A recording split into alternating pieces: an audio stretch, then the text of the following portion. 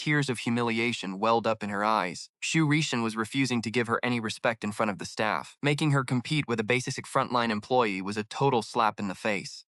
Chapter 61. He is really looking at me. If you do not want to compete, just give up your spot. To win back his employees, Xu Rishan played the selfless boss. He knew very well that things were slipping. If Yun Shuo had not suddenly demanded another performance, this farce would never have happened. But since he was already at odds with Yun Shuo, even just for his own interests, he had to tread carefully.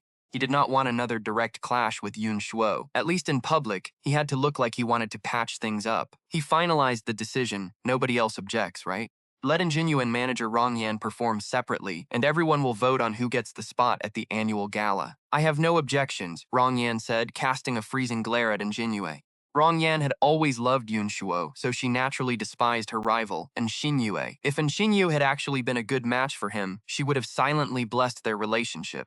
She would have let go of her feelings. But Ingenue was clearly engaged to Yun Shuo, yet she was sneaking around with Xu Rishan. This sparked a fresh glimmer of hope in Rong Yan's heart.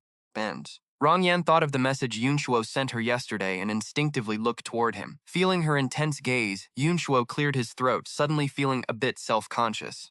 He gave her a quiet gesture of encouragement. Rong Yan's cheeks burned, and she quickly looked down, her heart racing faster than ever. Since nobody has any objections, you two get ready and start. After saying this, Xu Rishan completely ignored Ingenue's resentful look, turned and led Secretary Song off stage, sitting down like a judge. Xu Tian dragged Yun Shuo over to find a seat right behind Xu Rishan. Meanwhile, Ingenue and Rong Yan headed to the dressing room to change. Ingenue looked at Rong Yan arrogantly. You are no match for me. Give up now, and you can still save yourself from total embarrassment.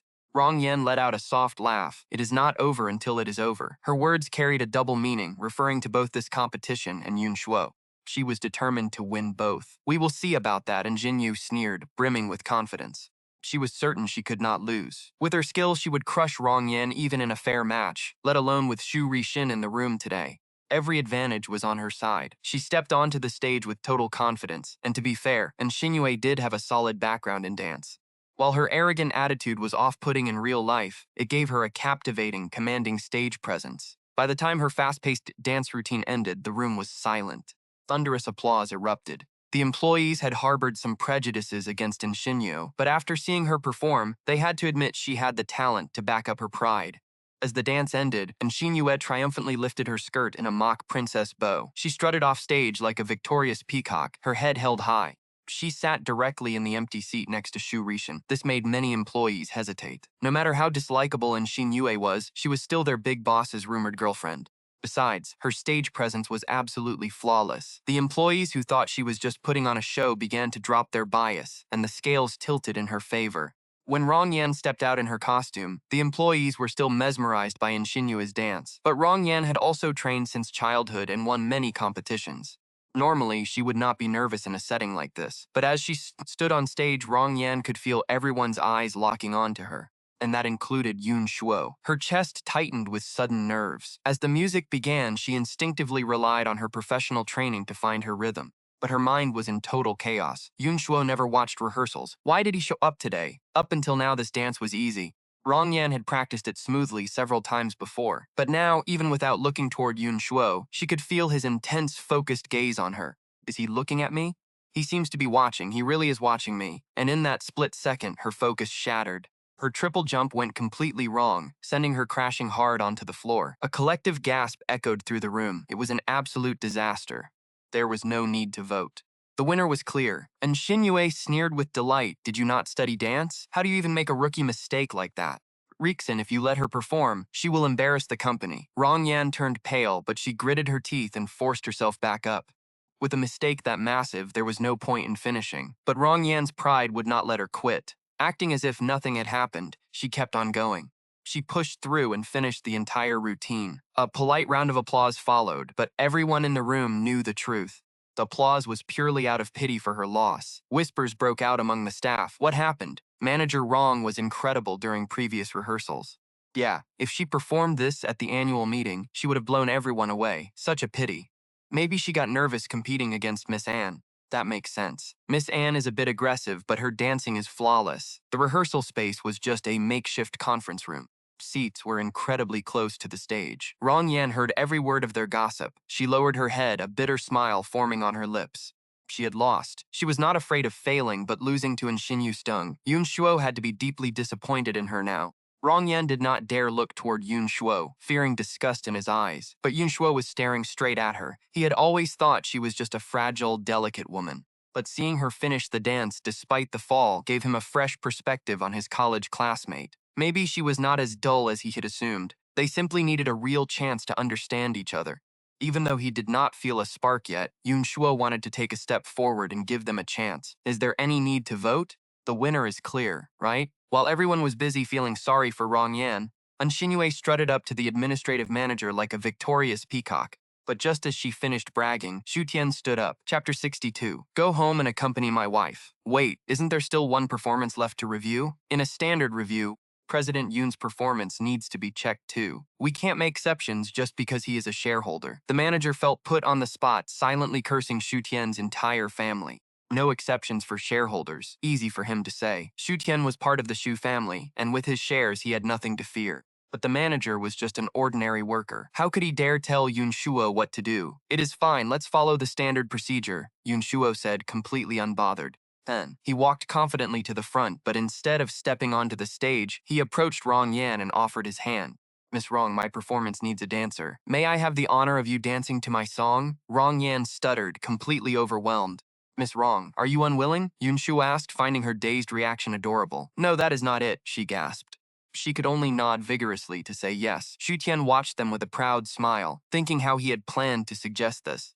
He had no idea Yun Shuo would figure it out alone. Proud of his friend's massive progress, the matchmaker started clapping. For my next act, I will sing a song called Falling Snow. Yun Shuo gestured to Rong Yan, stepped up, and the track started. Yun Shuo's deep, magnetic voice washed over the crowd. He wrote this song during his miserable past life, giving it a melancholic tone. Now, a fierce determination to reclaim his throne cut through the sadness. Rong Yan adapted instantly to modern dance, despite their lack of practice. But seeing this gorgeous couple on stage made everyone overlook any minor flaws. Yun Shuo's voice was breathtaking. As the final note faded, the room went dead silent. Everyone was so deeply lost in the music they forgot to breathe. It took 15 seconds before applause erupted. President Yoon sang beautifully, and Manager Rong's dance was the perfect touch. They have to perform this at the annual gala. Since Manager Rong's solo was cut, she might as well dance for President Yoon. Below, the female employees stared with stars in their eyes. They always thought he was just a boring, rigid guy. Who knew a simple wardrobe change would transform him into the ultimate dream guy? What was wrong with my eyes? I actually thought President Xu was better looking than President Yoon. I seriously need an eye exam. Talk about being totally blind. Shh, keep it down before the boss hears you. But their hushed whispers had already reached Xu Ri-sen. Pretended nothing was wrong, but inside he was seething. He despised being compared to Yun Shuo. Back in college, he was always second best. Just Yun Shuo's invisible sidekick. After graduation, he finally seized actual control of the company, while Yun Shuo just slacked off. That was the only way he could feel superior. But now his hard-earned peace was gone. Yun Shuo had shattered his carefully built image. He could never go back to being an invisible shadow. But while he schemed to cancel the performance, Xinyu stormed over to confront him. What do you mean? Yun Shuo looked at Fan Xinyu, suddenly finding the woman he loved for 10 years a stranger. Why did you let that peasant dance? Just to humiliate me, right? Before she could even celebrate beating Rong Yan, she was upstaged again, venting her rage on him. She fully expected him to tolerate her usual princess tantrums and cancel his act, but this time she had seriously miscalculated. Don't flatter yourself, Xinyu. I chose Rong Yan because she fits the song. As for you, since you chose Xu Rixin anyway, go to him. I hope you two stay together forever and leave everyone else alone. Yun Shuo used to love her, but things had changed. He used to tolerate her toxic tantrums, but now that he saw her true colors, he was done playing the fool. He walked away. He walked over to Rong Yan, asking if she remembered their date tonight. Yes, she stuttered, her ears turning bright red with excitement. She had planned to slip away to a salon to get ready, but he told her he would wait in the parking garage. She nodded, sighing. He had already seen her at her worst, so trying to look perfect now was useless. But why the sudden dinner invite? Was he rejecting her? He had not even spoken, but her mind was already playing out a brutal rejection. Slumping like a sad rabbit, she walked away in defeat. Yun Shuo watched her leave, wondering aloud if she seemed a bit off. Xu Tian, guessing her insecurity, told him to ask her himself. He had no intention of meddling, knowing too much advice would only backfire. Yunshuo shifted nervously, asking if Xu Tian would tag along, but was incredibly anxious. If his friend came along, he would not feel so completely helpless. Despite being a wealthy heir, Yunshuo was completely clueless about romance. Other than Unsin Yue, he had never taken another girl out. Tian shook his head, baffled by Yue's terrible taste. She had tossed away a genuine pearl to cherish a fake like Su Ri-sin. Why on earth would I join your date? Xu Tian waved him off, telling him to handle it himself. To go home to my wife. Chapter 63, Tang Bingyan's Terror. Wait, you actually have a wife? Yun Shuo was shocked. No wonder he rejected Enrong Xuan's confession and Tong Xin's advances. He was already married. Who is she anyway? Bring her out sometime. Sometime, Xu Tian replied vaguely. He knew Tong Bingyan hated pointless social gatherings, and meeting Enrong Xuan with him was already a favor. I am heading home first. Call me if anything comes up. Lately, Tong Bingyan had been extremely busy working late. She had been getting home even later than him. Hoping to surprise her, he left work early to buy fresh groceries and cook dinner.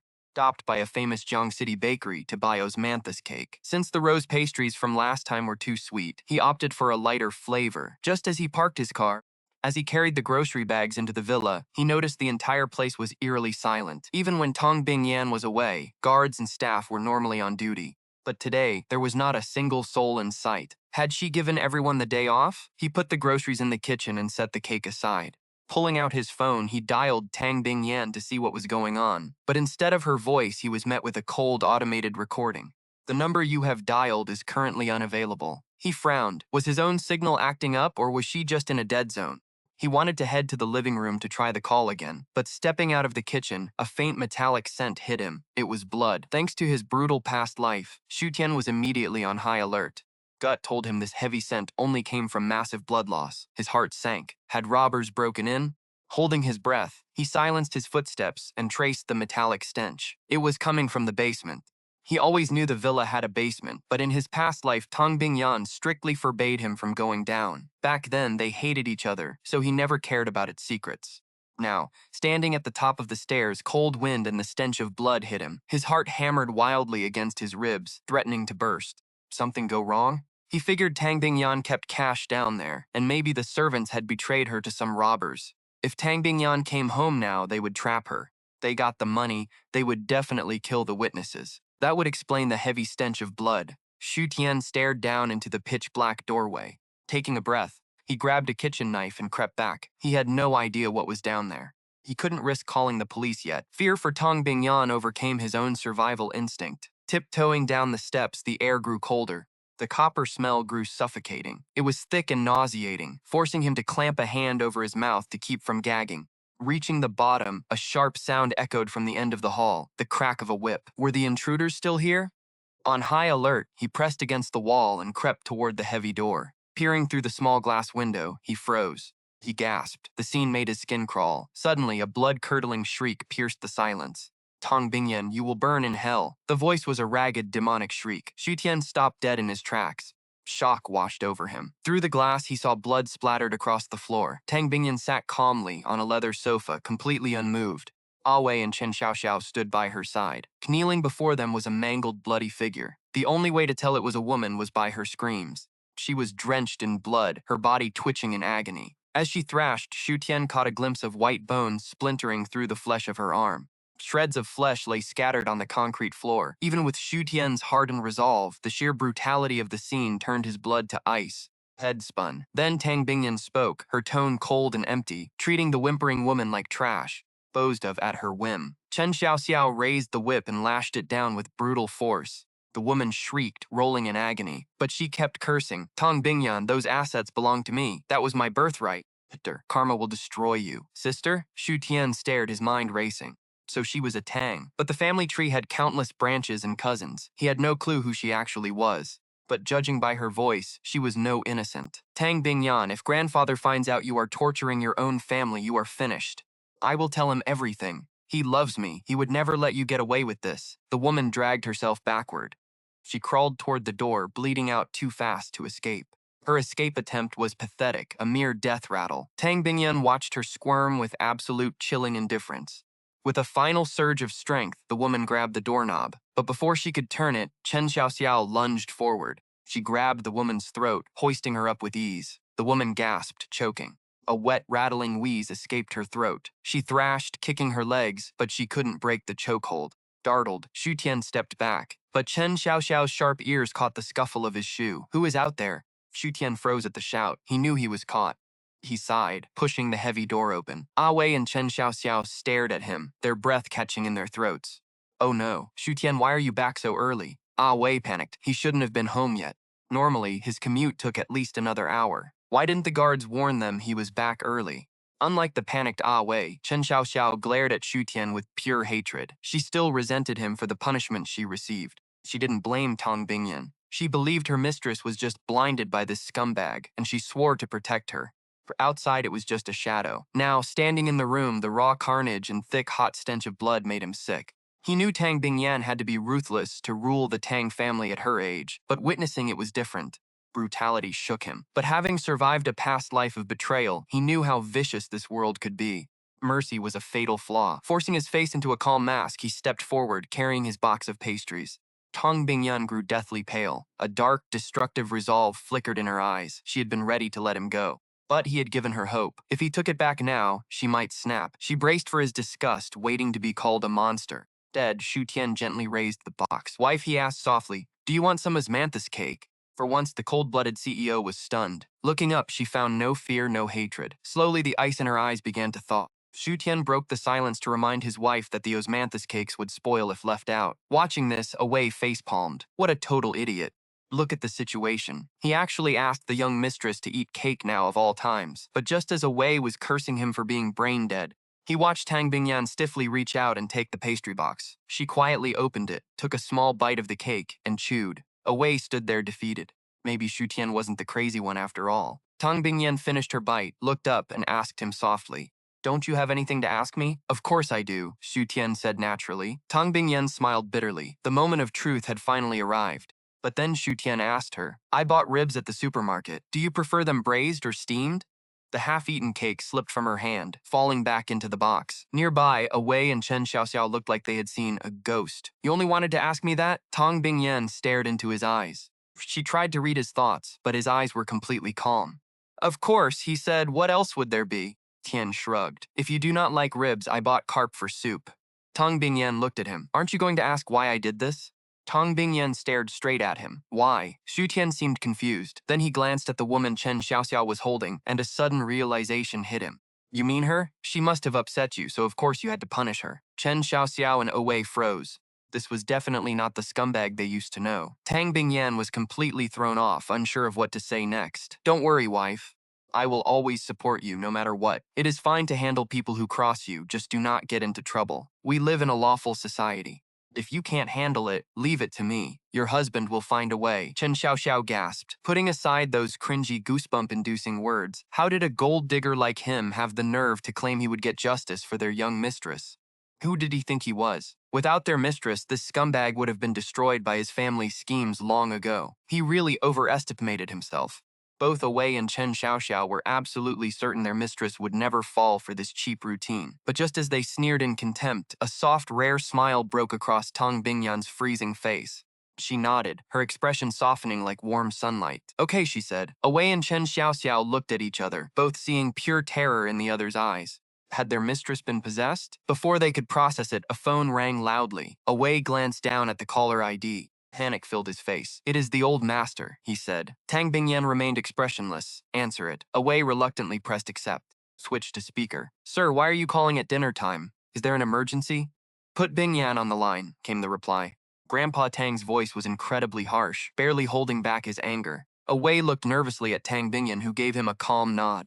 Wei hurried over and handed her the phone. Hello, Grandpa. Bingyan. Why did you not answer earlier? What are you doing right now?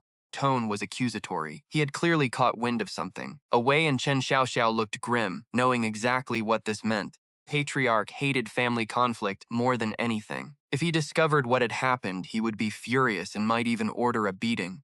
I am at home, Tang Bingyan said. At your home in Jiangcheng, Grandpa Tang snapped. Let me ask you this. Did you order someone to grab the third sister? But before he could finish, Xu Tian interrupted. Is that Grandpa? Let me talk to him. Chapter 65. Wife, I can sleep with you. Who is that? Grandpa Tang asked, his voice growing even colder. Hello, Grandpa, I am Su Tian, he said respectfully. After marrying Bingyan, I should have traveled to the capital to visit you. Work has been busy lately, so I have not visited yet. Please forgive me, but do not worry, Grandpa. Bingyan is doing great here. We will both visit you soon. You are Shu Tian? Grandpa Tong was taken aback. When Bingyan married him, despite family objections, the old man had investigated him. Did this boy not hate his granddaughter and want a divorce? Had he finally had a change of heart? Yes, it is me, Grandpa, Shu Tian replied, completely ignoring the old man's obvious fury. We have both been busy, but we got off early today. I stewed some ribs for her, though she has no appetite. It might be a bit rude to ask, but what does Bingyan usually like to eat? Away and Chen Xiaoxiao listened, completely stunned by this casual small talk. Yen blind? Could he not hear the anger in the old man's voice? Still, the interruption made Grandpa Tang worry for his granddaughter. Hearing she had no appetite, he completely forgot why he had called. Bingyan has always been a picky eater. I struggled to get her to eat. Have the butler send a recipe list to Away for reference. Thank you, Grandpa. Then, Shu Tian acted as if he remembered something. Did you want to speak with Bingyan? I will pass her the phone. No need, Grandpa Tang sighed. Just make sure you two eat well. He hung up the phone. In the capital, the butler looked puzzled. Sir, are you not going to ask the young mistress? No need, Grandpa Tang replied, removing his glasses to rub his temples. I have investigated that boy. Just an ordinary kid who did not even want to marry Bingyan. She spent so much effort chasing him. With him around, Bingyan will never cross those lines or let things get bloody. Still, his status is too low to match her. Butler poured him some tea. She suffered a lot for this marriage. I am old and cannot control everything, as long as she is happy. I will let her have her way. Our family does not need arranged marriages. Kids from wealthy families are often cold and calculated, which is no match for her. Old man saw things clearly. True enough, I never expected him to cook for her. That alone makes him better than any rich heir. At the Jiangcheng villa, Shu Tian handed the phone back to Tong Bingyan. Wife, I didn't say anything to upset Grandpa, did I? Tong Bingyan stared at the phone.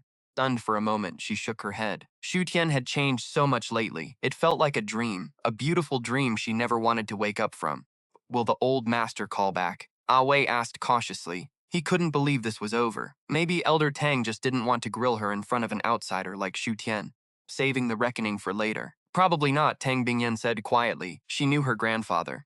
Definitely investigated Shu Tian and knew how much she cared. She would never use those brutal tactics in front of him. With Shu Tian there, she didn't need to explain anything. Wife, let's go inside. It's freezing out here. Shu Tian reached his hand out to Tong Bingyan. Come on, I'll cook dinner for you. Go take a hot bath first and I'll call you when it's ready. Leave this dirty work to Ah Wei next time. You shouldn't be down here. Shu Tian, watch your tone with the miss. It's not your place to tell her what to do. Chen Xiaoxiao watched him, her blood boiling. Who does he think he is, bossing her around? Ah Wei sighed, pulling her back. Just drop it, okay? Want to end up in solitary again? Shu Tian was obviously just trying to pamper their boss. Chen Xiaoxiao was completely blind. No wonder she's been single for over 20 years. Am I wrong? You aren't actually falling for this scumbag. Chen Xiaoxiao started to argue, but Tang Bingyan's icy, lifeless glare cut her off instantly. Followed the rest of her words. Mr. Shu, go on up. We'll handle everything down here. Ah Wei opened the basement door to let the air clear, thinning out the heavy stench of blood. Chen Xiaoxiao fumed, shooting him a lethal glare. She was only locked up for a few days, and already Ah Wei was taking the scumbag's side, calling him Master Shu. She had been punished because she hid Shu Tian's secrets from the boss. So she missed how Shu Tian came straight home after work, showering Tong Bingyan with constant care. But Ah Wei saw it all. He didn't usually believe that a bad boy could suddenly turn over a new leaf. But if Shu Tian wanted to make things work and the boss was willing to forgive him, Ah Wei had no right to complain. Still, Chen Xiaoxiao was clearly holding a massive grudge. She wouldn't let it go easily. That was fine, as long as she didn't try to be clever and cross the boss again. Ah Wei valued his life too much for that. Then, he didn't want to be punished with her. In the dead of night, fire engulfed Tang Bingyan's bedroom. A wall of flames swallowed everything, the intense heat scorching her skin. Through the blinding smoke, she watched Shu Tian's silhouette slowly fade, completely consumed by the roaring inferno. No, Tong Bingyan screamed, bolted upright in bed, clutching her chest as she gasped for air like a fish out of water. Her heart pounded erratically, sending her into a terrifying, endless freefall. She gritted her teeth against the pain. Shaking violently, she heard a sudden click, and the lights flooded the room. She squinted against the sudden brightness. Shielding her eyes from the harsh, warm white glow, she heard footsteps. A figure rushed through the door and pulled her tightly into his arms. She froze for a second, but his familiar scent instantly calmed her racing heart. Wife, did you have another nightmare? They were still sleeping in separate rooms. He had originally planned to sleep on her master bedroom sofa, but she insisted he wouldn't get any rest that way. So she had the maid set up the room next door. Honestly, he wanted to share her bed. But he didn't want to rush things. He wanted to wait for the perfect moment, when she fully trusted him, to take that next step. But tonight, he felt restless. The moment he finally drifted off, a sharp cry from next door woke him. Without thinking, he bolted. He rushed straight into her room. Sure enough, her sleep anxiety had flared up again. "I am fine," she murmured, though her body remained stiff in his embrace. Her body was incredibly tense. "Are you sure?" Seeing her pale, exhausted face made his heart ache. "If you are scared, I can stay and sleep with you tonight." Chapter 66. As soon as those words left his mouth, he felt her freeze. A soft smile tugged at his lips. He held her a bit tighter. "Don't you want to ask me anything?" She stayed silent for a moment, then gently pushed him away. Looking up, she stared into his eyes. She had to face this eventually. Better to lay her cards on the table than live in fear of his disgust. He refused to leave when she brought up divorce, so even if he thought she was a cold-blooded monster now, she was never letting him go. "What do you want me to ask?" He sighed. She was still tormenting herself over this evening, to the point of having nightmares. Was he really that untrustworthy? Then again, remembering his terrible behavior in his past life, he realized if he were her, he wouldn't trust himself either. Probably would have torn himself to pieces. Honestly, his wife's devotion was pure love. "Don't you find me terrifying?" she asked quietly. She tried to keep her voice level. "That is because he deserved to die," Shu Tian said, pulling her back into his arms. This time, he held her so tight she could barely breathe. "Bingyan, you are not a monster. You only did those things because they crossed your line." Despite his past life misunderstandings, he knew the crushing pressure she carried every single day. She was surrounded by enemies who would gladly destroy her to steal her throne, even her so-called family. "But what if I really do hurt innocent people?" "Then I will still stand by you," he whispered, gently kissing her forehead. "Because I know you would never hurt me." Tang Bingyan stared at him, the heavy ice in her dark eyes finally beginning to melt. Stared at him, her voice eerily calm. "Shutian, do not lie to me." "I won't, Bingyan," he promised. Spoke softly. "I will never lie to you again. I know you cannot trust me yet, but I will prove my sincerity to you. I just want us to build a real life together." She nodded quietly, but her dark eyes remained guarded. "Shu Tian, if you are still lying to me, then I hope you are prepared to keep up the lie for the rest of my life." Meanwhile, in a VIP room downtown, Xinyu and her friends were getting pampered. Leaving a gorgeous, smart woman like you to chase after some plain girl like Rong Yan? Yun Shuo is completely blind. He only did it because he couldn't get you, Xinyu. He wanted a cheap knockoff, but man, he picked a really bad one. As she spoke, one of the friends suddenly thought of something and turned to Anjingyue. "Xinyu, doesn't your family have a business deal with the Yuns? Since you and Yun Shuo are fighting, could that go south?" And Xinyu just smirked. "He only got with another woman to make me jealous. He wouldn't dare mess with a massive business deal. Besides, chasing Rong Yan is just his way of playing hard to get, unless he wants to burn all bridges with you. Otherwise, there is no way he would risk the deal." And Xinyu looked even more pleased with herself. But just as she was about to keep gossiping with her friends, phone rang, and Xinyu glanced at the screen and quickly gestured for the others to quiet down. It was her grandmother. "Go ahead and answer." "We will be quiet," and Xinyu took the phone and slipped into the inner room. "Hello," she said, her voice turning sweet. "Grandmother, why are you calling so late?" Since the family power was still in Grandmother Anne's hands, Xinyu was highly respectful. "Xinyu, let me ask you something," the old woman said. A frail but commanding voice came through the receiver. "Why hasn't the Yun family transferred this yet?" "What? The money isn't there?" And Xinyu frowned in absolute shock. "Didn't they promise to transfer the funds the second the banks open today?" "Well, they claim their accounts have issues. Some of their cash is frozen, so they need another week." Hearing this, anger flared inside her. What on earth is Yun Shuo's family doing? We agreed on this partnership ages ago. How could they drop the ball at such a critical moment? Grandmother Anne was obviously furious too, but as a seasoned businesswoman who had survived plenty of storms, she kept a cooler head. "Xinyu, be honest with me. Did you and Yun Shuo fight?" "No, of course not." And Xinyu felt a pang of guilt, but she forced a calm tone anyway. "We are doing great. You child, stop acting like a spoiled brat around him. His family background is just as good as ours. He is a pampered heir too. If you keep treating him like a servant, he is going to snap eventually. Listen to me, swallow your pride. Buy him a gift, cook him a meal, let him know you care, and this business deal will go smoothly." "Why should I butter him up, grandmother? I am not his maid. Why should I cook for him? Besides, I already told you I love someone else. My engagement to Yun Shuo is just business." "How could you?" "Shut up," Grandma snapped, her voice turning cold. "Xinyu, I let you get away with a lot of things. But marriage is not a game. Since we are allied with the Yuns, I do not care who you like. On the surface, you must play the devoted fiancé. Do not give anyone a reason to gossip. Our company is growing, and we absolutely need that investment from the Yun family. Once our company expands, you can date whoever you want, and I won't care. But if your tantrums ruin this deal, I will never forgive you. Even though everyone in the An family knew she despised Yun Shuo, they still forced the engagement for the sake of money. Of course, they only planned for it to be temporary. Once they used the Yuns to grow, they could call it off. But right now, without that cash, neither grandmother Anne nor her parents would let her ruin things at such a critical time. I do not care how you do it, but you need to charm him these next few days. Get his family to transfer that cash to our accounts immediately. Do you hear me? Chapter 67, The Brutal Comparison. Fine, I get it, Jinye mumbled. I will bring him lunch at his office tomorrow. The next day, Xu Tian and Yun Shuo were having lunch in the cafeteria. How was your date yesterday? Xu Tian asked between bites. Yun Shuo hesitated, then came clean. Xu Tian, I told Rongyan the truth. The truth? What did you tell her? I confessed that asking her out was your idea, and that I only did it to make Xin Yue jealous. Then I apologized. I felt awful about using her. I also told her I am not ready for another relationship yet, so we should just be friends. Xu Tian was stunned. He really confessed everything? No wonder the guy was single. Still, since Rong Yan still agreed to be friends, she clearly did not mind. Honestly, if it does not work out between you two, being friends is still great. It was his personal life anyway, so Xu Tian did not want to push. Yunshuo sighed. Honestly, Rong Yan is really sweet. I used to delete every girl's contact info just to keep Xinyue from throwing a fit, including Rong Yan's. But we were in the same club back in college and got along. We got along great. I really do not mind being friends. Well, do not stress about it, Xu Tian reassured him. Yunshuo nodded. One more thing. My dad told me they lied and said our accounts are frozen, so they did not send a dime to the Ans.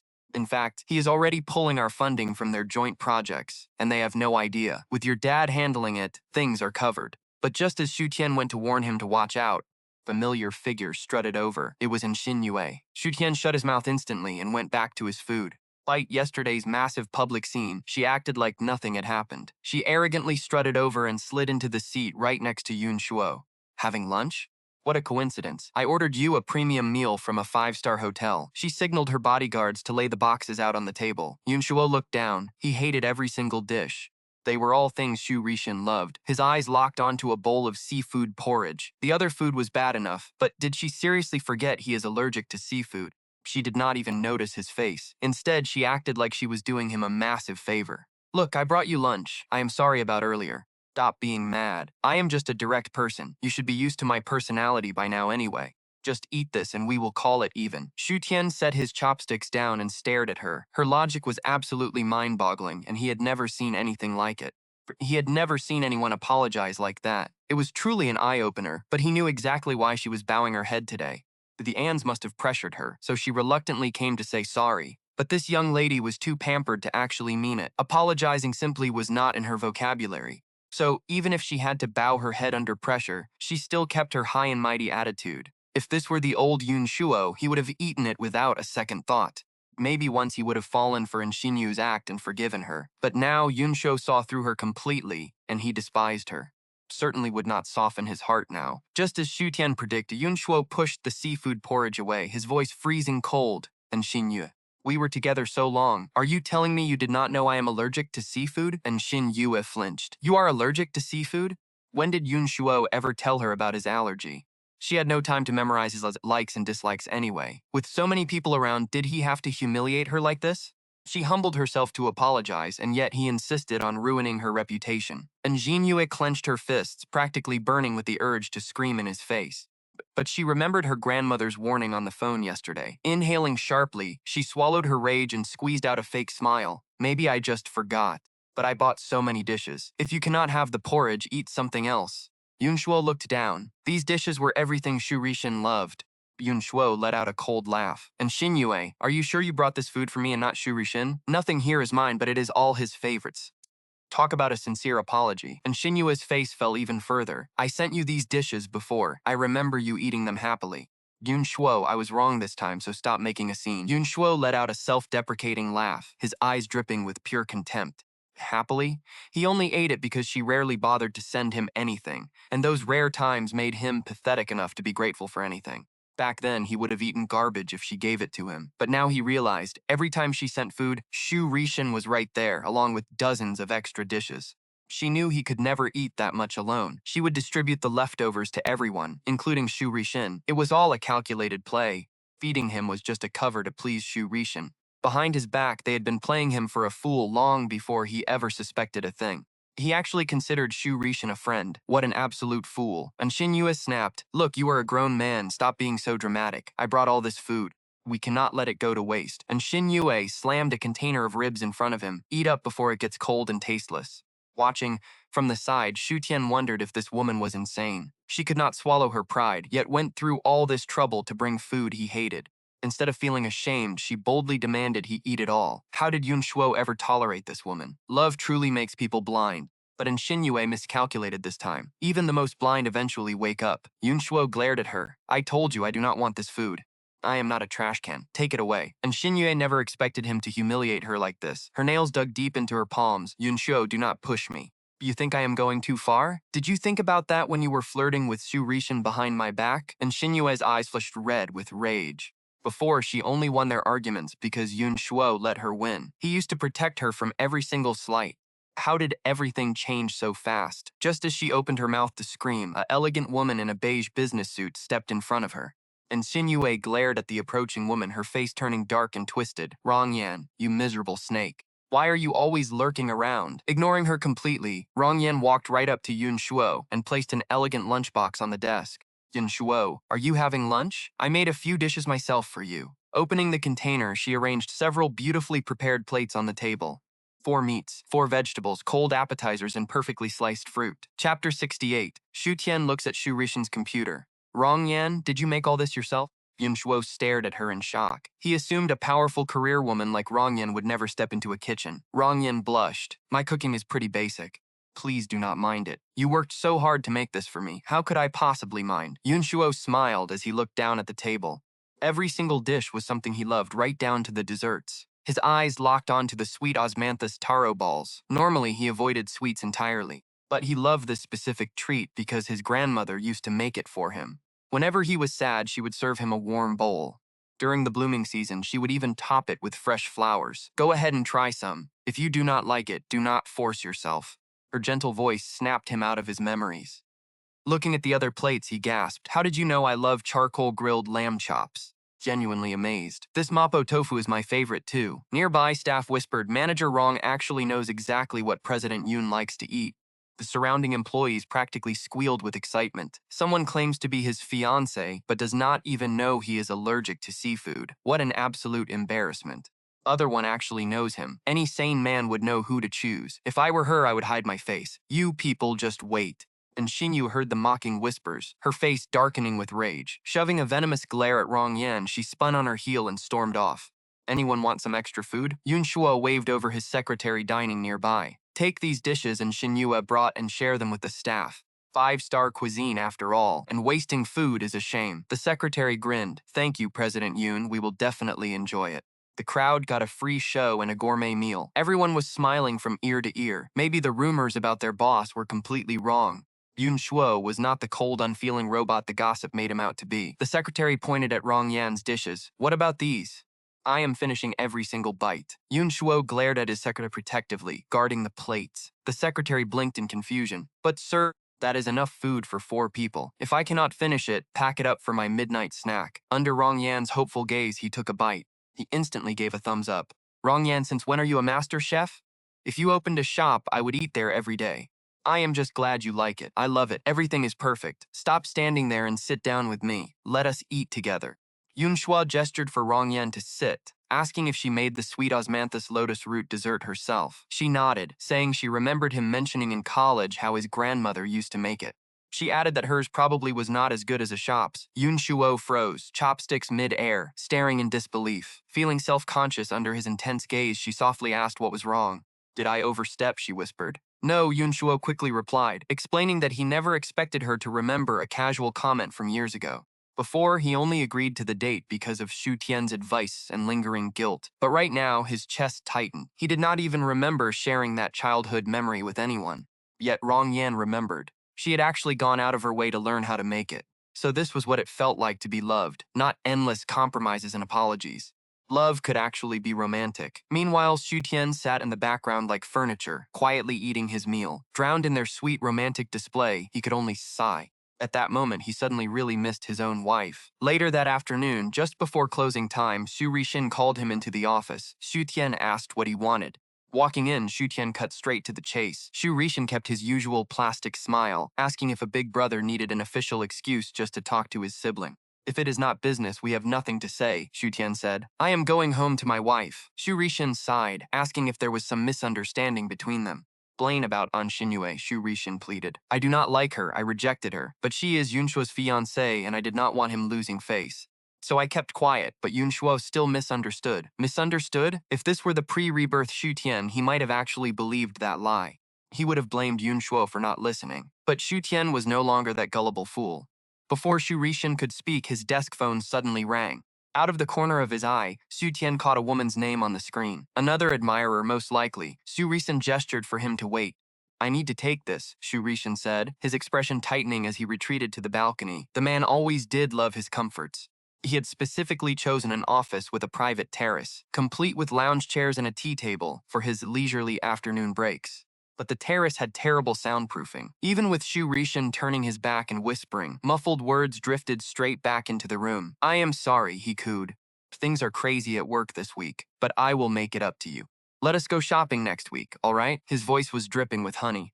Stark contrast to his cold shoulder within Xinyue. This woman was likely a new target. Xu Rixin was calculating, opportunist, and entirely selfish. With new prey, he played the perfect gentleman. Once they were hooked, like in Xinyue, his patience evaporated. Xu Tian tuned out the nauseating sweet talk. He looked down at the desk instead. The computer screen was active, a chat notification blinking in the corner. He glanced back at the balcony. Xu Rixin was completely distracted by his call. Seizing the moment, Xu Tian grabbed the mouse and opened the chat. The name at the top was Yan Qingxue. Breath caught. He would never forget that name. In his past life, when he was ruined and living in the gutters, she was there. She had claimed to be his older sister, saving him time and again, until she eventually died protecting him. He had always wondered who she really was. Why would she throw her life away for him? Back then, he was barely surviving and could never look into it. What was her real motive? With a heavy heart, he closed the window. When Xu Rixin stepped back inside, Xu Tian offered a few flat excuses and stood up. He needed to get out of there. The heavy silence followed him all the way home, where Tong Bingyan immediately noticed and asked what was wrong. Bingyan, he took a deep breath, looking her in the eyes. Did you know I was adopted by the Xu family? She tensed, asking what happened. Flicker of complex emotion crossed her cold eyes. Nothing, he said. I just want to know where I came from. Are my real parents still alive? Been spiraling on the drive back. Yan Qingxue claimed to be his sister and died for him. Was she actually blood?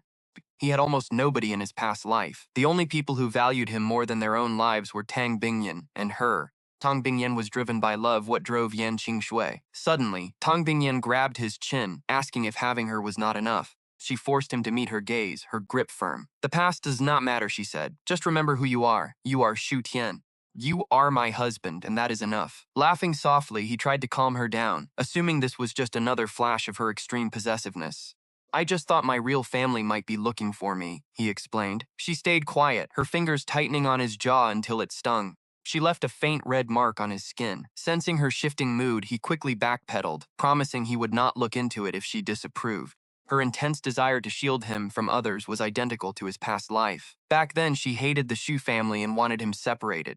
He used to think she was cold-blooded, trying to tear his family apart. But looking back, he realized she probably saw through their schemes from day one. She knew Xu Rixin was toxic. Hey, I promised I would not search, he coaxed, touching her hand. Can you smile for me, please? He reached up to cup her cheek, telling her she looked best when she smiled. She forced her lips into a rigid, awkward curve, asking if that worked. As long as you are happy, Xu Tian, she muttered. It was stiff, sure, but she was still breathtakingly beautiful. Staring at her stunning face, an old puzzle crossed his mind. Why would a billionaire in her 20s, brilliant and gorgeous, choose someone like him? Why do you treat me so well? He asked, wrapping his arms around her waist as they sat on the sofa. He felt her immediately stiffen. Playing around, he gave her hip a playful pinch. She turned completely rigid, like an ice sculpture in his embrace. I will always protect you, she whispered. After a long pause, she spoke softly. In return, he promised, I am going to make sure I take care of you forever, too. Catching her off guard, he stole a quick kiss on her lips, then stood up to stretch. I am starving, wife. Time for me to cook dinner. What do you want for dinner? The warm touch on her lips lingered. Tang Bingyan stared blankly at Xu Tian's retreating back, only snapping out of it when he stepped into the kitchen. Every day could be like this, that would be nice. A faint smile, barely visible, brushed her lips as she hurried after him into the kitchen. The next day at lunch, Xu Tian and Yun Shuo were heading to the cafeteria when they saw a crowd of female employees rushing toward the elevators, looking completely thrilled. What is going on? Where are you all heading? Xu Tian stopped one of them. She gasped, "Oh, Vice President, Mr. Yun?" Seeing the two of them, the employee stammered nervously, twisting her face into a tight smile. "Oh, nothing. We are just going for a walk." Then she bolted without looking back. Something was definitely up. Xu Tian and Yun Shuo traded a look, turning in sync toward the private executive elevator. Down in the main lobby, a massive crowd blocked the entrance. Everyone was pointing outside and whispering excitedly, "Where is the boss? Did anyone call him yet?" Word is there are only 100 of these in the world. Miss Anne is incredible. If anyone got me a car like that, I would marry them today. I have never seen a silver supercar like this. So sleek. Xu Tian followed their gaze and saw a silver-gray luxury sports car parked right outside. Meanwhile, Shin Yue posed in front of the sports car like a model, wearing a short, strap dress. She held a velvet box, likely containing the keys. "Look, the boss is coming out." The crowd quickly parted as Xu Rishin stepped out, looking incredibly sharp in his designer suit. He frowned slightly upon seeing An Xinyu. "Miss Anne, what are you doing here?" Surprised, then asked if she was looking for Yun Shuo. But Xinyu stepped forward. "No, Rixen, I came here for you." Her eyes swam with adoration as she stepped toward Xu Rishin, offering him the velvet box. "You mentioned how much you loved this car, so I asked a friend to get it." She held it out like a rare treasure, looking up at him expectantly for approval. "Rixen, I have liked you since the moment we first met. My heart only has room for you. Since you are single, why not give us a chance?" It seemed she wanted to hurt Yun Shuo for bruising her ego yesterday. Or maybe she was tired of just playing the side chick and wanted to be his official girlfriend. She wanted Yun Shuo to regret everything, begging on his knees for her forgiveness. She wanted him begging to get back together. The crowd gasped. She is actually confessing to him. Oh my god. A gorgeous woman offering a rare supercar. Any man would lose his mind with excitement. This loud public display drew in not just the Shu Group employees but plenty of others. Passersby stopped to watch the scene unfold. Xu Rishin kept up his polite, gentlemanly smile, but inside he was cursing this absolute idiot 10,000 times over. Rumors about them were already running rampant, and now this stupid woman was making a massive scene. Xu Rishin had no interest in being labeled a backstabber who stole his friend's girl, but he desperately wanted that limited edition car. The moment he heard about its global release, he had begged his friends to find one, but he could not secure a slot. Now that she was handing it to him on a silver platter, he had to take it. But he could not just grab it, he needed a solid, noble excuse. And he absolutely could not agree to be with her in front of all these people. If word got out, how could he possibly maintain his image as a wealthy, single bachelor? He cleared his throat. "Miss Anne, I appreciate your kindness. I only mentioned it in passing, and I am deeply moved that you remembered." Xu Rishin played his part perfectly, taking the velvet box from her hands. He made sure to raise his voice for the crowd. "I will wire you the funds later." But she protested. "Rixen, there is no need for that.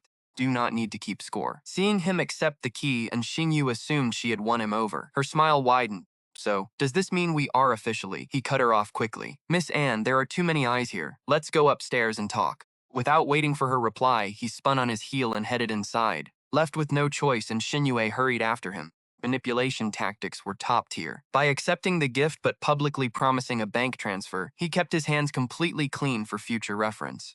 If anyone tried to accuse him later, he could easily call it a transaction between friends. Since he never claimed her publicly, dumping her would be simple. Promised nothing and agreed to nothing, keeping his reputation pristine. And as for actually paying her back, he knew her too well. She was so hopelessly in love, she would never accept a single cent. Wait, did the confession actually work? Did he say yes? The crowd watched them walk away, completely baffled. Surely he had to say yes to her, right? Rejecting a gorgeous woman like that would be insane. But some in the crowd disagreed. That guy is clearly a big shot. Didn't you hear them calling him the boss? A wealthy CEO and a rich heiress, a match made in heaven. Hearing the gossip, Xu Tian stood in the crowd, slowly shaking his head at the sheer stupidity of it. And Xinyu really had a talent for self-destruction. Since the Yuns were holding back funding, the Ons must have ordered her to play nice with Yun Shuo, which is why she brought him lunch. Spoiled princesses do not tolerate rejection. Angry that Yun Shuo wouldn't play along, she pulled this massive stunt to hurt him. With a brainless daughter like that, the Ian family company stood absolutely no chance. Yun Shuo, who had walked down with Shu Tian, took one quick look outside before quietly turning back upstairs. Shu Tian did not follow, knowing his friend needed some space. Still, watching the woman you loved and pursued for 5 or 6 years confess to another man hurts anyone deeply. It was a brutal blow. Over the next few days, since Shu Rixin had not explicitly rejected her, and Xin Yue started acting like she was his official girlfriend. She was even bossing the staff around like she owned the place. Yun Shuo ignored her entirely, treating her like absolute air whenever they crossed paths in the office. A few days later, Shu Tian was having tea in Yun Shuo's office when a phone vibrated on the desk. It was Yun Shuo's father. Had to be the final word on the project the Ons were targeting. Shu Tian set his cup down as Yun Shuo swiped to answer. He hit the speakerphone. His father's voice boomed through, thick with excitement. Shuo, we secured the contract. Your friend's strategy was brilliant. Partnering with that smaller underdog company let them crush the An family easily, completely flipping their original plans to work with them in the first place. So they never signed up. By the time Yun Shuo's father learned what An Xinyu did, it was too late. That's when Shu Tian stepped in, suggested partnering with a small, obscure firm from the bidding pool. That way, a tiny company with zero chance of winning got a nice payout, while the Yuns secured an easy victory. Also, Yun Shuo, I officially called off your engagement to Xinyu. We really have to thank your friend. Without his warning, your mother and I would still be kept in the dark. Luckily, Yun Shuo's father pulled all their investments from the An family before the breakup, keeping their losses near zero. Even if they fall out, they will barely feel it. Meanwhile, upstairs in Shu Rixin's office, Xinyu sat right on his lap, casually playing mobile games. She had no clue what was coming. Since she just gifted him his dream sports car, Shu Rixin asked what she wanted for dinner so he could book a table. Lately, Shu Rixin had been incredibly sweet. Even with her clinging to him daily, he never showed any impatience. She smiled and said she wanted Japanese food. And Xinyu leaned up and kissed his cheek, telling him how sweet he was. Rixin then casually asked if her family had called about today's big project bid. He kept his tone breezy, and Xinyu laughed it off, completely confident that none of their competitors were even worth worrying about. Once the funding is cleared, she said the project is ours. Rixin admitted he was worried his presence might cause a rift with the Yuns or make them pull out. And he wouldn't dare, she sneered. Our families are too deeply tied for that. The Yuns would never risk their business over a few complaints from their son. Besides, the only reason they became a top 50 company in Jiangcheng is our family. Without us, they would be absolutely nothing today. Shu Rixin nodded. True, the Ons might not have as much cash as the Yuns, but they have the connections. In business, connections are everything. Without them, you are stuck. Yun Shuo only lives in luxury because of your family, yet he behaves like an ungrateful brat, picking fights with you constantly. Even I can barely watch it anymore. Honestly, Shu Rixin deserved an Oscar for this. It was actually Xinyu who threw constant tantrums, yet he twisted the truth. She would scream at Yun Shuo over the slightest annoyance, but Shu Rixin made her sound like the victim. She smiled, telling Rixin she had zero feelings for her fiancé anyway. Loving how he defended her, and Xinyu promised that once they finalized the project paperwork, she would talk to her grandmother about bringing him in. She wanted him to buy shares. Shu Rixin let out a smug, greedy grin, whispering that she was far too good to him. He claimed meeting such an understanding woman was the honor of his life. But right as they got cozy, her phone violently buzzed, ruining the moment. "Is my dad," she said, probably with good news. Shu Rixin raised his eyebrows, looking incredibly pleased. He had quietly invested in this deal too. With the Ans winning, he would get a massive payout. The Yun family had basically handed him a fortune. Yun Shuo was just a loser to him, and Xinyu eagerly answered, asking if it was good news. Instead, her father snapped, "Get home right now." Voice was freezing cold, but she was too caught up in her fantasy to notice the fury. She happily promised to head right over. Hanging up, she kissed Shu Rixin again, claiming her dad wanted her home to celebrate and told him to wait for the good news. "Wait for my good news," she chirped. Shu Rixin smiled warmly as she promised to introduce him to her grandmother soon, confident the old woman would absolutely adore him. Giving him a piece of the project meant convincing the family matriarch, but she was confident. Rixin was 1,000 times better than Yun Shuo anyway. She knew her grandmother would approve. Shu Rixin just smiled, playing the doting boyfriend. Bursting into her family home, she immediately asked where the celebration party was. She kicked off her shoes and rushed into the living room, fully expecting to see her parents beaming with pride over their big win. Instead, her father lunged forward and slapped her hard across the face. Stunned, she clutched her burning cheek, completely frozen in shock. It took 15 seconds for the pain to register before she screamed at him. Mother Ann rushed over, shielding her daughter and begging him to calm down. She is your daughter, she pleaded. Father An snapped back that if she was not his flesh and blood, he would have killed her.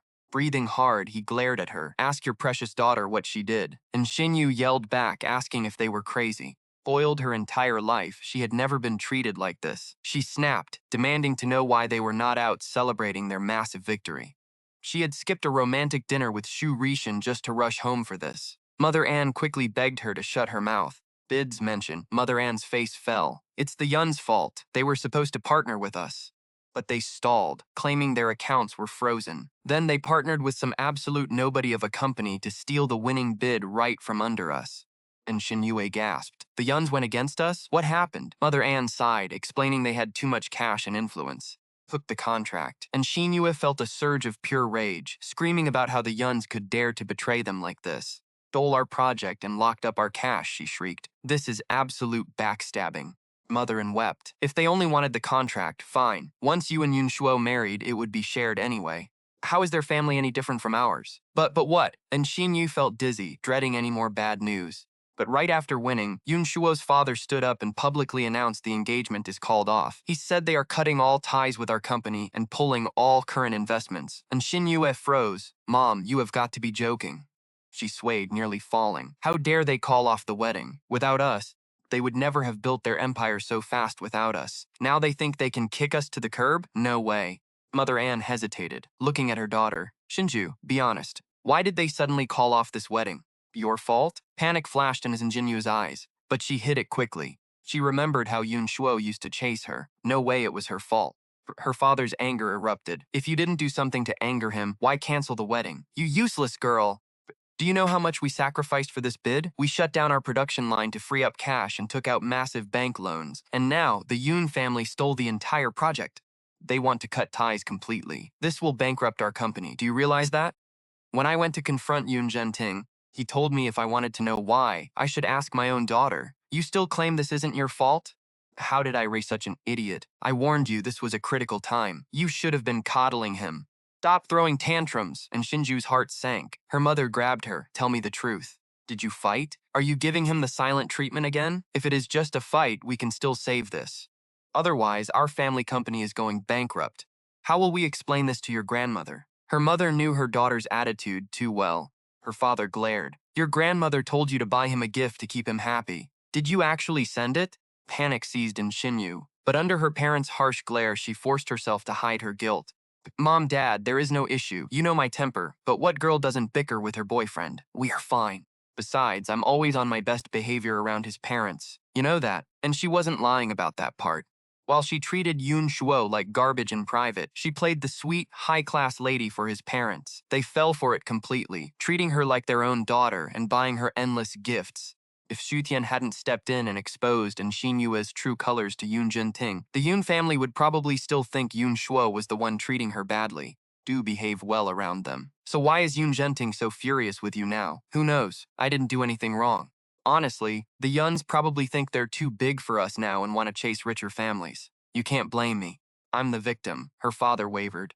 Her mother believed her completely. Gently, she touched Xinyue's swollen, slapped cheek. Our poor girl has suffered so much. Dear, listen to me. Xinyue was doing just fine with Yun Shuo, but Yun Jinting acts like our daughter did something terrible. I think they are just looking for an excuse to kick us to the curb after using us. Do they think we are a joke? Her father slammed the table. We built their success, and now they burn the bridge.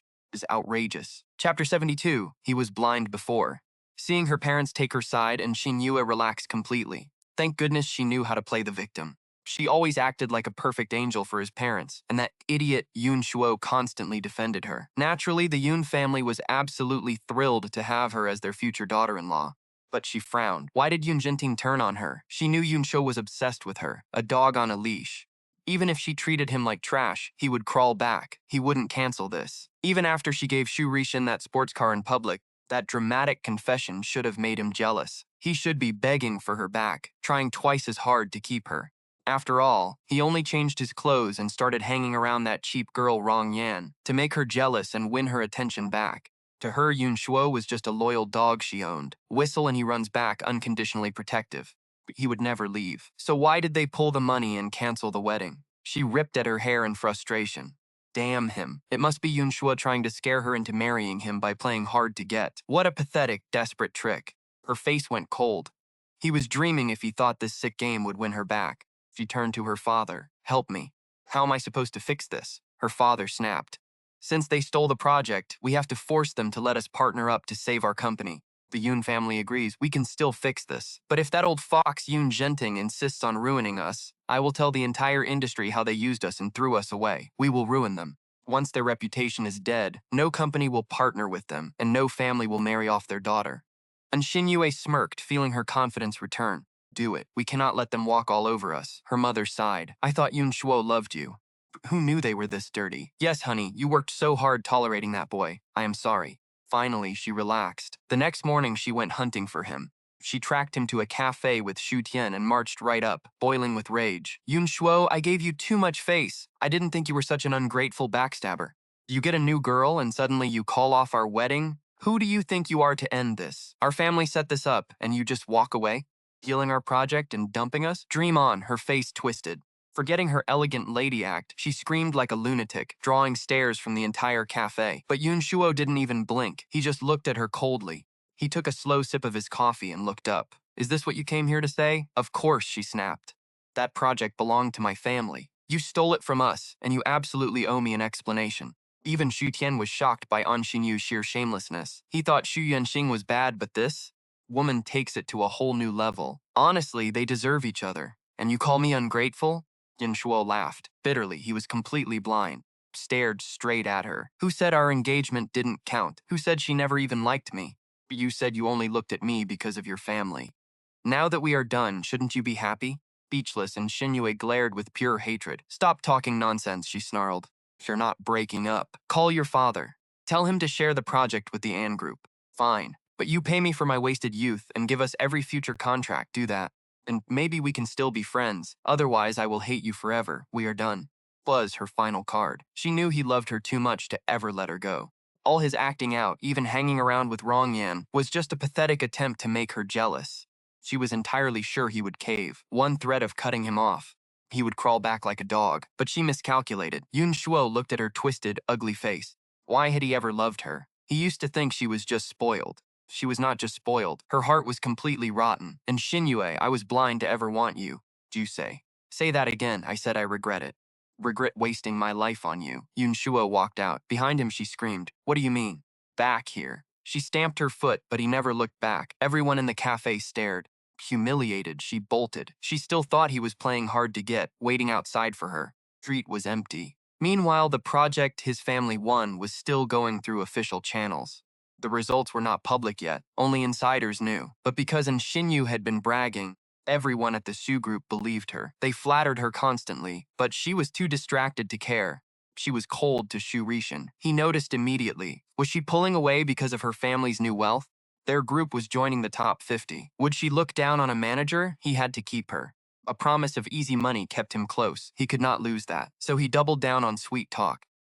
He even took her to the movies, but right as they got tickets, her phone rang. Grandma stepped away. Grandma, how is the project? On the line, the old woman was furious. They refused to settle. That database Yun Zhenting ignored my calls. I am his elder. A simple contract could save us, but they want us ruined. That old man has no loyalty, she spat. Like father, like son, none of them are good. I am not letting this go. Blinded by rage, the old matriarch snapped. He thinks he can sleep easy? Dream on. I will expose them to the entire city. Grandma, what are you doing? Don't worry. Justice was coming. She would show everyone what a disloyal pig Yun Shuo was. But the line went dead. Her face was twisted in such raw fury, it actually scared Shu Rishan. He hesitated. The movie is starting, babe. What is wrong? Did Yun Shuo bother you again? No, I am fine. She shook her head, pale, but her mind was spinning. Wasn't Yun Shuo trying to make her jealous? Why had he not crawled back to apologize? Let us go in then. Assuming Yun Shuo was pestering her, Shu Rishan wrapped an arm around her waist. He led her inside. Cozy couple seats, a romance movie. Perfect. She was completely under his control now. Did Yun Shuo really think his cheap tricks with Rongyan would work? No matter what, he was a loser. Over at the Shu Group, despite the weekend, staff was working overtime. At lunch, since Xu Tian was out meeting clients, Yun Shuo ate in the cafeteria alone. Seeing him, employees started whispering, why is he working alone? Our boss is out dating, leaving the single guy to do the work. Guess the rumors are true. boss and Shinui are together. I saw her confessing. But wait, isn't she Yun Shuo's fiancé? And Shinyo never agreed to that. People whispered it was just CEO Yun's wishful thinking, and Shurishin wasn't about to let those rumors slide. He demanded she clear the air. Blinded by Rixon's sudden warmth, and knowing their families had no business ties, she staged a fake phone call near the break room just to loudly deny any engagement with Yun Shuo. Claimed he was just a desperate stalker clinging to her. With the lady herself speaking out, the office gossip mill instantly flipped its script. Devoted lover act only goes so far. Keep pushing and you just look like a dangerous creep. No woman wants that. The interns who once swooned over his glow-up quickly turned their backs. Now he was a red flag, a potential abuser. Yun Shou had absolutely no idea the tide had turned. He remained oblivious to her betrayal. But right after lunch, as he headed back to his desk, a breathless assistant cut him off. CEO Yoon, you need to get downstairs right now. What is it? Her sheer panic made him quicken his stride toward the elevator. Some old lady is trashing the lobby, demanding to see you. An old lady? His brow furrowed as a sudden, ugly realization hit him. The elevator doors slid open to a wall of high-pitched grating shrieks echoing across the marble. Where is Yun Shuo? Tell him to get his ass out here. If I don't see him today, I will tear this place apart. In the center of the lobby, a tiny silver-haired grandmother was losing her mind. Shattered porcelain from 2 broken lobby vases littered the floor. Beside her, the receptionist stood shaking, holding back tears with fresh red finger marks burning on her cheek. Why did no one call security? Yun Shuo hissed. The assistant swallowed hard, stammering that she claimed to run the entire An group. Even without business ties, security was too terrified to touch her. Yun Shuo swallowed his rage. Fine, I will handle it. But he marched forward. He had suspected it might be An Jinyu grandmother, but he never imagined the An family could sink this low. Storming a corporate headquarters was savage. Stop this! His voice cut through the noise, silencing the room only to light a fresh fuse. Yun Shuo, you finally decided to show your face. The old woman lunged at him, swinging her fists and kicking wildly. You little beast, we trusted you with our precious Xinyu, not to have you ruin her. Now that your family is rich, you throw her away. I am showing everyone the monster you really are. Chapter 74. The Confession and the Token. Madam Anne, respect yourself. Blood boiled, but his upbringing forbade him from striking an elderly woman. He stepped back, desperately dodging her flailing limbs. Even then, he could not escape her reach. Her sharp nails tore a bloody gash right across his cheek. You treacherous scum! Seeing the crowd growing larger, she raised her voice to a theatrical shriek. Who was the dog begging on his knees to marry our girl? You were never in her league. We only agreed because you seemed decent and quiet. But now your company hits it big, and you dump her to chase some billionaire heiress? You think we are fools, just letting you use us? I was blind to ever let my granddaughter near you. Screamed in his face, then instantly pivoted to looking frail, milking the crowd for sympathy. If you had not poisoned her mind with lies, I would never have thrown her to the wolves. You used her, played with her heart, and tried to bleed our company dry. And then you just kick her to the curb. I will expose what a monster you really are. Her voice boomed, sharp and full of fake outrage. Sting on his cheek faded behind pure shock. Was this really the sweet, gentle grandmother he used to buy gifts for? The woman who used to treat him like her own blood? Now, she was just a venomous, lying harpy spinning a web of deceit right in his face. It was clear now. They had always looked down on him. All those years, they saw him as nothing but a desperate stalker. He let out a hollow laugh. His devotion meant nothing to them. He had genuinely loved this woman like his own family, and now he just felt numb. Even when Xinyu cheated on him with his best friend, he never blamed her family. He still wanted to osser this woman. Yet here she was, spitting poison at him. Don't look at me like that. Stop playing the victim. I know you've been sleeping around with some cheap trash behind my granddaughter's back. You cheated on her, then begged Yun Zhenting to scrap our contracts and steal our deals just to destroy us. You are absolute scum. But as her venom filled the air, Xu Tian rushed into the lobby. Hearing her wild accusations, his blood boiled. Shoved through the crowd. What kind of lies are you spitting, old woman? There is no way CEO Yoon was ever engaged to an Xinyu. Bitter, narrow eyes locked onto him. Why wouldn't it be true? I am her grandmother. You think I would lie about my own flesh and blood? Then she gasped, acting heartbroken. Has this monster been playing single around here? Did he actually lie to your faces and say they were not engaged? Played you all. They were childhood sweethearts. The second she turned 18, we made it official. Every family in our circle knows they belong together. My sweet girl wanted nothing but to be his wife, serving his family hand and foot. And this is how they repay her, tossing her aside. You all judge this. She gave him her youth from age 18. Now that he is rich, he treats her like garbage. Think can just dump her? No way. You owe us an explanation today, Yun Shuo, or I will ruin you. The crowd stood frozen. Was Xinyu actually his fiancée, or had this old woman completely lost her marbles?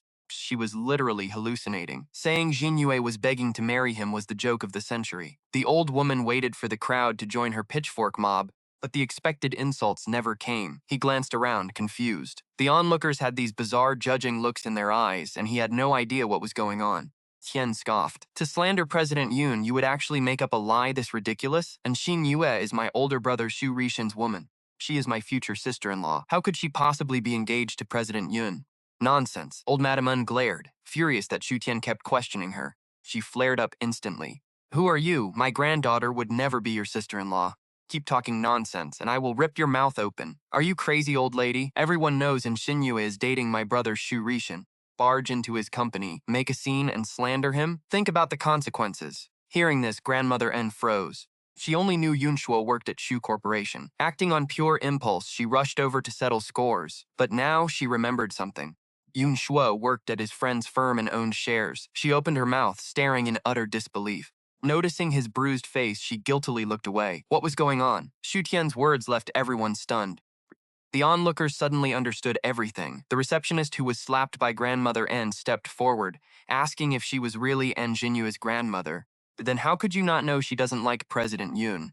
She claimed the engagement was just his one-sided wish. And a week ago, she confessed right at the entrance, gifting him a sports car. Nonsense! Grandmother Anne screamed, refusing to believe it. You are all in on this. How much did Yunshuo pay you to lie? We are not lying. The receptionist fired back, saying the confession happened on a workday. Tons of employees saw it, and some even caught it on video. Exactly. When Yunshuo found out they went to a hotel behind his back, he confronted her. We thought our boss was a homewrecker, but she denied it. She claimed she only liked President Xu and had no engagement. Your own granddaughter said those exact words. Nobody forced her to say it. Trusting her word and Xu Rishin's reputation, everyone assumed she had nothing to do with Yunshuo and that he was just chasing her. But Grandmother An just exposed her, and Xinyu was engaged to Yunshuo, yet she slept with his best friend. Shocked employees began whispering among themselves. My God, is our boss really a homewrecker? Never expected this. He and Yunshuo are best friends. Yunshuo only joined the company to help him out. Boss or not, he deserves to be called out. Plus, did you hear? The huge project Xinyu kept bragging about? Her family never actually got it. If I were the Yuns, I would have walked away too. I also heard the Ans only made money because of the Yuns. Without them, they would have absolutely nothing. The Ans wouldn't get a single contract, yet Xinyu still cheated and her grandmother has the nerve to make a scene. What a shameless family. But the whispers grew louder, and nobody cared if she heard them. Grandmother Anne turned pale with rage. She trembled all over. She had stormed into Shu Corporation today full of fight, wanting to get justice for her family and ruin the Yun family. Dead, she just learned the humiliating truth. And Xinyu had completely lied to her about how things ended. Her granddaughter had publicly denied the engagement, which was a massive slap in the face. Meanwhile, Xu Tian watched the drama, keeping an eye on the entrance. He had texted his brother earlier, lying about a major client wanting to partner up, knowing his greed. He would rush back to prevent his brother from stealing the client. Sure enough, Xu Rishin abandoned his movie date with Un Xinyue and hurried right over. Seeing him walk through the door, Xu Tian pushed through the crowd and grabbed his arm. Brother, you are back. Old lady is tearing the place apart and scared the clients away. She is calling you a homewrecker, and we cannot get her to stop. We might have to call the police. Everyone turned to look at Xu Rikin, and right beside him was Xinyu. Xu Tian's act instantly put his brother in the spotlight. Employees muttered if the VP was crazy for defending him. The grandmother literally confirmed the engagement. And Xinyu is unbelievably shameless. She claimed Yunshuo was stalking her, all while taking the Yun family money. Now her family is going under because they angered the Yuns, yet she is still out dating our boss. Unbelievable. Xu Rishin slowly realized what was happening. He quickly shook off her hand. Why was her grandmother here? And is her family actually going bankrupt? Didn't the Ans just secure a massive project? But from what the employees were whispering, it seemed the Yun family had completely snatched it away from them. They had practically pushed the Ans to ruin. How? At the theater, Xinyu had promised him a partnership. She said once they signed with the Yuns, she would pull him in. How did his easy payday vanish? He was always told her family was untouchable. She claimed the Yuns wouldn't dare cross them. But this reality check hit him like a physical blow. And Xinyu had been lying to him all along. Her lavish spending had fooled him into thinking her family was wealthy. But now, doubts started creeping in. Maybe her family was just a hollow shell. That liar had played him. Honestly, he never actually cared. He only kept her around to spite Yun Shuo and extract cash from her family. If he had known they were completely broke, he wouldn't have bothered. He could have chased other women, like Qin Yubing, who owned 60% of Fang Industries. Her company just landed a massive deal, but he had focused entirely on Xinyu and ruining Yun Shuo, wasting his time on a useless gamble. He had even stood up Qin Yubing a few times. Hearing the brutal whispers, Xu Rishan turned pale. Thanks to this old lady, the reputation he worked so hard to build was completely shot. He knew his staff wouldn't dare say it to his face, but they would certainly drag him behind his back. If shareholders catch wind, they might force him out. Even his dad couldn't save him now. Seeing Xu Rishan pale with rage, and Xinyu rushed over to Grandma Anne and screamed, "What are you doing? This is a business, not a place to cause a scene, and you dare yell at me?" Grandma Anne demanded to know if the rumors were true. Had she really gone behind Yun Shuo's back with some other guy? She shot a lethal glare at Xu Rishan. If looks could kill, he would be dead already. And Xinyu snapped back, "Tell me you can speak nicely. Rickson is no side piece. I will explain when we get home." Hearing her granddaughter trying to sweep this under the rug, Grandma Anne lost all hope. She knew it then. Her granddaughter was definitely involved with this Xu Rishan. Worse, she had just stormed in and scratched Yun Shuo's face without knowing the facts. She wished she could crawl into a hole and die. In all her years, she had never been this humiliated. But the damage was already done. Knowing she couldn't take it back, Grandma Anne directed all her rage at Xu Rishan. She marched right up and grabbed him by the collar. She yelled, "What is wrong with you? A young man acting like a homewrecker. Have you no shame?" This marks the start of Chapter 76, Xu Rishan's secret girlfriend. Xu Rishan had no defense. He weakly mumbled that it was all a misunderstanding. But Grandma Anne snapped back, "What is there to explain? My granddaughter and Yun Shuo were doing great. If you hadn't seduced her, she never would have strayed. Plus, Yun Shuo's family runs a top 50 business in Jiangcheng. Why would she choose a small-time owner of a third-rate company? You must have tricked her with sweet talk. You are just a shameless pretty boy looking for a free ride." Grandma, stop talking nonsense. This has nothing to do with Rickson. He didn't chase me. I'm the one who likes him. Hurting her for Rickson, and Xinyu ran over and dragged Grandma Anne away. Rickson was funny, charming, and ambitious. 10,000 times better than a lazy slacker like Yun Shuo. I'd rather suffer with Rickson than marry him. Grandma barked at her to shut up. Grandma N nearly fainted from rage. She told her to stop embarrassing the family and apologized to Yun Shuo immediately. She had to promise to stay with Yun Shuo. If she ever saw this freeloader again, Grandma threatened to expose him to the world as a shameless gold digger. Seeing Xu Rishan pale and trembling and Xinyu's eyes welled with tears, she threw her head back and screamed at her grandmother. "Why should I apologize? You think Yun Shuo is loyal? He is currently sleeping with a clerk here. They flirt in the office every single day. Why aren't you blaming him?" Xu Rishan jumped at the chance to clear his name, pleading that Grandma Anne had really misunderstood the situation. He claimed he had no idea Xinyue was engaged. Yun Shuo was his brother. How could he ever steal his fiancée? He knew Yun Shuo was chasing her, so he had painfully rejected her confessions. But she was so amazing, even a heart of stone would melt. Since they were both single, he figured he had a right to find happiness. That was why they got close. He swore to God he was telling the truth. He insisted he never knew about the engagement. Since Grandma Anne did not know the truth, he easily played the victim, making the onlookers believe he was innocent. It seemed Xinyue had hidden the engagement to chase him. The crowd began to whisper that there was definitely more to the story. If he truly did not know, falling for her was understandable. It was all her fault for leading two men on at the same time. Hearing the gossip, Xu Tian smirked. His older brother always knew exactly what to say to minimize the damage to himself. Did he really think lying would save his reputation? The show was just getting started. He stepped up, threw an arm over his brother's shoulder, and offered some fake comfort. He asked if he was okay, telling him to ignore them. He added that if he truly did not steal the fiancé, justice would prevail. While everyone was distracted, he quietly slipped Xu Rishan's phone out of his coat pocket. Xu Rishan nodded, agreeing that justice would prevail. Rage flashed in his eyes. If this idiot Xu Tian hadn't stopped him, he would have been upstairs already, completely avoiding this public humiliation.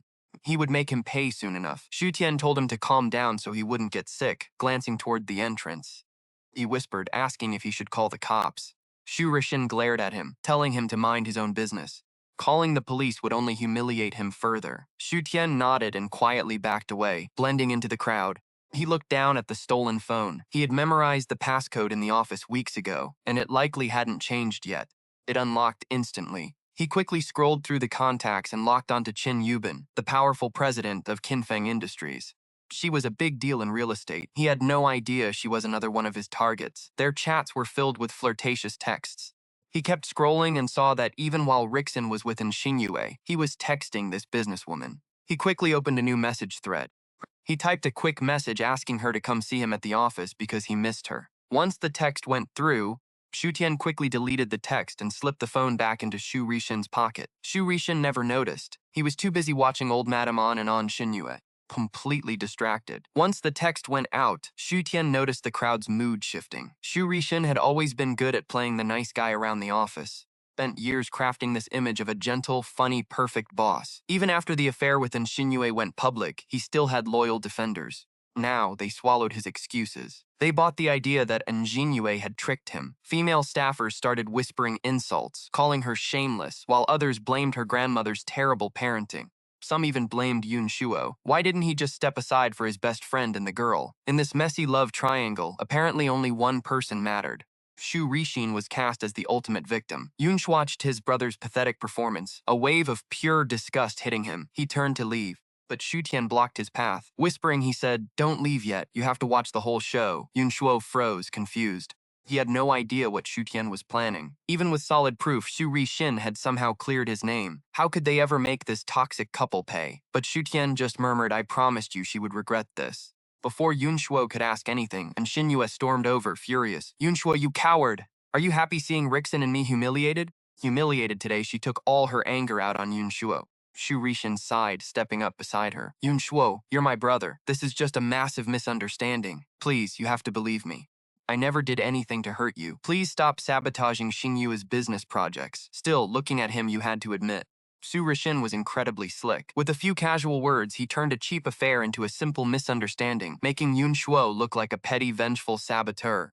Begged. "You don't have to beg him," and Jinyu whimpered, her heart breaking for him. "If we made a mistake, it was not seeing his true colors sooner." She glared at Yun Shuo with pure venom. "You plotted against us, Yun Shuo. You're completely malicious, and karma is going to get you."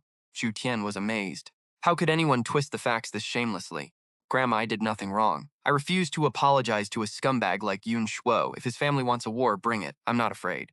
Looking at Xu Rishin, she felt a sudden dramatic surge of pride. She was ready to sacrifice everything for love, just like Romeo and Juliet. Their love wasn't blessed either, but they chose each other. "Rickson, even against the world, I will never back down. You are the most incredible man I have ever known, and I don't regret a single thing." She was acting like some tragic, dramatic soap opera lead. The crowd wasn't buying it, but she had moved herself to tears. She clung to Xu Rishin, acting like they were going to battle the world together. But instead of a passionate vow, she got a resounding slap. A sharp-looking woman in a gray business suit burst through the crowd, grabbed Xinyue's hair and ripped her away. She yanked her off Xu Rishin and delivered another hard smack across her face. And Xinyu shrieked in pain, staring wildly at the sudden intruder. "Who is this crazy woman? Why did you hit me?" she shrieked. "Hitting you is too easy," the woman sneered, looking down at her messy hair.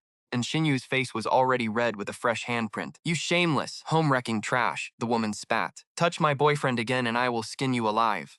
"Your boyfriend? What nonsense are you talking about?" And Xinyue stared in disbelief, looking the woman up and down before turning to Xu Rishin for help. "Rickson, do you know this psycho?" Rickson froze, his face turning pale. "Yubin?" Cold sweat beaded on his forehead. He never expected Qin Yubin to show up here. Panicking that his two teaming would be exposed, he quickly dragged her aside. "Yubin, go home first. I will explain everything later." "No way, this trash is still clawing at you. If I don't teach her a lesson today," she had to learn her place. Qin Yubin already knew, and Xinyue sent Rickson explicit photos. Back then, Rickson claimed she was just a pest who wouldn't take no for an answer. Qin Yubin had offered to deal with her personally right then, but he insisted he could handle it, and the harassment seemed to stop. She eventually forgot about her, until Rickson started acting distant over the last few days. She already had her doubts. So when Rickson texted her earlier, she was thrilled. She immediately dropped her work and sped straight to his office. But the moment she walked in, she saw Xinyue draped all over him like she didn't have bones. Seeing this woman touch her man in public made her absolutely snap with rage. She slapped her hard, assuming this desperate ex was just causing a scene. As his actual girlfriend, she had to protect her man. "And Xinyu, are you really that shameless? Can you not survive without trying to steal other women's men?" Qin Yubin yanked Rickson behind her, standing tall as his official woman. "My boyfriend warned you to stay away, but you just couldn't do it, could you? You love being a side chick that much?" Fine, I am going to make sure everyone in this city knows what a pathetic, desperate homewrecker you really are. Me, a side chick? And Xinyu laughed, pointing right at her face. Have you lost your mind? I'm his girlfriend. Where did you come from? Go check into a hospital. Stop daydreaming. And Xinyue had never seen this woman before, assuming she was just some obsessed stalker losing her mind over Rixon. You, his girlfriend? Qin Yubin laughed. Don't flatter yourself. Just the other day, Rixon was complaining to me about an ugly girl who keeps stalking him. He said if it wasn't for her money, he wouldn't even look at her. So, you're that pathetic investor trying to buy his love, right? Shu Rishin panicked and stepped between them. Both of you, stop arguing. We can talk calmly. Everyone is watching and it looks bad. Both women actually cared about their reputations, so his words hit home. They wouldn't usually act like crazy street fighters in public unless pushed. Hearing his plea, they both started to calm down slightly. Maybe there was some mistake. Qin Yubin took a deep breath, looking away from her. She didn't want Rixon to think she was just a loud psycho. What if he started to resent her? And Xinyue kept glaring, but she also lost her steam. In her mind, the situation was clear. Crazy woman was just some rejected stalker trying to ruin their relationship. Continuing to argue in public would only give this bitch exactly what she wanted. Watching them back off, Xu Tian's eyes flashed with anticipation. Xu Rishin wanted to sweep this under the rug, not going to happen. Today, he was going to expose this fraud. Stepping forward with fake concern, he sighed. And Xinyu, I really thought you and my brother were in love. Who knew you were just obsessing over him and clinging like glue? Keep this up and you're going to ruin my brother's life. And Xinyu originally wanted to keep the peace, but when Xu Tian dared to question her, she snapped. Shut your mouth, you useless trash, or I'll have someone break your legs. Don't think his soft spot protects you. I'm family now. Keep talking trash and I'll throw you out. Hearing this, Xu Rishin froze. His heart surged right back into his throat. Watching An Xinyu prepare to tear into Xu Tian, the veins in his temples throbbed. Tian was a useless idiot. But Qin Yubin wasn't about to let Xinyu claim the sister-in-law title. She spat on the floor. You're getting more shameless by the second, and Xinyu. Rixon only tolerates you for business. He constantly complains to me about how you cling to him. Sick of you. Qin Yubin sneered, pulling out her phone and scrolling to their saved voice notes. She hit play for everyone to hear. Her own voice came through. Honey, who is this in Xinyu? Why is she always spamming you with nudes? Silence. Then Xu Rison's voice played. Just some client. His voice sounded completely dismissive. Our company is doing a project with her family. Don't worry, baby. Nothing between us. Besides, my buddy Yun Shuo likes her. I'd never backstab my own brother. Then tell her to back off. Qin Yubin had whined in the recording. I tried, but we still have to work together. It would make things too awkward, Xu Rishin had explained smoothly. Once this project wraps up, I'm completely done with her. You have no idea how much she's been crowding me. If not for the contract, I'd stay as far away as possible. Then why not just tell her you have a girlfriend? Qin Yubin had pressed, eager to mark her territory, but Rixon kept coaxing her. I did tell her. I said I was seeing someone, but she refused to listen. She just kept throwing herself at me. She even threatened to pull her funding. I'm trapped here, babe. I know it's frustrating, but this deal is huge for me. Playing along. Once it's over, I'll cut her off. Fine, but the second it ends, you block her everywhere. I'll hook you up with better deals anyway. But that trash is so shameless. I should get some friends to teach her a lesson. And Xinyu doesn't play by the rules. She can't blame me for playing dirty. No mercy. No, don't do that. She's annoying, but she's still my buddy's fiancée. If you go after her, it gets messy. I can't explain that to Yun Shuo. Trust me, I only want you. She's plain and useless anyway. Fine, but you're spending this weekend with me. The crowd stood frozen, completely stunned by the recording. Suddenly, Xu Rishin lunged forward and snatched the phone away before any dirtier details could play. Why would you play that out loud? Xu Rishin was losing his mind, but Qin Yubin just looked confused, saying she only wanted to clear his name. Then she noticed his anger, and her expression shifted. Wait, you said you had to work this weekend, but you're here? I am working. Xu Rishin stammered out. Nearby, Xu Tian seized the moment, turning to Xinyu. Well, you heard the recording. What's your excuse now? My brother knows you're engaged to Yun Shuo. He doesn't want you. You're the stalker here. I knew my brother wasn't a homewrecker. He'd never betray his best friend. You're the one who forced this entire thing. Tried to seduce him, failed, and tried to ruin his friendship. Sick. And Xinyu stood frozen. She was trembling, unable to breathe. The recording had shattered every illusion she had. She never imagined he would talk about her like that. For a long moment, she couldn't move. Then her hand flew out, striking Xu Rishin across the face with a loud slap. Absolute scumbag. I'm the one clinging? You led me on. You made me believe you actually cared. Would I have chased you otherwise? You took me to that concert. You said you felt a spark, but wanted to go slow. Now you claim I'm stalking you? If you didn't like me, why didn't you just tell me to go away? Why did you take my money? Why did you accept my gifts? And Xin Yue reached into her pocket and whipped out 2 movie tickets. You hate me so much. Why did you buy couple seats for a movie with me? The tickets fluttered to the ground. Qin Yubin lunged. She snatched them up. Sure enough, they were couple seats. Qin Yubin, always the tough businesswoman, felt her eyes welling with tears. Said you were working. The grand manager of the shoe group spends his overtime at the theater? Qin Yubin threw the tickets in his face. Paper whipped his cheek like a physical blow. Shu Rishin stood frozen, white as a sheet. His little game of playing both sides was over. Spectators watched in absolute shock. The female employees who had idolized him felt their hearts shatter into pieces. Their perfect boss was just a cheating parasite. No way, the receptionist muttered, her respect for him completely destroyed.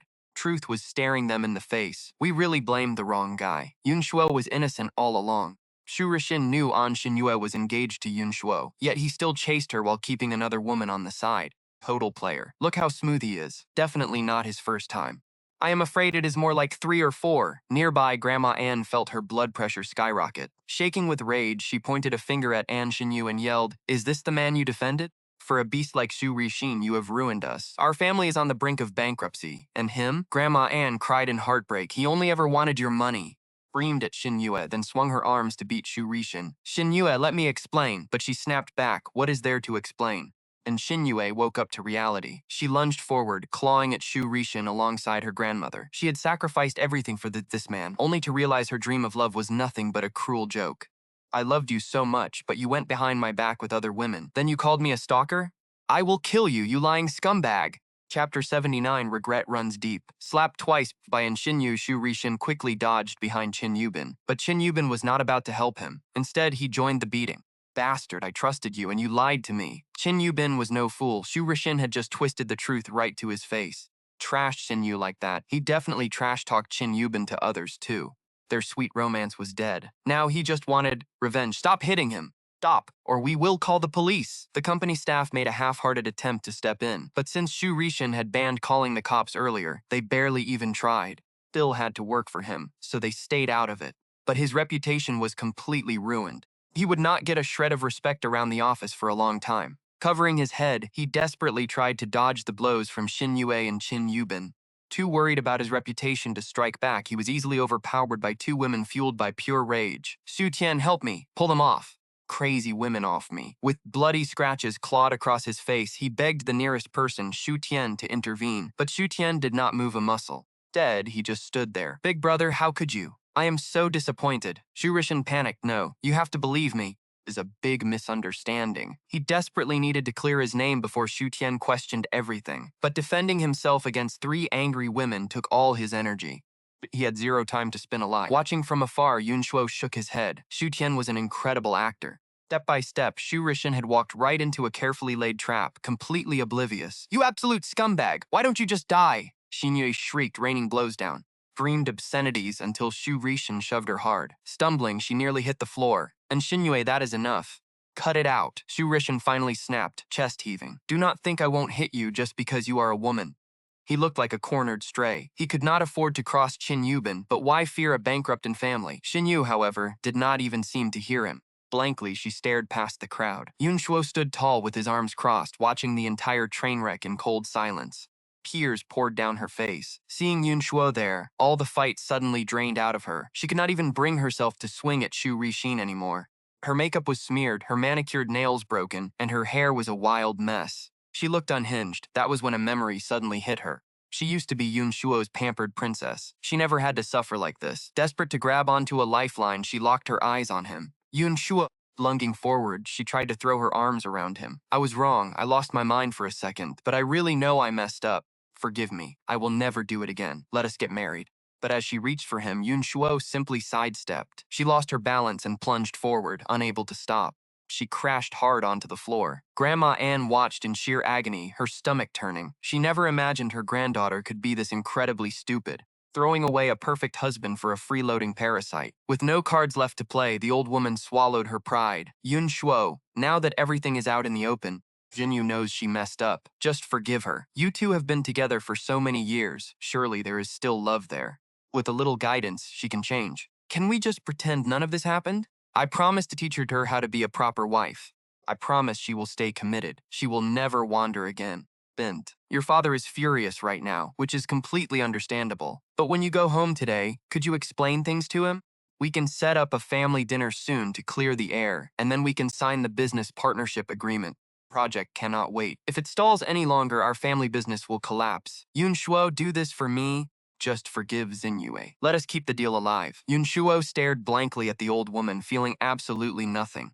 The letter finished, enduring her hopeful gaze before speaking. For your sake? Sorry, Grandma, but you do not have any respect left with me. Besides, I do not run my family's business. You will have to pitch the deal to my father yourself. And as for Xinyue, just as she said, she never agreed to marry me. So it is off. The An family only cares about money. Even knowing she was the one who cheated, they had the nerve to demand his forgiveness. They did not care about his pain. He was done with this toxic family for good.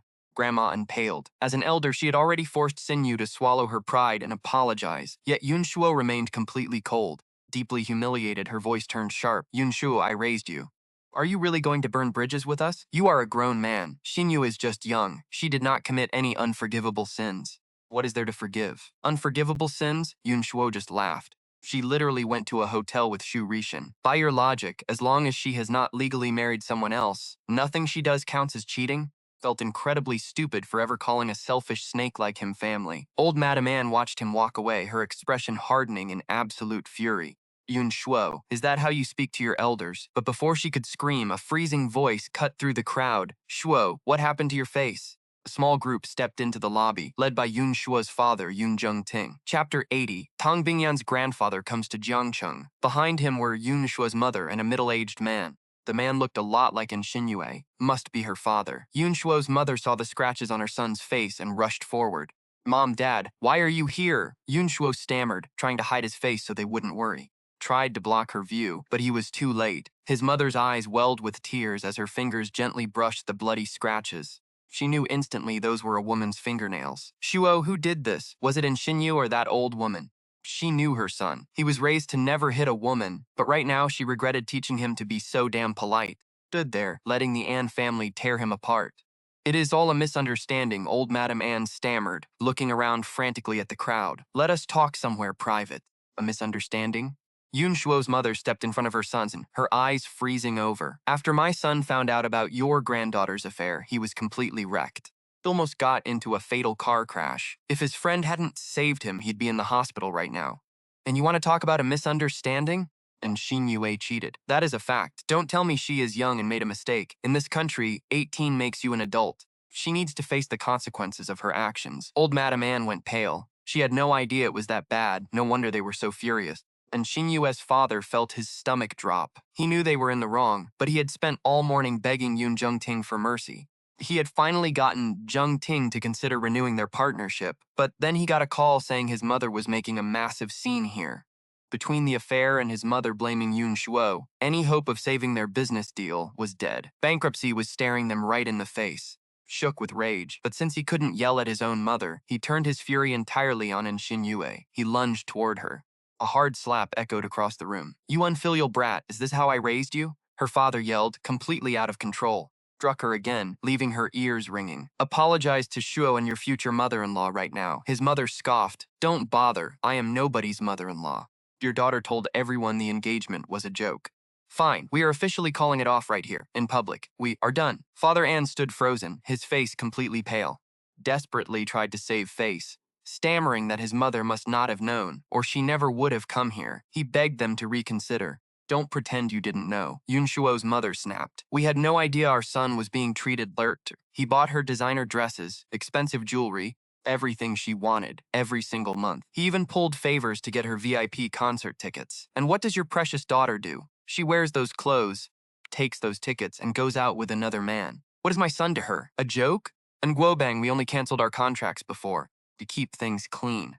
We didn't want to destroy you, we just wanted to protect our son from more pain, but you couldn't leave well enough alone. Since you want to play dirty, we will show you what ruthless looks like. She turned to her husband. Zhengting, they humiliated our son. I want to make sure they never recover from this. In their household, his father ran the business, but his mother made the real decisions. With one sentence, she effectively signed the An family's bankruptcy papers. Shuo, Let us go home and clean up those scratches, she said, pulling her son's arm. They walked out without looking back. Yun Jungting followed close behind, giving Xu Tian a subtle nod of gratitude as he passed. Xu Tian read his lips and gave a slight shake of his head. No worries. Jingjia, please wait, let me explain, old Madame An cried, chasing after them. Her son and granddaughter scrambled after her. With both families gone, the crowd finally melted away. A few hours later, Yun Shuo called Xu Tian from his car. My dad said you were the one who texted him and my mom. Yeah, I figured nobody else could handle that old lady. Thanks, man, Yun Shuo breathed. I owe you a massive favor. Don't worry about it, Xu Tian laughed. Just make sure you keep your end of our deal.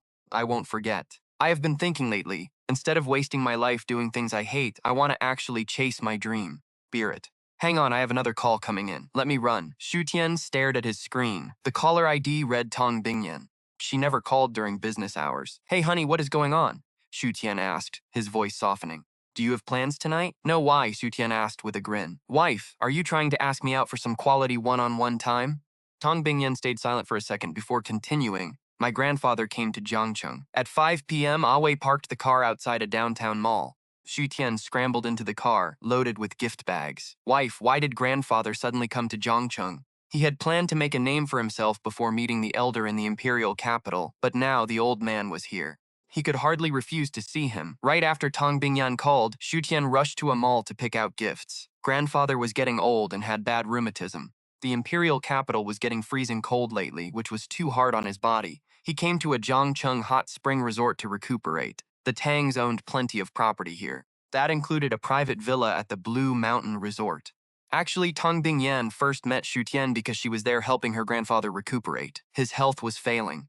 Should we get a doctor to look at him? Xu Tian thought of Zhang Zijin, but no need. Grandfather brought his own family physician along. Other than Dr. Li, did not trust anyone else. Xu Tian nodded, then rifled through the gift bags piled around his feet.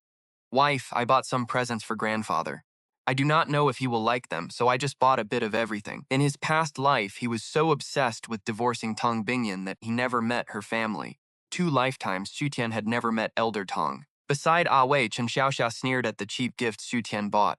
But with Tang Bingyan standing right there, she kept her mouth shut. Tang Bingyan looked at Xu Tian. Grandfather will like it. Took Xu Tian's hand, her icy voice softening. If I like it, then grandfather will like it too. Wei pulled up to a massive villa. Following Tong Bingyan inside, Xu Tian saw a white-haired man in his 60s quietly sipping tea. Old man carried an intimidating aura. Xu Tian stepped forward with respect, bowed slightly. Grandfather, we should have visited you in the imperial capital right after Bingyan and I got married. But we both got so caught up with work that we had to delay the trip. Seeing Wei and Chen Xiaoxia enter, Xu Tian grabbed the bags. Grandfather, I brought some gifts. I wasn't sure what you liked. So I got a bit of everything. 50-year-old wild ginseng, some sugar-free pastries, and a warm fleece vest. Elder Tang's eye twitched at the pile on his coffee table. It looked like a thrift shop. Usually, he only received antiques or fine art. Nobody had ever gifted him daily groceries. It was actually pretty amusing. Tang Bingyan was his favorite, after all. He had thoroughly investigated her new husband. Honestly, this Xu Tian was nothing like the reports. Grandfather, if you don't like these, you can just give them away or throw them in storage. I rushed this time, but I promise to do better next time. Thoughtful of you. Elder Tang's sharp gaze swept over him, his tone neutral. Tang Bingyan raised an eyebrow. Her grandfather's first impression was actually okay. Back when Xu Tian was a disaster, Tang Bingyan had buried the drama. Elder Tang had no idea Xu Rishan had almost framed Xu Tian for cheating. To him, Xu Tian was just a talentless man who didn't love his granddaughter. The match was terrible, but if she loved him, he would accept it. He wouldn't force a divorce. The Tang family had everything they needed, so there was no need for a business marriage. Yet the files kept bothering him. The reports claimed Xu Tian hated her. Elder Tong had actually come to Jiangcheng to take her home, but Xu Tian seemed incredibly attentive. There was clear affection there. Was it all just an act for his benefit? Elder Tang watched quietly, waiting for the clumsy performance to slip. Turning his gaze to his granddaughter, he asked, Bingyan, how is the local business doing? She gave her usual brief answer, everything is normal. Good. Then Elder Tang shifted gears. I heard you were in a car accident. Xu Tian's heart sank. He knew the interrogation had begun. I didn't take care of her, Xu Tian stammered. But Tang Bingyan cut him off. Grandfather, the crash was on me. I wasn't watching the road. She hated remembering those photos of Xu Tian with Lin Miaoying. No, Xu Tian insisted I upset her and made her lose focus. It was my fault. I promise it will never happen again. Seeing Su Tian take the fall for everything, Elder Tang's expression softened slightly. Then, a voice interrupted them. Grandfather, do we have guests? A tall young man in a dark suit walked down the stairs. Spotting Tang Bingyan across from the old man, paused, then hurried down. Bingyan, you're here! Su Tian turned toward the voice, his stomach dropping. Face was painfully familiar. Gu Beicheng, why on earth was he in Jiangcheng? He was the golden boy of the imperial capital. Bingyan's childhood friend, a trusted partner, and the family's choice for her husband. In his past life, Su Tian knew the man was dangerous. Gu Beicheng knew how to hide his emotions, but back then, Su Tian only cared about escaping his marriage, so he had ignored him. Now reborn, Su Tian realized their past misunderstandings were mostly this man's doing. Beicheng, you came at the perfect time, Elder Tang smiled. Let me introduce you. Su Tian, this is my old friend's grandson, Gu Beicheng. He grew up with Bingyan. He's basically a grandson to me. Beicheng, this is Shu Tian. Hello, Mr. Shu. Gu Beicheng stepped forward, offering a hand with a polite smile. I've heard a lot about you. Shu Tian took his hand, matching his smile, but inside his guard was up. Rival was just as calm and calculated as in his past life. Sorry, Gu Beicheng said, I didn't know you were coming today, so I didn't prepare a gift. I'll make sure to drop one off soon. He offered a very polite, practiced apology. I wanted to celebrate your wedding, but work got in the way. Shu Tian smiled politely. You're far too kind, Mr. Gu. Alarm bells screamed in Shu Tian's head, but he kept his face completely neutral. Since you're Bingyan's friend, there's no need for formalities. Besides, we don't need anything. No gift is necessary. Gu Beicheng smiled. Even among close friends, manners matter. Guy your age must love sports cars. Swing by my garage sometime and pick one out. Gu Beicheng turned to Tang Bingyan. I bought that overseas company you wanted. We can discuss details in the study later. Her face remained blank. Why are you here? She asked coldly. Her words reminded Shu Tian that the Gu family's empire was everywhere. As the heir, Gu Beicheng usually spent months at the Jiangcheng branch, but he hadn't visited once since Tang Bingyan got married. So why show up now? Was it a simple business inspection, or did he have another motive? Actually, I asked Beicheng to accompany me, Elder Tang explained. A hot spring resort is no fun for an old man alone. It is rare to find a filial kid like Beicheng. He never gets bored of me. Beicheng smiles. Hanging out with you is never boring, Grandpa.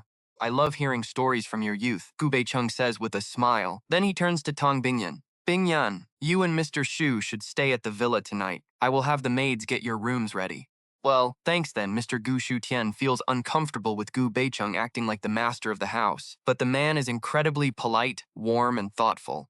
Cannot find a single flaw in his behavior. Compared to Shu Rishan, who wears his greedy schemes right on his face, a man like Gu Beicheng is incredibly dangerous. Beicheng chuckles. Calling me Mr. Gu is way too formal.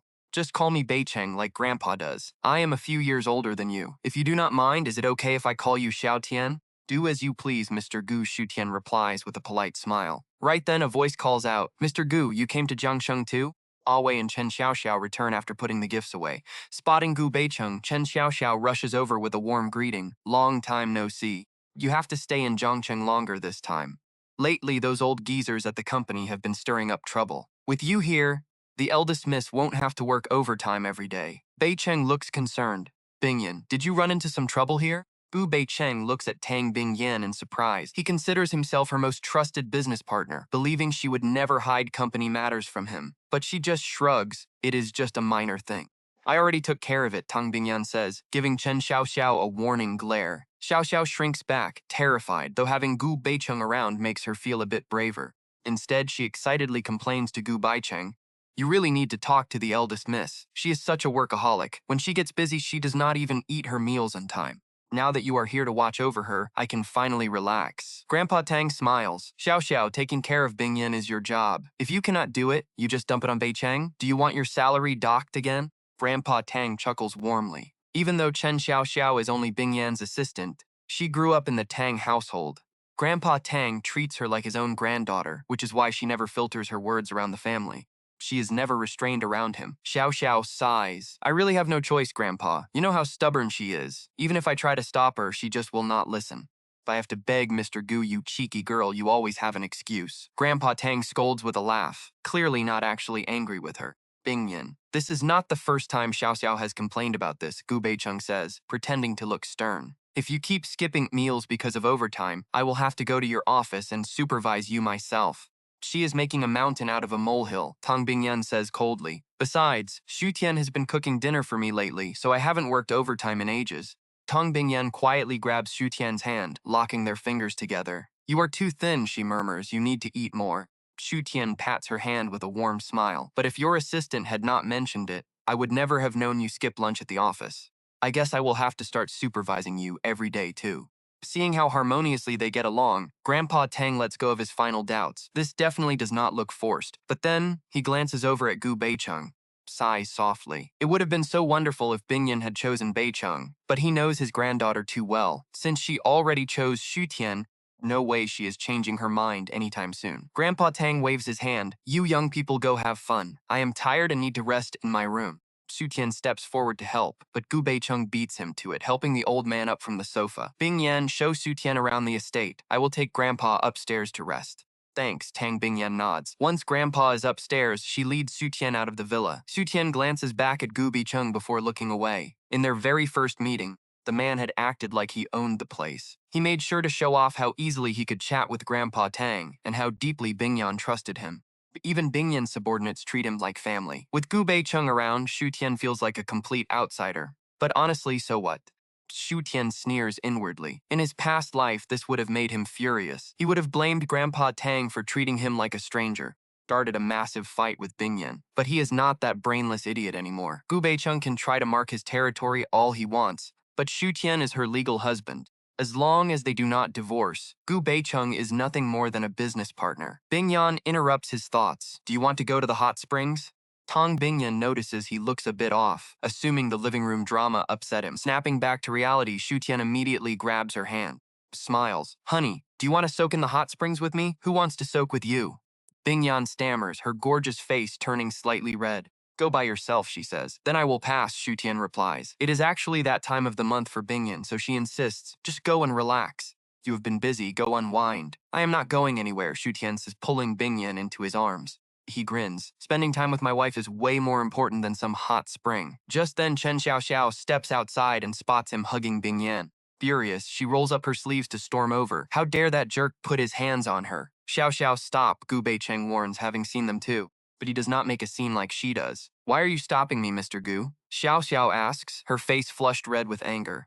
Scumbag Xu Tian is taking advantage of the eldest miss. He is groping her. Are you not even angry? Chapter 83. Why is my wife throwing herself at me? Gu Beicheng remains completely calm, though a dark glint flashes in his eyes as he looks away. Xiao, you have to remember, they are legally married. What right do you have to stop him? But he does not love her, Xiao argues angrily. He is only after the eldest miss's money and status. Xiao, Gu Beicheng says, his voice dropping. His motives do not matter. What matters is Bingyan's attitude. Besides, if he is only after her money, then not a threat at all. I only fear he wants much more than that. Xiao's face falls. She wonders what else a guy like him could possibly want. Could he actually want the eldest miss's life? Remembering how Bingyan almost died in a car crash for him, it is definitely possible. He is such a scumbag. Her mistress is the queen of the business world, after all. She is the most beautiful woman in China, yet she married a useless freeloader. She already got a raw deal, and if she keeps letting that scumbag take advantage of her, simply unjust. Xiao is so angry she is practically fuming. She curses Xu Tian, hoping he never gets reincarnated for being so wicked. She glares fiercely at his hand wrapped around Bingyan's waist, wishing she could chop it off. Beicheng sighs. Xiao, you are still far too impatient. Gu Beicheng turned toward the backyard. Didn't you want me to coach you in archery? Let's do it now. Chen Xiaoxiao stared at his retreating back, stamping her feet in frustration before chasing after him. She really didn't get what Mr. Gu was thinking. He shouldn't be giving that scumbag Su and the eldest miss alone time.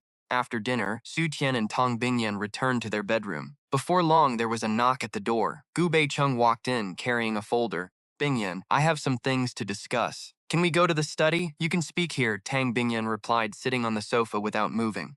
Xu Tian originally planned to step out, but then he thought twice.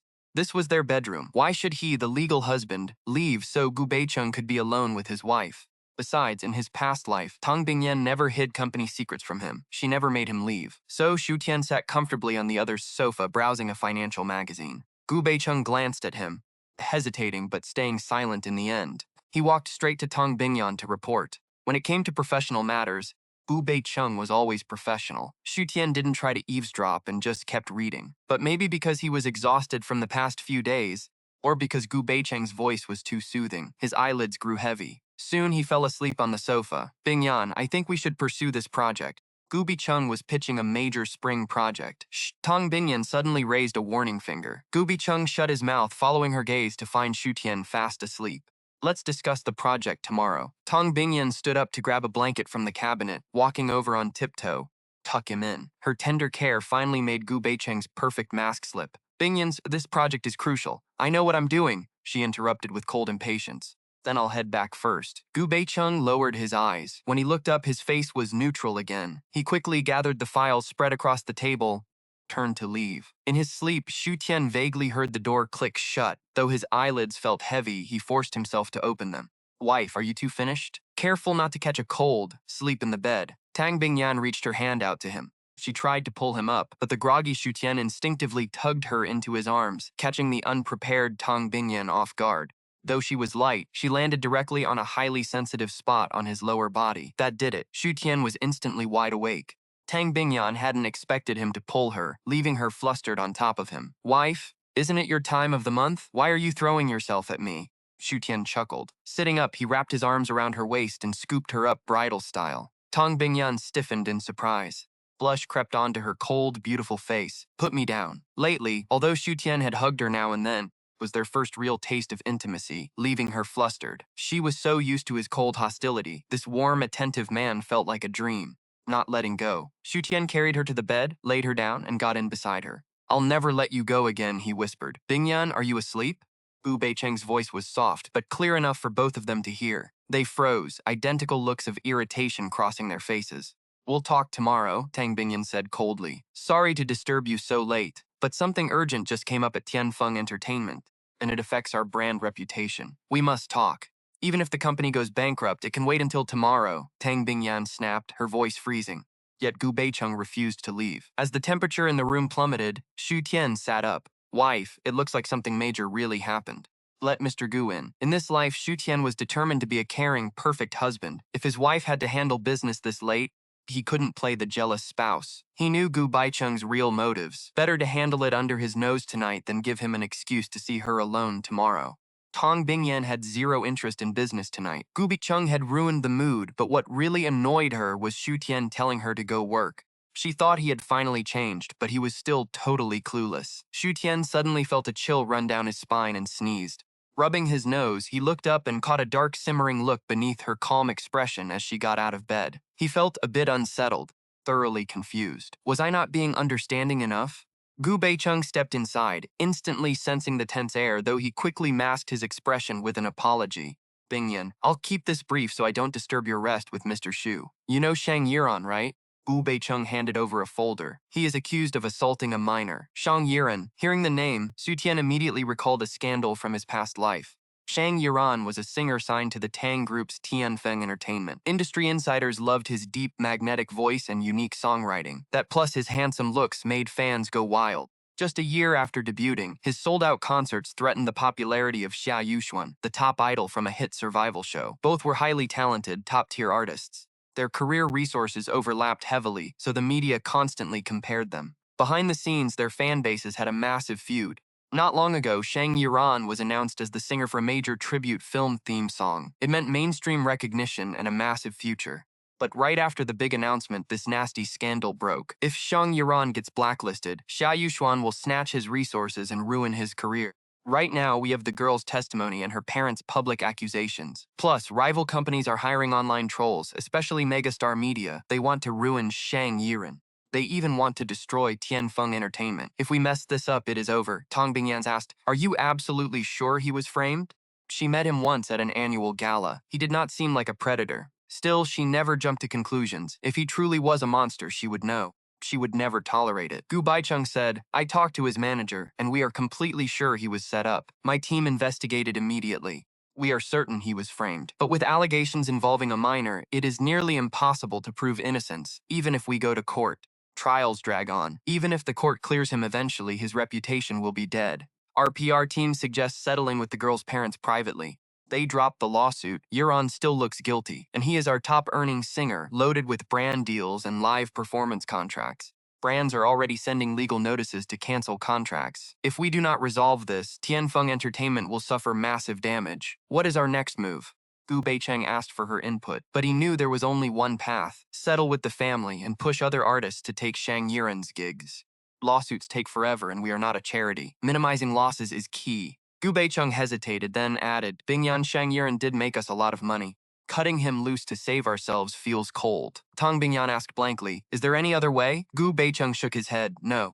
We have zero proof of a setup, and the media is backing the victim. Tang Bingyan showed no emotion, then do as you suggested. She was a corporate executive, not a philanthropist. Company interests came first. Just then a voice called out, honey. Xu Tian sat up in bed and said, I can expose the liar and clear his name. He remembered this exact scandal from his past life. Back then, Shang Yiran used his earnings to sponsor underprivileged students, even buying them meals to encourage them.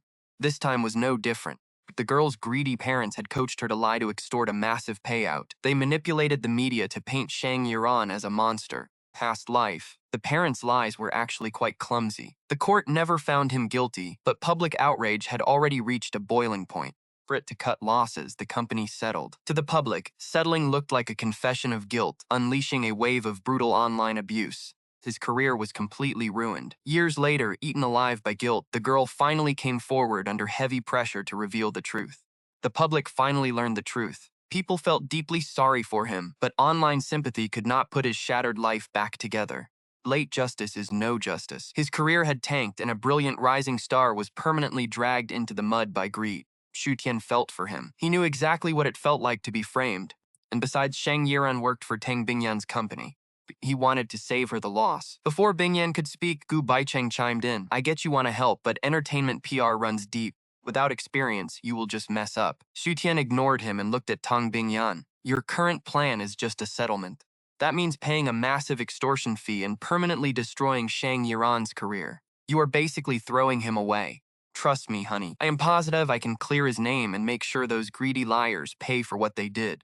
Even if I fail, you can still fall back on your settlement plan. What do you have to lose by letting me try? Bo Bicheng forced a stiff smile. He knew Xu Tian was a useless nobody, but this was a whole new level of delusion. Veteran PR team with 10 years of experience was stumped. Where did an amateur like Xu Tian get this crazy confidence? Still in front of Tang Bingyan, he stayed calm. Gu Beicheng kept up his polite, gentle act. He frowned. Warning, if you fail, you will only anger the girl's parents further. Settling after that will be impossible. I know you mean well, but we should leave this to professionals. Right, Bingyan?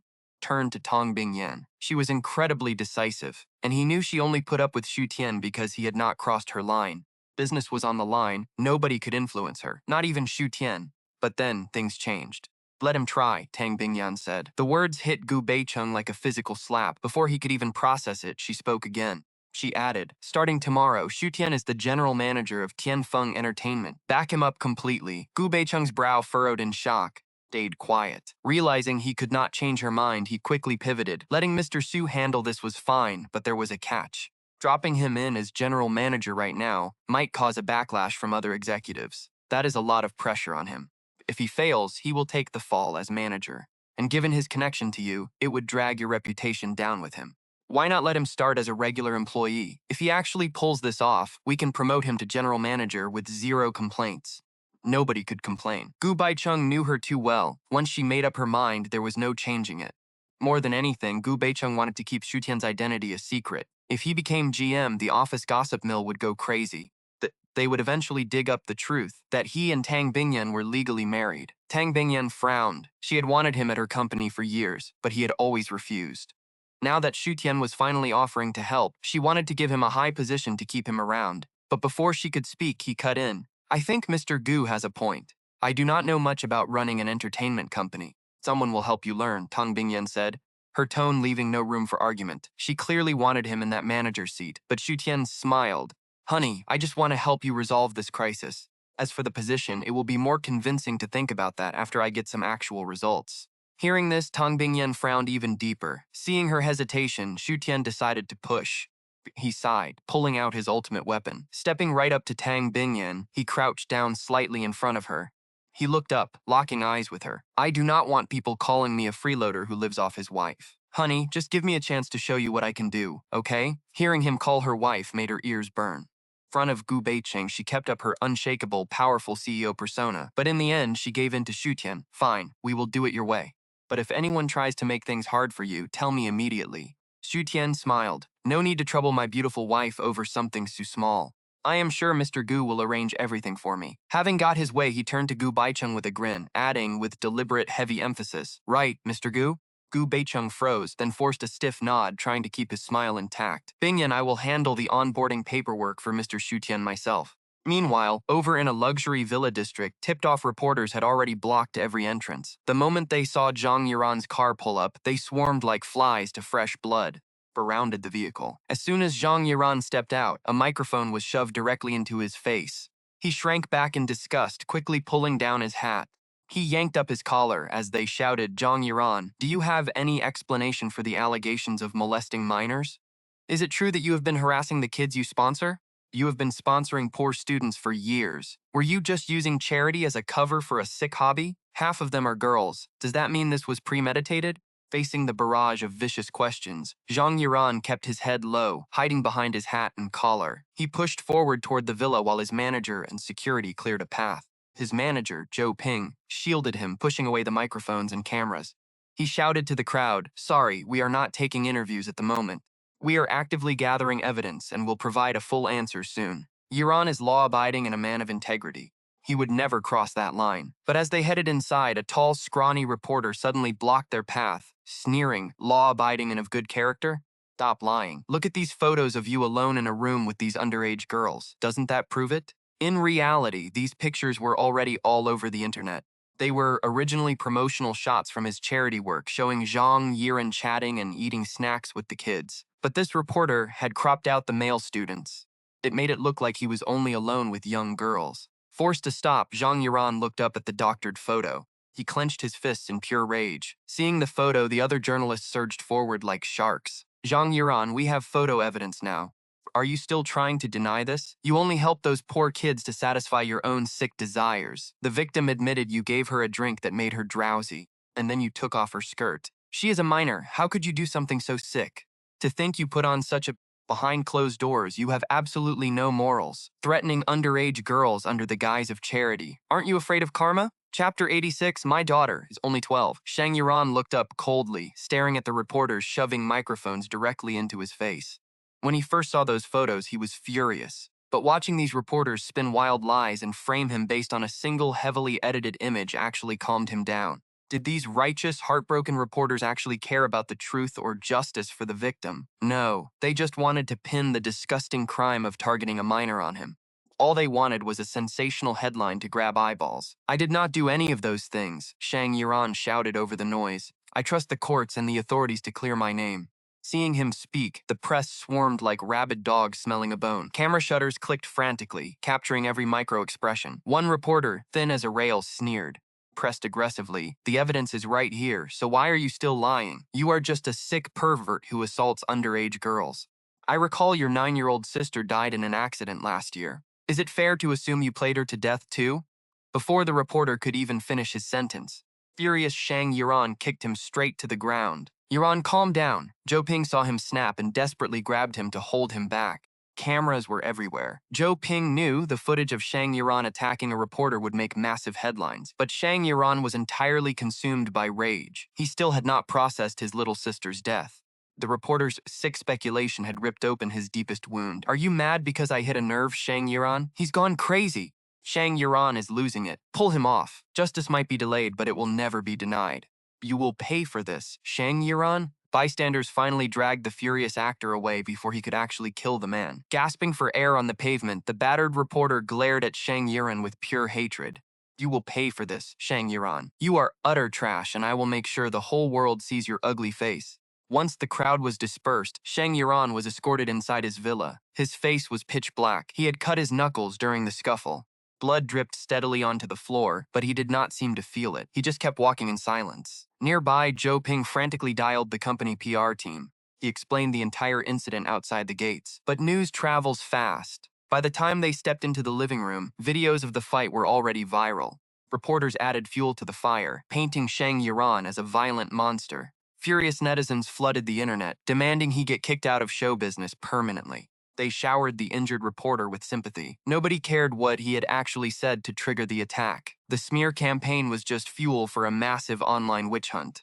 The entire entertainment industry was in an uproar. 5 minutes later, Zhou Ping received a call from the top executives at Tianfeng Entertainment. They did not even let him speak. Screamed at him, threatening suspension if they did not kill the story. Zhou Ping hung up, his face pale as ash. He turned to the sofa, Yiren.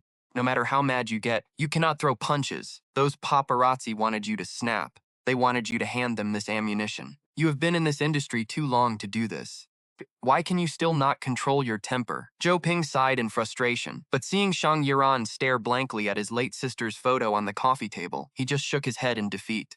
Zhou Ping swallowed the scolding on the tip of his tongue. The reporter had been incredibly toxic, so he understood why Shang Yiran lost it. Honestly, the guy deserved a beating.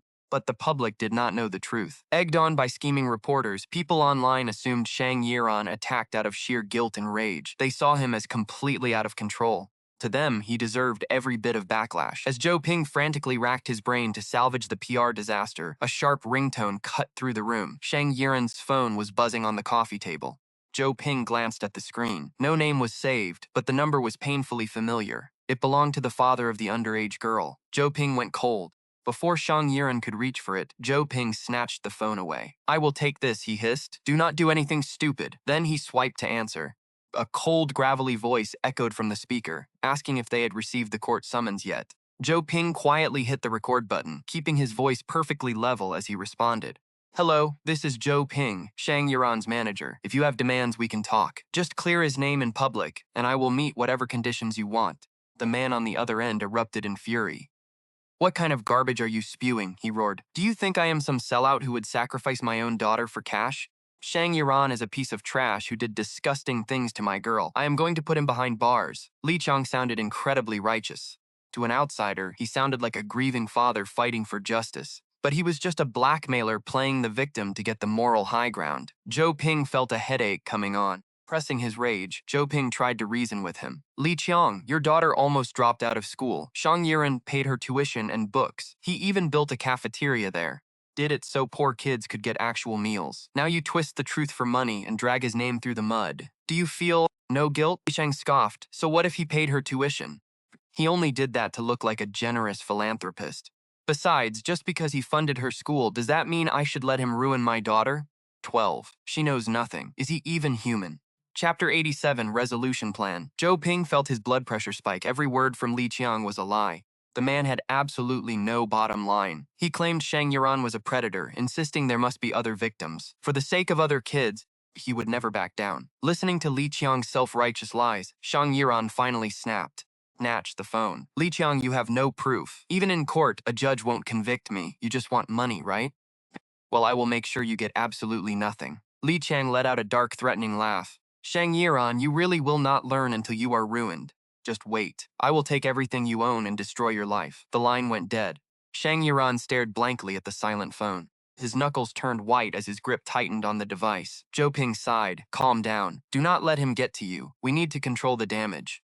If he wants a lawsuit, he will get one. I did nothing wrong, and the courts will clear my name." He never expected his charity work would lead to this. Getting blackmailed by a shameless parasite like Li Qiang left him deeply disheartened. Zhou Ping groaned, "My God, please just stay quiet for a second. Do not post anything online right now. Let the agency handle it." The next morning, reality caught up with them. A massive crowd of young fans gathered outside Peak Entertainment. Mostly girls in their early 20s, they held banners declaring Shang Yiran is innocent and we believe in Shang Yiran. Some extreme fans even held signs wishing death on the accusers, screaming at the building, demanding the trash agency clear his name. They were furious at the agency for doing nothing while the news festered. They hoped a protest would force management to act. Naturally, the circus drew a horde of hungry reporters. Stepping out of his car, Xu Tian spotted a reporter filming live. "The victim's parents have officially filed a lawsuit," she told the camera. "We must trust the law to bring justice." The crowd of onlookers shook their heads, pointing at the young fans. "Society is really going downhill," one muttered. "Who supports a monster like that?" "Brainless fans will support anyone," one onlooker muttered. Another agreed. "These celebrities are all the same, completely rotten. They make millions just talking on stage while we struggle. I bet Shang Yiran is a total creep. Why else would he ignore regular charities? He only funds young girls in poor areas. Li Qiang's daughter is definitely not the only victim. Every girl at that school needs to be questioned. Some probably kept quiet. The Li family had not spoken up, we would still be in the dark. Who knows how many more kids he would have ruined. The crowd gossiped happily, spoke with absolute certainty about rumors they had only just heard. Nearby, a wire-thin reporter with a bandage on his forehead snuck toward the young girls. Shoving a microphone in their faces, he baited them with loaded questions. Naive and trusting, the girls begged him to write that Shang Yiren was innocent. They demanded a real investigation, but they did not realize the media would twist their loyalty into brainless fan behavior just for easy clicks. Meanwhile, upstairs, in the top-floor conference room, the air was tense. The scandal had swallowed the front pages of both social and entertainment news, sparking massive outrage. Protesters swarm the lobby daily, and we have hundreds of official complaints. Can the PR department actually pull together a decent damage control plan? Guo Qishan, the CEO of Peak Entertainment, slammed his hand on the table. "You are usually so talkative," he roared. "Why is everyone silent now? We do not get a solution today. Kiss your bonuses goodbye." The department head sat in terrified silence as his echoes faded. The CEO turned to the lawyer sitting on his left. "Song, if we fight this in court, what are our chances of winning?" Lawyer Song wiped his brow, his face pale. "There is no solid evidence, but public sympathy is with the girl, and everyone is condemning Shang Yiran. The court will worry about public backlash, so they won't settle quickly. The longer this trial drags on, the worse our reputation gets." Guo Qishan grimaced. "So as long as the case remains open, there is absolutely no way to clear Shang Yiran's name. Everything he built will be wiped out, dragging the company down with him. This scandal has essentially handed him a career death sentence right as he was peaking. Brands will drop him. Concerts and albums boycotted." Guo Qishan took a ragged breath. "Tell me, how fast can we get through this trial?" He asked in a low voice. "Even at best, it will take a year or two. If the family keeps appealing, it could drag on even longer." Hearing Lawyer Song's words, Guo Qishan and the other executives gasped. A year or two, that was way too long. Even if Shang Yiran eventually clears his name of those awful charges, his reputation will still take a massive hit. And during the lawsuit, the company will have to waste energy cleaning up his mess. After a pause, Guo Qishan looked at Lawyer Song. "Is there any way to minimize our losses?" Lawyer Song adjusted his glasses and hesitated. "There is one way. I suggest we settle out of court and get them to drop the charges. It would minimize the damage." Chapter 88. Shu Tian steps in. "Absolutely not." Zhou Ping jumped up, protesting that a settlement would look like an admission of guilt. Basically confirms these fake charges. Shang Yiran is innocent. He does not deserve this slander. But is saving one actor's name more important than protecting Tianfeng Entertainment? A middle-aged man sitting opposite Zhou Ping sneered. "Are we supposed to ruin every other artist's career just for him?" Zhou Ping glared. "Du Xiaowei, what do you mean, ruin other careers? Shang Yiran did not assault that minor. He is clean. Why should we accept their lies?" Du Xiaowei scoffed, his eyes full of contempt. "Zhou Ping, you're a senior manager. Why are you acting so incredibly naive? Do you really think this only affects Shang Yiran? If his scandal is not buried, it drags down the entire company and ruins our other stars. Justice? Fine. Do you have any actual proof he is innocent? Without evidence, your words mean absolutely nothing. Settling with Li Qiang's family is our best move right now. Then we hire bots to clean up his image. Showbiz moves fast anyway. People will forget soon enough." The executives nodded in agreement. Du Xiaowei is right. We cannot let one person ruin our entire roster's reputation. Our top stars are safe for now, but minor actors are already getting dropped by film crews. Nobody wants the risk. If this drags on, it will ruin us. Other managers joined in, complaining and blaming Zhou Ping and Shang Yiran for costing their own artist valuable roles. Zhou Ping's face went pale. He was too angry to speak. When Shang Yiran was at his peak, these same people begged to ride his coattails, kissed his feet, and the company used his fame to boost unknown singers. Now, zero gratitude. They just blame him for dragging them down. Du Xiaowei smirked, seeing the room take his side. He turned to Guo Qishan with a fake, respectful look. "Boss Guo, what do you think? Ultimately, it is your call. But when the company's future is on the line, we cannot let nostalgia get in the way." Guo Qishan hesitated. Spent years building Shang Yiren up. He was finally bringing in serious money, and now they had to blacklist him? It felt incredibly bitter. Yet he knew the truth. Shang Yiren's image was ruined. Even if the court cleared his name later, the damage done now was permanent. Failing to act fast would sink everyone else. Sensing Guo Qishan wavering, Zhou Ping panicked. "Boss Guo, please think about this. You have to trust him. He would never do something so monstrous. Li Qiang's family coached that girl to lie. It is pure extortion. If we pay them, their greed will only grow. They will extort us again, and Shang Yiren's career is finished." Du Xiaowei just chuckled. "Zhou Ping, when will you learn? It does not matter what he did. We need to cut our losses. The public always sides with the victim. They have already branded him guilty. Defending him now will only turn the internet's rage on the entire agency. Do you? Xiaowei, you?" Zhou Ping snapped. Guo Qishan cleared his throat loudly and cut him off. Zhou Ping, stop. This is no time for emotion. Du Xiaowei is right. His innocence does not matter right now. Minimizing the fallout is our only priority. Those words sealed Shang Yiran's fate. Zhou Ping turned pale, stumbled, grabbing Shang Yiran's arm, but the young star was eerily calm. He had always known where the company stood, had he not? To them, he was just a product. They did not care about the truth, only the revenue. And once a product gets dirty, they will not waste resources cleaning it. They will just throw it away. Seeing Shang Yiran remain silent, Guo Qishan nodded in approval. He sighed, trying to sound comforting. Shang Yiran, the company understands your feelings. But for the greater good, we must settle this quietly. Du Xiaowei, contact Li Qiang's family. But before he could finish, the heavy doors swung open. A tall, handsome young man strolled in with absolute confidence. Sorry, am I interrupting your meeting? Did not look sorry at all. Instead of backing out, he stepped deeper into the room, looking at everyone with an easy smile. His eyes swept across the room as he smiled. Let me introduce myself. I am Xu Tian, the new hire. Who the hell are you? Du Xiaowei glared at him, furious that he had interrupted the boss. Can you not see we are in a meeting? Get out. But Guo Qishan remained calm. He studied Xu Tian closely before speaking. You are the new employee who was supposed to report today? Morning, Gu Beicheng had called him. He said someone was coming to help with Shang Yiran's scandal, but described him as just a regular staffer. Guo Qishan was told not to give him special treatment. Still, anyone Gu Beicheng personally mentioned required some caution. Exactly, Xu Tian nodded. He did not beat around the bush. Boss Guo, I hear Shang Yiran is caught in a minor assault scandal. A way to minimize our losses. Chapter 89, a bold move. You have a way? Guo Qishan stared at him, searched the young man's face for lies. Yes, my plan will clear Shang Yiran's name and expose the extortionists once and for all.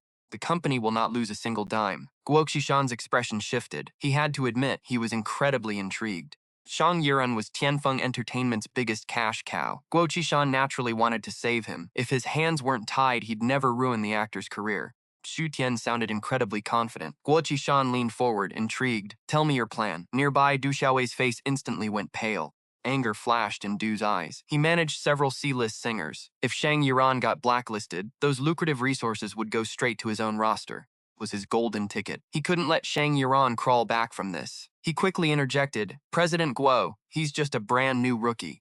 No right to make major company decisions. What if he's a spy from a rival agency or a reporter? Hearing this, Xu Tian just smiled, shot a knowing look at Du Xiaowei, speaking calmly. Other agencies are too busy fighting over Shang's resources to send spies. And as for reporters, they are camping out near the victim. Why would they sneak in here? Xu Tian made sense, but the board still doubted he could clear the actor's name. Kid, you're just a low-level rookie. What could you possibly do? Our seasoned PR team is completely stumped. Where do you get the confidence to save Shang Yiran? I get it. Rookies are always desperate to prove themselves. But you lack experience. One wrong move backfires, and instead of clearing him, you'll drag the company down for protecting a disgraced star. Seeing the executives nod in agreement, Du Xiaowei smirked, eager to twist the knife. President Guo, we should kick this arrogant kid out right now. He clearly has bad intentions. Before Guo could speak, Xu Tian cut in. I don't expect you to trust me completely right off the bat, but Xu Tian turned, staring cold and hard at Du Xiaowei. You seem pretty desperate to keep Shang Yiran's name dragged through the mud. What rubbish is that? Du sputtered. How could I? Tian pressed on. Even President Guo wants to hear my PR strategy, yet you keep interrupting. What's your real agenda here? Du Xiaowei's face twisted in rage. Stiffened, barking back. That is because I refuse to listen to absolute garbage. This is insulting our intelligence. It is a complete waste of time. Top PR team has no solution, so who are you to fix it? Whether I can solve this isn't your call. Xu Tian dismissed him. Looked back at Guo Qishan. President Guo, you are the CEO here, right? Do you need a manager's permission to make decisions? Because if so, I will take my leave. Xu Tian smiled, playing his hand beautifully. Beside him, the mere manager's blood pressure shot through the roof. Right on cue, Guo Qishan whipped around, glaring at Du Xiaowei. Shut up, not another word out of you. Du Xiaowei fumed, but seeing Guo Qishan's furious expression, he swallowed his anger. Still, he kept his eyes locked on Xu Tian. The kid looked barely out of college. Du Xiaowei calmed down. If the pros were stumped, what could a total amateur actually pull off? That thought put him at ease. He leaned back in his chair, folding his arms. He would just watch this clown make a fool of himself. Guo Qishan turned back to Xu Tian. Tell me your plan now. I can't, not yet. But give me 1 week. I will clear Shang Yiran's name and save the company's reputation. You can't say? Guo Qishan's brow furrowed, just as Du Xiaowei expected. He pointed a finger at Xu Tian, sneering. Who do you think you are? Talking so big? Anyone with half a brain knows PR is about speed. Why give you a week when you don't even have a real plan? Why should we trust you? You're just pulling a stunt to get noticed by the board. Cheap tricks don't work on us. Du Xiaowei turned back to Guo Qishan. President Guo, this kid is too suspicious. At a time like this, we can't take any chances. If he's a corporate spy, we're ruined. He hasn't contributed anything anyway. It's better to be safe than sorry. Fire him now. Guo Qishan ignored the shouting, keeping his sharp gaze fixed on Xu Tian. Are you sure you can clear Shang Yiran in a week? Absolutely, Xu Tian nodded. If I succeed, I want you to agree to one reasonable condition, and give me a position that matches my abilities. Xu Tian didn't care about the family business. He wanted to build his own media empire later, so Tianfeng was a perfect training ground. Saving Shang Yiran was about giving them both a clean slate. He had to rewrite his destiny. And if you fail? Guo Qishan asked. Xu Tian gave a confident smile. If I fail, I will personally cover all the company's losses. Why should we believe that? Du Xiaowei sneered. You'll just screw up and run away, and we'll be left holding the bag. You think we're that stupid? The other executives nodded, clearly swayed. But with Guo Qishan still silent, nobody dared speak up just yet. Then a voice broke the silence. I believe him. Shang Yiran finally looked up, his expression dead serious. He looked straight at Guo Qishan. President Guo, let him try. The board had already written him off as an abandoned pawn anyway. He had nothing left to lose. It was time for a desperate gamble. If you are still worried, Xu Tian added, I can sign a formal contract right now. I'll even put down a deposit. He had planned this long before walking into the office. Didn't have much liquid cash, but he owned a 20% stake in the Shu Group. He could easily liquidate that if necessary. No deposit needed, but you will sign a binding agreement. Since Gu Beicheng had sent him, Guo Qishan trusted him enough. Besides, they had no other options left. Why not let the kid try? If he pulled it off, everyone won. And if he failed, he'd foot the entire bill. For Guo Qishan, it was a win-win scenario. Deal, Xu Tian agreed easily. As he headed toward the elevators after the meeting, he heard hurried footsteps catching up behind him. Dr. Xu, wait up. Xu Tian turned around to see Shang Yiran rushing toward him. The young pop star, once so full of life, looked completely drained from sleepless nights. Face was pale and exhausted. Is there something you need, Mr. Shang? I just wanted to say thank you, no matter your reasons for helping me. I am so grateful that you believe in me and want to clear my name. Shang Yiran bowed deeply to Xu Tian as he spoke. Without waiting for a response, he spun around and walked away. Xu Tian watched his retreating figure, a faint smile on his lips. Quite an interesting guy, he thought. After leaving Tianfeng Entertainment, Xu Tian paused. He paused outside a cozy artistic flower shop for a moment before pushing the door open. Welcome. The florist greeted him warmly, asking how they could help him today.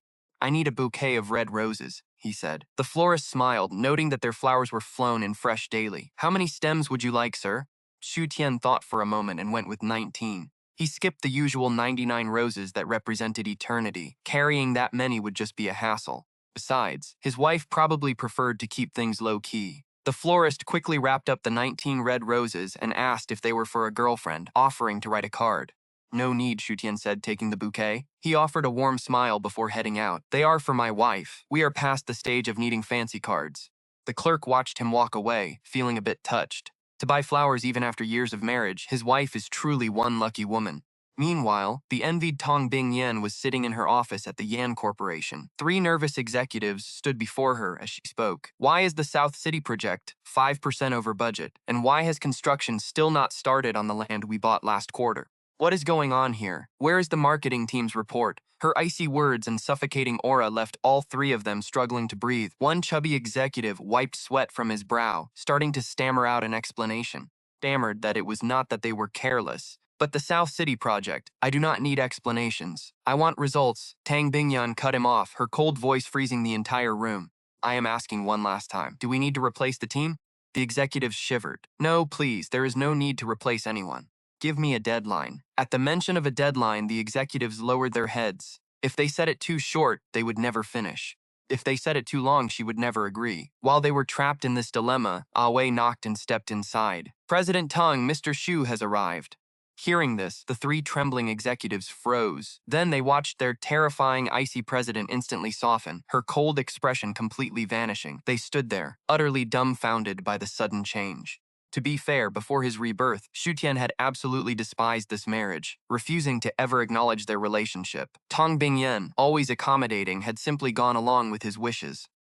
Their marriage remained a secret. Even though things were better between them now, she still was not sure if he was ready to go public, so she kept things as they were. Because of this, none of the executives knew who Xu Tian was, but those who made it to the top were incredibly sharp. Judging by Tang Bingyan's reaction, they could tell this man was someone highly important to her.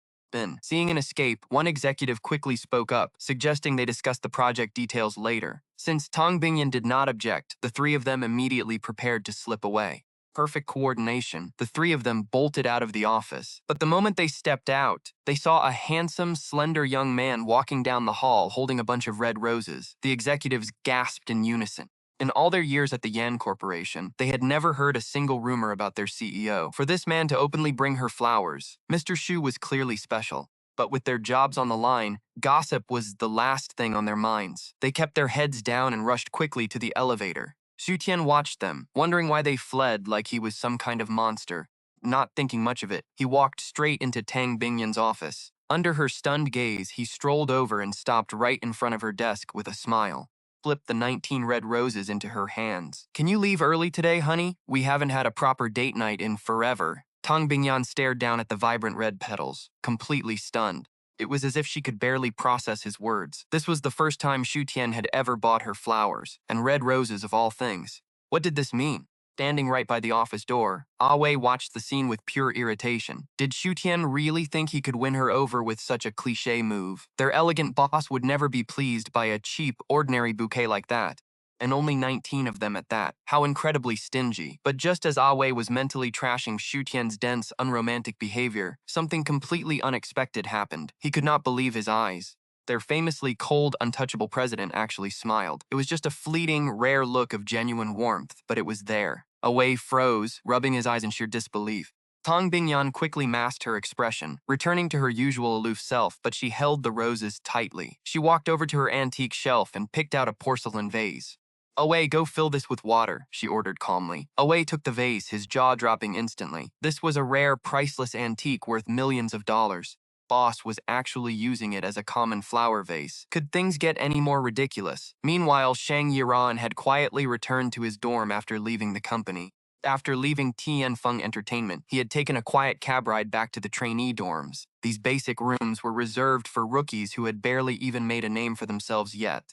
Paparazzi were camping outside his actual home day and night. This was his only option to escape the media storm. He threw himself onto the couch, completely exhausted. The absolute silence in the room was deafening, so he turned on the television just to hear another voice. On the screen, a news anchor was detailing the case against him. They called him a monster who targeted innocent minors, contrasting his clean, sunny pop star image with these dark accusations. The broadcast demanded he be brought to justice immediately. A female reporter in a sharp suit stood before the camera, stating they had reached out to the victim's father, Mr. Li. They were broadcasting their exclusive interview with him next. According to Mr. Li, Shang Yiran and his manager had actively tried to buy their silence, offering massive payouts if the family agreed to drop all charges and go along with a cover-up. The reporter called him a hypocrite, a beloved idol hiding a sinister double life. She claimed he was using dirty tactics to silence his victim instead of taking full responsibility for his actions. Broadcast ended with the news that Mr. Li would soon hold a major press conference to expose everything to the public. Shang Yiran stared at the screen, completely numb. His manager, Zhou Ping, sighed deeply and switched off the TV. He understood the crushing despair Shang Yiran was feeling right now, and it broke his heart. The very girl Shang Yiran had tried to help had turned on him like a weapon. To make matters worse, his own agency was ready to abandon him completely. That young man Xu Tian had not stepped up today and promised to clear his name within a week. Shang Yiran might have completely given up after that meeting. Door of hope in Shang Yiran's heart would have been shut forever. Yiran, the company agreed to give Xu Tian a week to handle this. What if he actually clears your name? Shang Yiran gave a self-deprecating smile. This was probably his last hope. That night, Xu Tian received a thick stack of files, detailed the structure of Tianfeng Entertainment, but he never expected to see a surprising name, Yanqing Shui, the woman who saved him in his past life and was now entangled with Xu Rishan. But the Yan family had been swallowed by Tang Bingyan's Tianfeng Entertainment, becoming a subsidiary. Looking further down the page, he also found several of their properties being auctioned off by the court, along with the family's current address.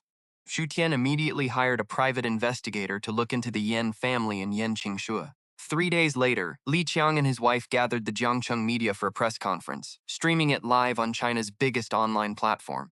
spin. Li Cheng had already filed a lawsuit, but broadcasting this conference mid-process was a clear move to manipulate public opinion and doom Shang Yiran. When Zhou Ping found out the country's top streaming platform was broadcasting it, he worried Shang Yiran would break. He confiscated his phone and tablet, then cut off the home Wi-Fi to keep the noise away from him.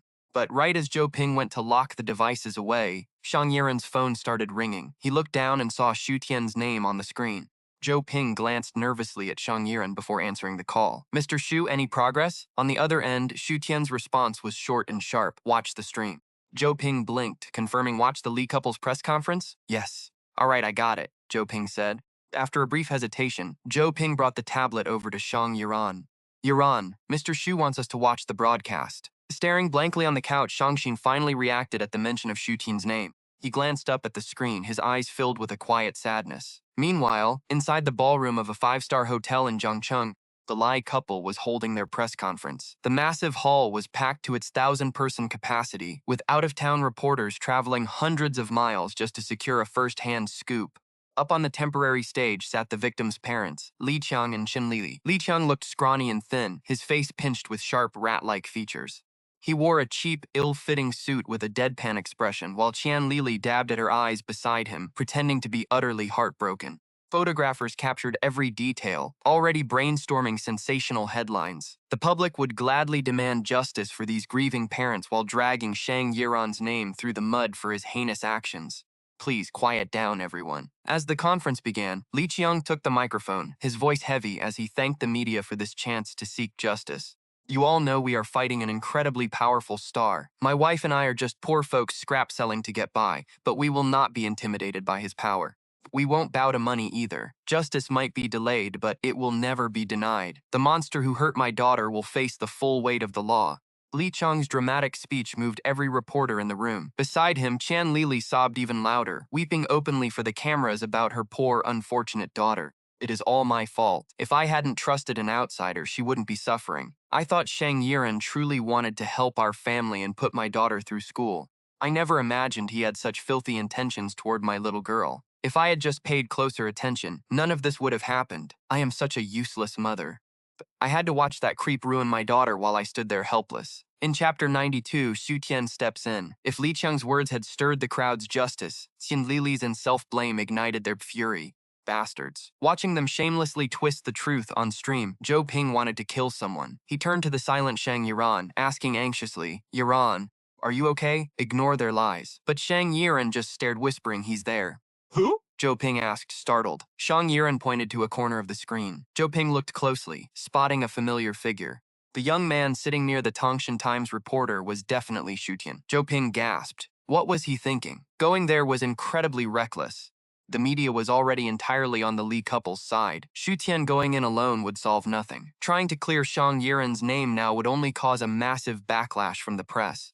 It would make online viewers loathe Shang Yiran even more. Zhou Ping began to worry that letting this inexperienced kid handle public relations was a huge mistake. Nervously, he turned his eyes back to the screen. Just then, a reporter stood up to present his evidence. It was the same skinny reporter Shang Yirbin had beaten outside his villa, a journalist working for daily headlines. His name was Sun Jianbiao. He was behind most of the explosive scoops, and daily headlines had actually funded and organized this entire press conference. His calculated moves transformed their third-rate gossip rag into a champion of justice, earning massive support online. On screen, Sun Jianbiao dramatically plugged in a USB flash drive, projecting his prepared evidence onto the big screen for all to see. Photos are our evidence. Shang Yiran is clearly alone in a room with underage girls, and his motives speak for themselves. When I tried to confront him with these images, flew into a rage and assaulted me in public because he couldn't explain his actions. I have every reason to believe he used violence out of guilt, trying to silence me. He was trying to cover up the truth. Sun Jianbiao's words hit like a bomb, sending the crowd into a frenzy. That beast doesn't deserve to be human. Those girls are just kids. Gathering them in private is absolutely sickening. It is terrifying to think what happened to them behind closed doors. The journalists sympathized deeply with their colleague while wishing they could tear Shang Yiran apart themselves. This outrage was exactly what Sun Jianbiao had planned. Looking at the nodding crowd, he smirked smugly and continued, "We have all the proof and witnesses, yet Zhang Yiran and his agency still try to spin the story. They are egging on fans to defend him and manipulate public opinion. It is totally lawless. Sun Jianbiao then pointed the mic toward Mr. and Mrs. Li sitting in the center. Mr. and Mrs. Li, I deeply sympathize with what your daughter went through.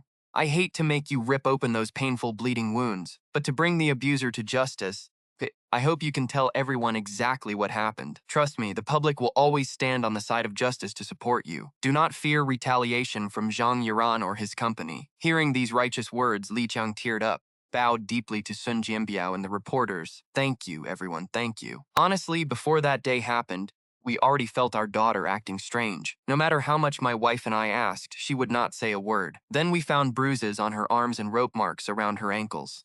After we questioned her, she finally told us everything. My wife and I were completely devastated. We never expected Zhang Yuran, who always seemed so kind and helpful, to be such a sick, beastly monster in secret. Then we learned this was not the first time. Li Qiang pulled out his phone, found an audio recording, and played it for the entire room. Listen, he made. Daddy, I'm scared. Halfway through the recording, Qianlili broke down sobbing. She blamed herself and Lao Li for failing to protect their daughter and letting that sick creep get close to her. We knew Shang Yiran was like this. We would have pulled our daughter from school rather than throwing her to the wolves. It is not all your fault, Li Chang Sipson, guilt-ridden. I am the head of this family. I am useless. If I had just earned more money for her school, that sick monster Shang Yiran would have never laid a hand on her. My own weakness failed to protect my baby girl. So this time, no matter what, I will make sure Shang Yiran faces the law to get justice for my daughter. That creep repeatedly targeted minors, and I'm sure my daughter is not his only victim. There must be other victims out there. I beg their families to stand up and expose this monster's crimes. Li Qiang's face twisted with a mix of fury and deep regret. Chan Lili's heartbreaking wails and the little girl's voice on that tape pushed the reporters' collective rage to a boiling point. Meanwhile, the live stream chat exploded into a sea of toxic insults and bitter curses. I can't believe Shang Yiran is actually like this. She is just a little girl. How could he touch her? I even saw him on television before. Some role model, some premium idol. He doesn't deserve any of it. Barely anyone in show business is clean, but I never thought Shang Yiran could sink this low. Is he some kind of psychopath? Actually targeting a little girl. Absolutely sick. I heard he only got his big roles through casting couches anyway. Zhou Ping stared grimly at the tidal wave of hate flooding the screen. He turned to Shang Yiran, his voice weak, suggesting they stop watching, before turning off the comments himself. But just as he was about to close the live stream, he noticed the young man sitting in the corner whisper a few words to the Tangshan Times reporter. The reporter brushed it off at first, until the young man showed him something on his screen. His eyes suddenly lit up, his face flushing with visible excitement. The fish had taken the bait. Within moments, the veteran reporter, Chang Hua, gave Xu Tian a subtle nod. Suddenly, Chang Hua stood up and spoke out with righteous anger. The evidence is clear, and there is no way Shang Yiran or his agency can deny it. We cannot let this monster walk free. Seeing the Tangshan Times logo on Chang Hua's badge, the couple felt victory was assured. After all, it was a respected legacy outlet. Known for its absolute authority, it had declined slightly with the rise of digital media, but its influence remained powerful. Li Qiang bowed his head slightly. Hiding the smugness in his eyes, he looked up at Chang Hua a few seconds later, his face painted with deep gratitude. Ask whatever you need, my friend. Justice for my daughter. I will tell you everything. Chang Hua nodded. I will start my questions. But first, let's look at some photos. I want Mr. Li, Miss Qian, and the other reporters to look at some photos first. Chang Hua stepped up to the projector, asking staff to display his files on the screen. Everyone in the hall turned toward the screen as a slideshow of images began to play before them. The photos featured a sweet little girl, around 7 or 8 years old. She wore a pink princess dress and a sparkling tiara, standing on a stage. Looking at the dozen photos in sequence, they captured her entire live dance performance from start to finish. Chang Hua waited a full minute to ensure everyone in the room had a clear look. Finally, he turned back to Li Qiang. Mr. Li, after seeing these photos, can you tell us what you think? What are your thoughts on this little girl? My thoughts? Li Qiang blinked, completely caught off guard by the sudden question, but he answered anyway. She looks very pretty and adorable, dressed like a princess. And she seems very talented. What about the rest of you? Chang Hua threw the question back to the crowd. She is cute, of course, one reporter called out. Performing at that young age without any stage fright is amazing. She will definitely make a wonderful professional dancer one day. She is a very pretty little girl. If I had a daughter like her, I would wake up smiling every day. I actually know her. She was the youngest official member of a famous troupe in the capital.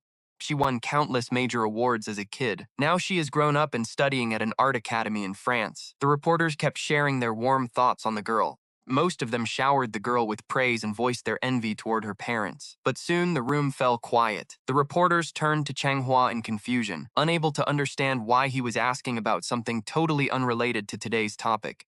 So everyone agrees she was cute and talented, right? Changhua nodded, queuing up another set of images on the big screen. Now take a look at these. There was no cute little girl on screen. Instead, he displayed a series of social media screenshots from 5 years ago, showing comments left directly under those original dance photos. Most of the comments matched the reporter's reactions perfectly. Many praised her charm and beauty. Others applauded her confidence during her very first time on stage, and some spoke about how lucky her parents were.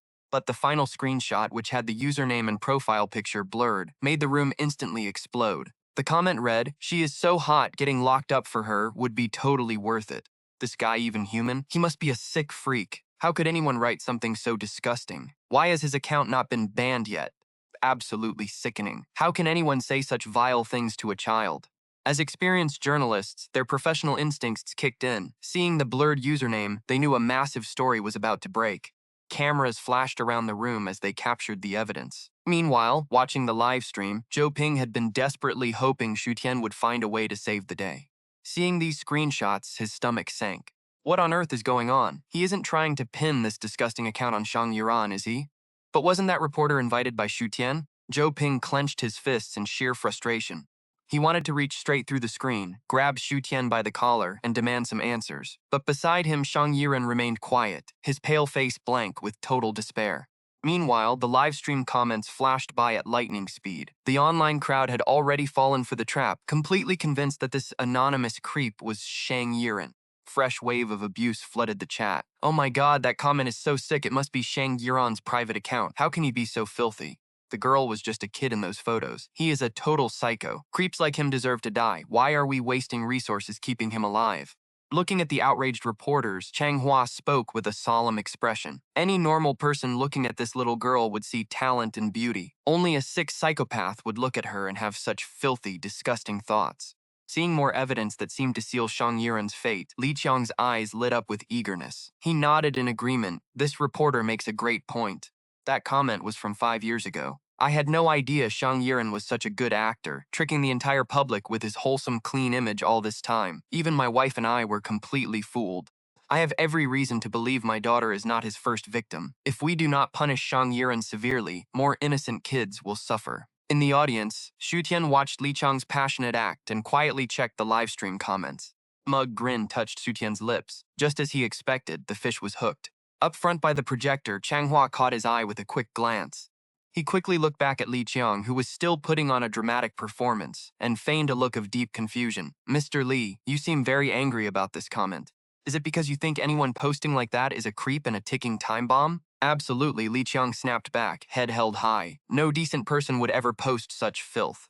He has to be some creep who targets little girls in real life." Mr. Li is spot on. A reporter in the crowd shouted in agreement. What people post online reflects who they really are inside. Only a monster says stuff like that. Release the name already. We all know that burner account belongs to Shang Yiren, his shady agency, and those corrupt media outlets trying to cover for him. Stop trying to clean up his mess. Changhua got exactly the reaction he wanted. He nodded, letting the reporters keep throwing dirt at Shang Yiren without stepping in to stop them. Instead, he clicked to the next slide. Let us take a look at who actually wrote these disgusting posts. The reporters sat up straight, pointing their cameras at the screen, shutters clicking wildly. Nobody wanted to miss the exact second Shang Yiren was exposed. This was his burner account, meaning there might be even juicier secrets hidden inside. But then an unblurred screenshot flashed on the screen. Necks craned and mouths fell open. The account handle was Changren, but the verified profile beneath it belonged to Li Qiang, the very father of the young girl assaulted by the celebrity. The reporters recognized that handle instantly. Color drained from their faces and a suffocating silence fell over the entire room. It was not just the press who froze. Li Qiang sat there, totally paralyzed. He had been ready to jump in and kick Shang Yiren while he was down, hoping to whip the reporters into another feeding frenzy. He never expected his own handle to be plastered across that screen. Suddenly, a realization hit him, and he turned white as a sheet. 10 long seconds dragged by in complete silence. Finally, the reporters began to whisper. This has to be fake, right? That burner account belongs to Shang Yiran. There is no way it is Li Qiang. Someone must have photoshopped this. Li Qiang would never say things like that. Who is behind this smear campaign? Framing a victim's family like this is downright evil. Sun Jianbiao scrambled to his feet, his smugness completely gone. He pointed a shaking finger at Changhua. I did not realize you were such a monster, Changhua. Twisting the truth just for clicks and views? Your agency is supposed to be respectable. Now you are fabricating evidence with Photoshop just to grab headlines. You have completely sold out. Changhua did not even flinch at the furious accusations being hurled at him. Instead, he offered a calm, steady smile. Sunjin Bianbiu, I seriously question your professional ethics. This press conference is being broadcast live to the entire country. Do you really think I would use a fake screenshot with hundreds of cameras pointing at me? If you do not believe me, go find this 5-year-old post yourselves. Go see if his comment is there. The reporters did not wait. They pulled out their phones, opened the app, and started frantically digging through the archived comments. Seconds later, the first reporter gasped, "It is real. Li Qiang actually wrote this. Keep scrolling, guys. Check the dates. Sort by oldest first." Once the first comment was found, a domino effect began. Reporters and millions of viewers watching the live stream started digging through the history. Millions of people verified the truth in real time. Changhua had not lied. That disgusting, vile comment was written by Li Qiang himself 5 years ago. While the room was still reeling, Changhua projected his own phone screen onto the display, showing threads of Li Qiang arguing with other users. The language was absolutely vile. When other users called him out and told him to delete the filth, Li Qiang did not back down. He doubled down, picking fights and throwing insults. But that was not all. Changhua pulled up Li Qiang's history of liked videos. Most were highly suggestive, and the ones that had not been banned by moderators all featured underage girls. Having laid out the digital paper trail, Changhua turned to face a pale Li Qiang. "Mr. Li, do you care to explain this?" The question snapped Li Qiang out of his daze. He scrambled to pull his phone from his coat pocket, his trembling fingers repeatedly failing to swipe the screen open. Changhua watched the pathetic scramble with cold amusement. He let out a cold laugh. "Mr. Li, if you are trying to delete your comments and likes now, you are a day late and $1 short." Li Qiang froze, squeezed his phone tightly. After a tense silence, he glared up at Changhua. "Fine, I wrote those comments. So it was years ago. I was just joking around. What does that prove? Just a joke, is it?" Changhua let out a soft chuckle. "Let me help refresh your memory, Mr. Li. Before you realized this was your account, what were your exact words? You said anyone posting such filth is a monster who probably stalks little girls in real life. We have it all on tape if you want to roll back the footage. Those were your exact words, spoken not even 5 minutes ago." The irony slapped Li Qiang square in the face. He opened his mouth, but no sound came out. But Changhua was far from finished with him. Pulled up Li Qiang's other social media profiles. The comments were just as disgusting. The history went back 5 years. He had used his account to like and comment on an underage video on an off-limits foreign site. Watching his burner accounts get exposed one by one, Li Qiang went from utter shock to pure despair. How did this reporter link them all to him? He did not even remember some of these accounts. A few were supposedly sentimental burner profiles. He was not a freak, he just left those comments to follow the online crowd. But now, with all these posts dragged into the light, he looked like an actual creep who targeted minors. In the crowd, reporters stared at the mounting evidence, some completely forgetting to take photos. Nobody expected a plot twist this massive. Online, the livestream chat exploded with rage. This guy, Li Qiang, was regularly liking sick, twisted content, yet he had the nerve to act all self-righteous and accuse Shang Yiran. "We were totally used as pawns." Who would have guessed that the mentan who just stood there righteously accusing Shang Yiran of crimes was secretly drooling over disgusting, filthy videos in private? Look at his likes. That is dark web stuff normal people cannot even access. What a sicko. Sun Jianbiu, who had been completely sure of his victory, never expected Changhua to dig up so much dirt on Li Qiang. He glared at the helpless Li Qiang and Qian Lili, furious at their stupidity. Suddenly, he snatched a microphone from a nearby reporter. He could not let Changhua control the narrative, even if Li Qiang did like those disgusting videos. That did not clear Shang Yiran. He had to redirect everyone's attention right back to... Changhua cut him off immediately. "You all saw it. Evidence is clear. No denials. People like him keep this dark industry alive.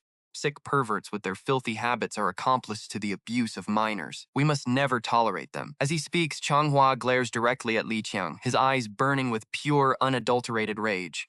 He yells, "Li Qiang, you hypocritical monster. You watch vile videos and target your own daughter. Do you have any humanity left?" Chapter 95. Targeting his own daughter. His deafening roar shatters the room, plunging the press conference back into dead silence. What on earth is Chang Hua saying? Harming his own daughter. The sheer weight of those words leaves even the sharpest reporters completely frozen. Sun Jianbiao desperately tries to pull the focus back to Zhang Yuran, but it is too late.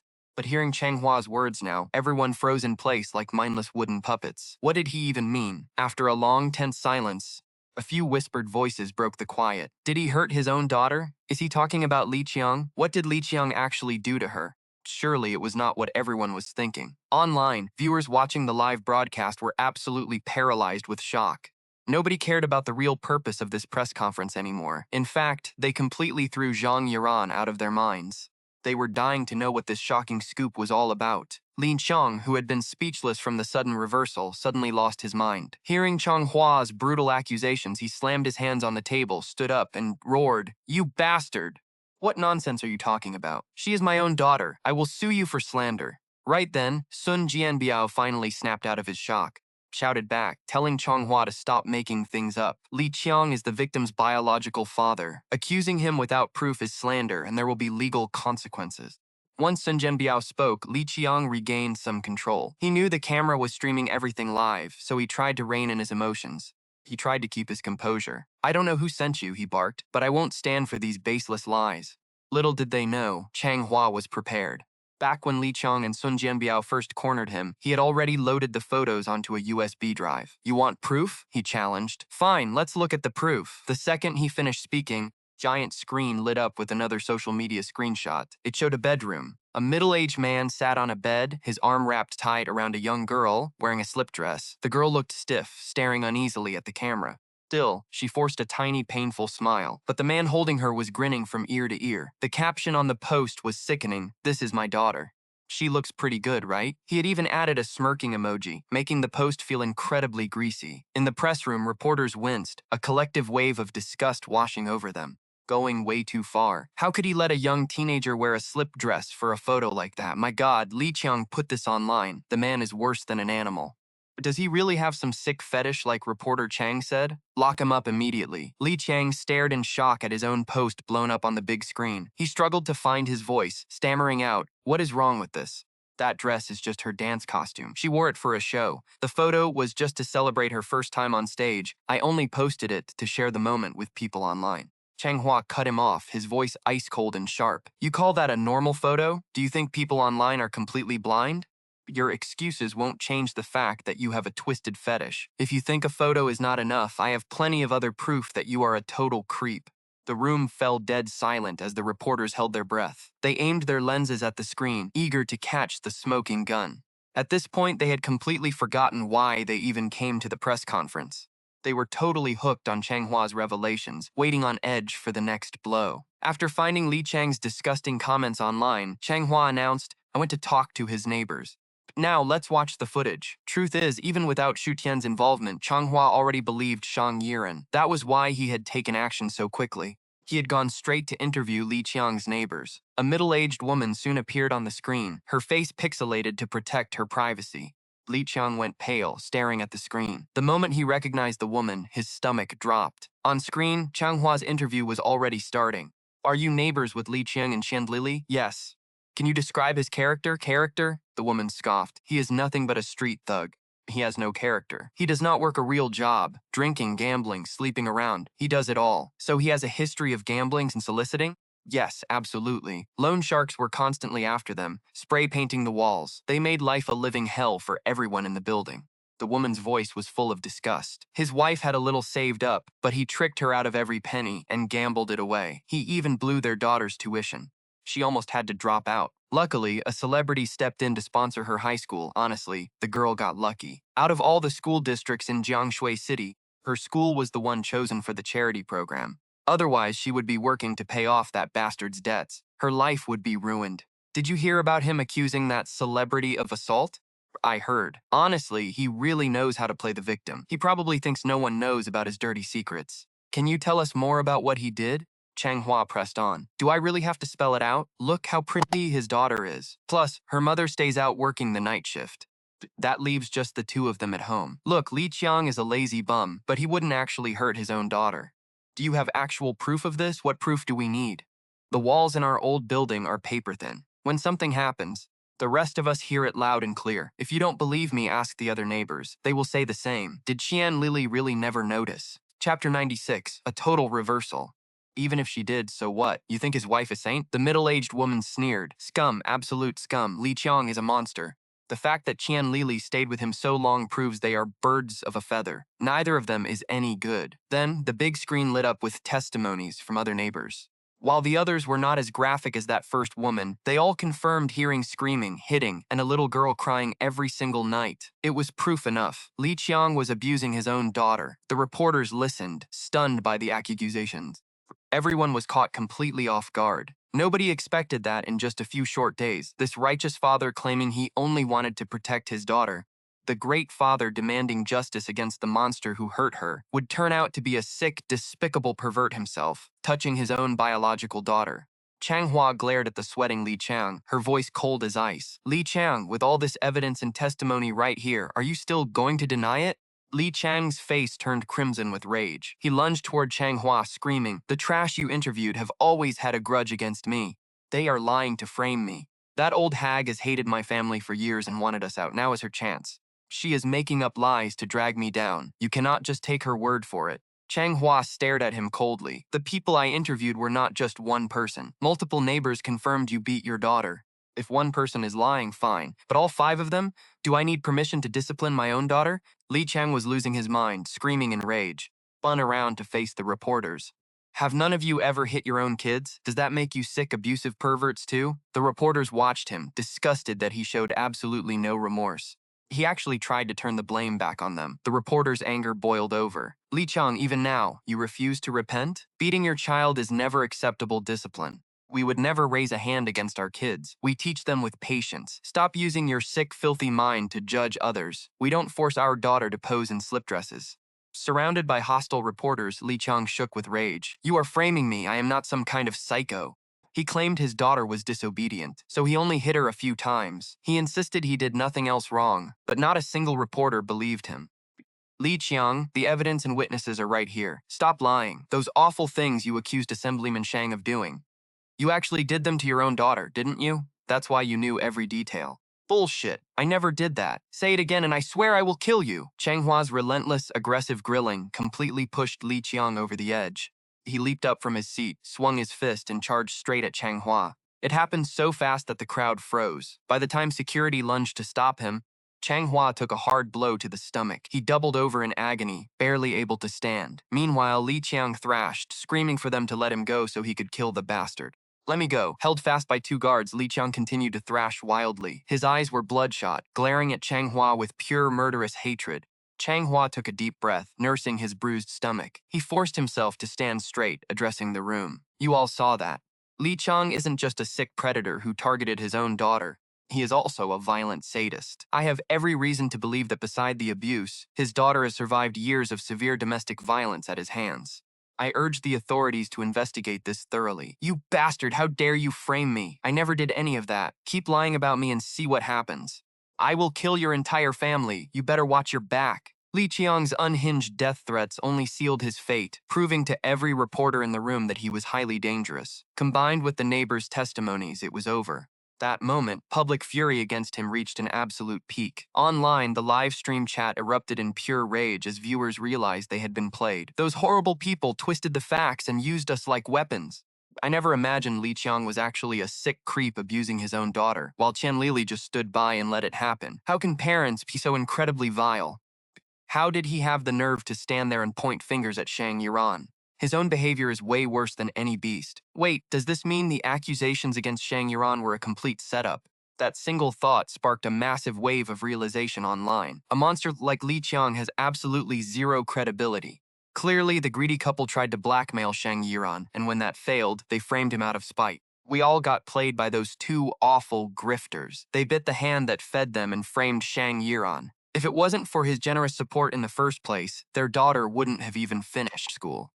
It was a classic real-life case of a snake biting its savior. The narrative completely flipped. Shang Yiran, once ruined by false allegations, was fully exonerated and recognized as the actual victim in this nightmare. Watching on his tablet, Zhou Ping saw the tide turn in real time. The toxic comments transformed into wave after wave of deep sympathy and support, making him feel like he was in a dream. Xu Tian actually pulled off the impossible. Shaking off his shock, he grabbed Shang Yuran's shoulder, practically beaming. Yuran, he did it! He actually did it!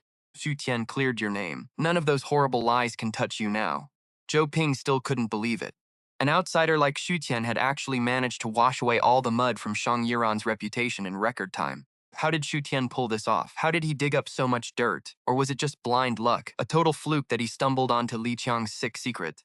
Silent this whole time, Shang Yuran stared intently at the screen. The live chat was flying by, completely flooded with supportive messages. All the toxic hate was gone, replaced by a massive wall of sympathy and genuine encouragement. Fingers twitched as he watched the screen. Something clicked in his mind, and a dark, knowing glint flashed in his eyes.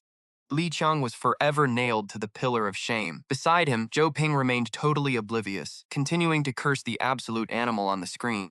He targeted his own daughter. I thought those two were just greedy parasites trying to extort you for millions in hush money, but it turns out he was the real monster all along. He was a total psycho, framing Shang Yuran just to satisfy his own greed and line his pockets. Shang Yuran asked, "So you also think Li Qiang is a psycho who would molest his daughter?" Shang Yuran shook his head. True, the reporter laid out a lot of evidence, including photos and interviews. Put together, it definitely makes a massive impact. But if we look at those pieces of evidence one by one, do they actually prove he molested his daughter? Hearing this, Zhou Ping froze, mentally running through every shred of evidence Changhua had presented. Banned. Think about it. First, there were the sketchy comments from the alt account, then the photo of the father and daughter sitting on the bed, and finally the neighbor's statements. If we separate them, none of it really proved a crime. Maybe the Weibo comments were just him being a creep online, or maybe he just had some dark, weird interests. It showed his character was garbage, but it didn't mean he would abuse his own child. Strip away the toxic context of those sick comments, and that photo with his daughter actually looked completely innocent. It looked like a totally normal photo of a dad and daughter. And as for the neighbor's statements, at most they only proved he had a serious anger problem and hid his family. Or maybe they had some bad blood with him and exaggerated. But when you bundle all those weak threads together, it suddenly frames him as an absolute monster who abused his own flesh and blood. The realization hit Zhou Ping like a truck. He looked up at Shang Yuran, his eyes wide. "Wait, are you saying Li Qiang is innocent?" "Or at least, we can't be sure," Shang Yuran said calmly. "But now none of that actually matters. To the public and the media, the actual truth is completely irrelevant now. The circumstantial evidence was more than enough to brand him a monster and ruin his life forever. Even if he is innocent, absolutely nobody will ever believe him." Zhou Ping watched the casually dressed young man slip out of the press room on screen. He finally got why Xu Tian refused to ask Mr. Guo for help. It was all about protecting the credibility of the evidence. If anyone from our company, Tianfeng Entertainment, had stepped in to help, any proof of your innocence we found would have been immediately dismissed as a cheap corporate cover-up. It's not like our company didn't try to issue statements before. We even found hard proof that Li Qiang used to abuse his wife, but the media and the public just dismissed it completely. They assumed we fabricated the evidence just to clear your name. That is why Xu Tian decided to work directly through the journalists at the press conference, partnering with an old, highly respected reporter from the prestigious Tongxin Times. And there was a clear reason why Changhua blurred out Li Qiang's Weibo username in those early slides. It was a brilliant setup. He wanted the media and the public to condemn the awful behavior first, before revealing the actual culprit. Once Li Qiang's victim card was completely destroyed, he lost any chance to defend himself or explain.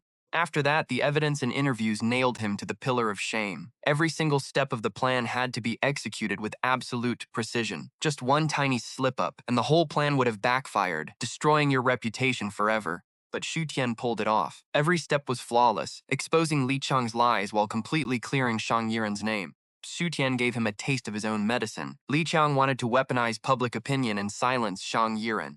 So Xu Tian made him swallow his own poison, turning him into the monster. The setup was so natural that even a PR veteran like Zhou Ping did not see the cracks until Shang Yuran pointed them out. Only then did he understand Xu Tian's brilliant scheme. What shocked Zhou Ping most was that this ordinary kid was a complete stranger to the entertainment world. From his talk with Guo Qishan, Xu Tian was clearly a rookie, yet an absolute beginner had completely crushed a seasoned PR team, handling the crisis entirely alone. Deeply shocking. Li Qiang lost his mind and started swinging, ending the conference in chaos. Still, reporters blocked every exit. They wanted more dirt on Li Qiang and his wife, Qian Lili. Li Qiang, how do you explain molesting your own daughter? Mrs. Qian, did you know about your husband's actions? Were you aware beforehand? Are there other victims besides your daughter? Li Qiang, you showed zero remorse at the press conference today. Does that mean you do not even realize you committed a crime? With microphones shoved right in his face, Li Qiang was losing his mind. Beside him, Qian Lili covered her face in shame. She tried to hide from the flashing cameras. Stop talking nonsense. I did nothing. Is a frame-up. I never touched my daughter. She is my own blood. How could I ever do that? You reporters just want chaos. You are being played and helping a criminal. Li Qiang defended himself furiously, face twisted with rage. But the press only saw guilt and anger. But reporter Chang already found your old social media posts. How do you explain that? You made disgusting comments online and your search history shows an obsession with pictures of minors. Are you still claiming you were framed? I was just bored, looking around. They set me up. I have no such preference. I never searched for those things. But before he could finish, reporters cut him off. Those images have been verified. They are not faked. And that social media account is registered to you. There is no denying it. Even your neighbors testified against you. No, I did not do it. Chang kid framed me. Why do you believe him over me? My neighbors hate us. They are trying to ruin my family. They want us out of the neighborhood. Sure, one neighbor might lie, but you are saying they all conspired against you? And all their stories match. Do you think that is possible? Why not? They are framing me. Li Qiang stubbornly refused to back down. Just admit you are a creep who threw dirt on Shang Yuran to blackmail his agency for money. Stop lying. I did not. Li Qiang screamed, but nobody believed him anymore. While reporters hounded Li Qiang and Qian Lili, Chang Hua walked out of the hotel lobby. Realizing Li Qiang would say nothing, they rushed toward Chang Hua. Reporter Chang, how did you find this key evidence? Did you suspect the couple was framing Shang Yuran from the start? Chang Hua shook his head. I did not suspect a frame-up at first. I just felt the existing evidence was not enough to convict Shang Yuran, so I dug deeper. I wanted to leave him no room to run. I never expected to find Li Cheng's disgusting behavior. With one sentence, Chang Hua completely distanced himself from Shang Yuran, made his evidence far more credible. Luckily, I did my homework, or we would have ruined an innocent man, Chang Hua said, speaking confidently to the cameras. Fast-paced world, the truth cannot be buried. Hidden malice will always be exposed by the public, he added, drawing a round of enthusiastic applause. Nearby, Sun Jianbiao stood with a dark, bitter look on his face. He was supposed to be the star of this conference, proudly condemning Shang Yuran beside Li Qiang. Expected praise from the press. But with just a few photos and recordings, Chang Hua made him look like a complete clown. Shang Yuran's alleged crimes were totally forgotten. Everyone focused on Li Qiang, the beastly father who abused his own daughter. This twisted scandal fed the public's thirst for gossip, especially with a double twist. Seasoned reporters knew exactly what the audience wanted. They completely abandoned Shang Yuran, focusing entirely on digging up more gossip from Li Qiang and Qian Lili. Defending them now was suicide. It would only invite endless public fury. Sun Jianbiao could not believe his perfect plan had failed so spectacularly. He could only watch reporters crowd around Chang Hua, treating him like a superstar. Bastard! He punched a nearby car, triggering the alarm. Yet even then, nobody even spared him a glance. Back in his apartment, Zhou Ping watched the live stream and slapped his knee in joy. That animal Li Qiang got what he deserved. He loved slandering you online, now he can taste the hate himself. But as a professional manager, Zhou Ping quickly calmed down. He looked hesitantly at Shang Yuran. Even though Li Qiang is proven to be a sick bastard, it does not fully clear your name. Li Qiang decides to drag you down with him. What do we do? Shang Yuran was safe from public pressure, but the court would eventually dismiss Li Qiang's case for lack of evidence, but a prolonged lawsuit would still ruin Shang Yuran's career. Producers and brands are extremely cautious. They will not touch a high-risk artist, even if public opinion has cleared Shang Yuran, until the court makes a final ruling. They will not risk partnering with Shang Yuran. His career was still in jeopardy, and the opportunities meant for him would be snatched up by competitors. Don't worry, I believe he can handle it. Shang Yuran's eyes grew determined. The press conference was just the beginning. Xu Tian would definitely make more moves. Just as Zhou Ping predicted, after this conference, the online narrative completely flipped. Those who slandered Shang Yuran turned their fury on Li Qiang and Qian Lili. Soon, reporters camped outside their home and workplaces to get first-hand updates. Li Qiang's job, secured through public sympathy, was gone once the truth came out. Hounded by the press, he had to find a place to hide. Meanwhile, his relatives and friends avoided him. Some even ran to the reporters to kick him while he was down. He was done. His reputation was already in the gutter. Stories and tips they fed the press only made him look worse. As for Qian Lili, she found herself dragged right into the center of the storm. As a mother, she had failed to protect her daughter, choosing instead to help Li Qiang frame Shang Yiran. Now, furious netizens were tearing her apart online, inside their cramped, messy living room. Qian Lili grabbed a massive suitcase with one hand and yanked her daughter toward the door, but Li Qiang blocked their path. He glared at them. "Where do you think you are going?" Qian Lili broke down, screaming, "You do not get to ask that. We are leaving, and I want a divorce. You will never see us again." Exhausted by the relentless media harassment, Li Qiang did not even have the energy to fight back. He sighed. "Look at what is happening out there. Stop throwing a tantrum. There are reporters at the gate. If you walk out now, you will just humiliate yourself. In a few days, they will move on to some other story. Nobody will remember us. Once we get the money, we can move and start over." Qian Lili stared at him, her eyes red. "Li Qiang, do you even have a brain? If it were not for your greed, we would not be in this mess. The internet connects everything now. You think moving to a new city means people won't recognize us? Look at us. We are living like rats in a hole. No phone, no work, just terror. If I step outside, people point and curse at me. They are threatening to throw gasoline on our door. You had to go and show off on camera. Now everyone knows who we are. Our family has cut us off, and we have nowhere left to go. What good is that money if we cannot even live?" Chapter 99. Hold another press conference. Qian Lili was drowning in regret. If only she had not listened to his lies, they would not be here. She should have stopped him. "Now you have ruined yourself and dragged us down with you. Everyone knows we framed Shang Yiran. How is our daughter supposed to face the world?" Her chest heaved with regret. She sobbed, "I was blind to marry you. All you do is gamble and demand cash. What have you ever done for us?" Bind. "Marrying you was the biggest mistake of my life. If I could go back, I would rather die alone than put my daughter through this hell." The little girl stood there, trembling. "Mom, please do not cry." There. Hearing her daughter's voice made the tears fall faster, but then something clicked in her mind. She whipped her head around, her eyes wide as she glared at her husband. "Li Qiang, tell me the truth. Is what that reporter said true?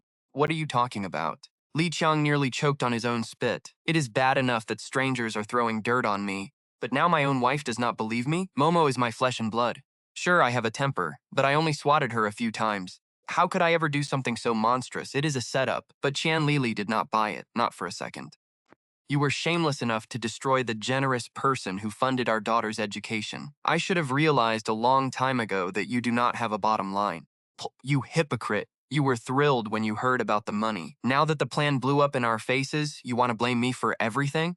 Do you have a conscience? You have the nerve to ask me that. If I did not care, I would have run off with our daughter days ago." She was not even listening, just sobbing and beating her chest. Her shrieking made his head throb. Suddenly, as he walked toward the balcony for a smoke, a phone rang. He had been ignoring calls for days, but with so much rage building up inside him, he snatched the phone off the couch and swiped accept, ready to scream. He did not even let the other person speak. "Those bastards framed me. Stop calling me. I am warning you right now. Call again and I will kill you." But amidst his screaming, a cold, calm voice cut through the receiver. "Mr. Li, please do not be so hasty. I have a way out of this mess for you." Li Qiang froze, his grip tightening on the phone. "What way? Who are you and why help me?" A few days ago, he would have jumped at the offer. But now, every reporter in the city was trying to dig up dirt to bury him.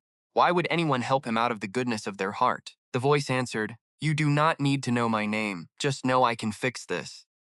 Really, Li Cheng sounded skeptical. "You are useful to them right now, so they'll keep watching you, hoping to dig up more juicy gossip." The young man on the other end chuckled softly before continuing. "All you have to do is drop the lawsuit right now and admit you framed Shang Yiran. Once the truth is out, the hype will die down in a few days. The media won't get anything useful from you, so they'll stop hounding you." Hearing that, Li Qiang roared in anger. "What kind of bullshit idea is that? You're basically pushing me off a cliff. You're from Shang Yiran's agency, aren't you? If he admits to framing Shang Yiran now, he won't get any benefits. It'll only make things worse.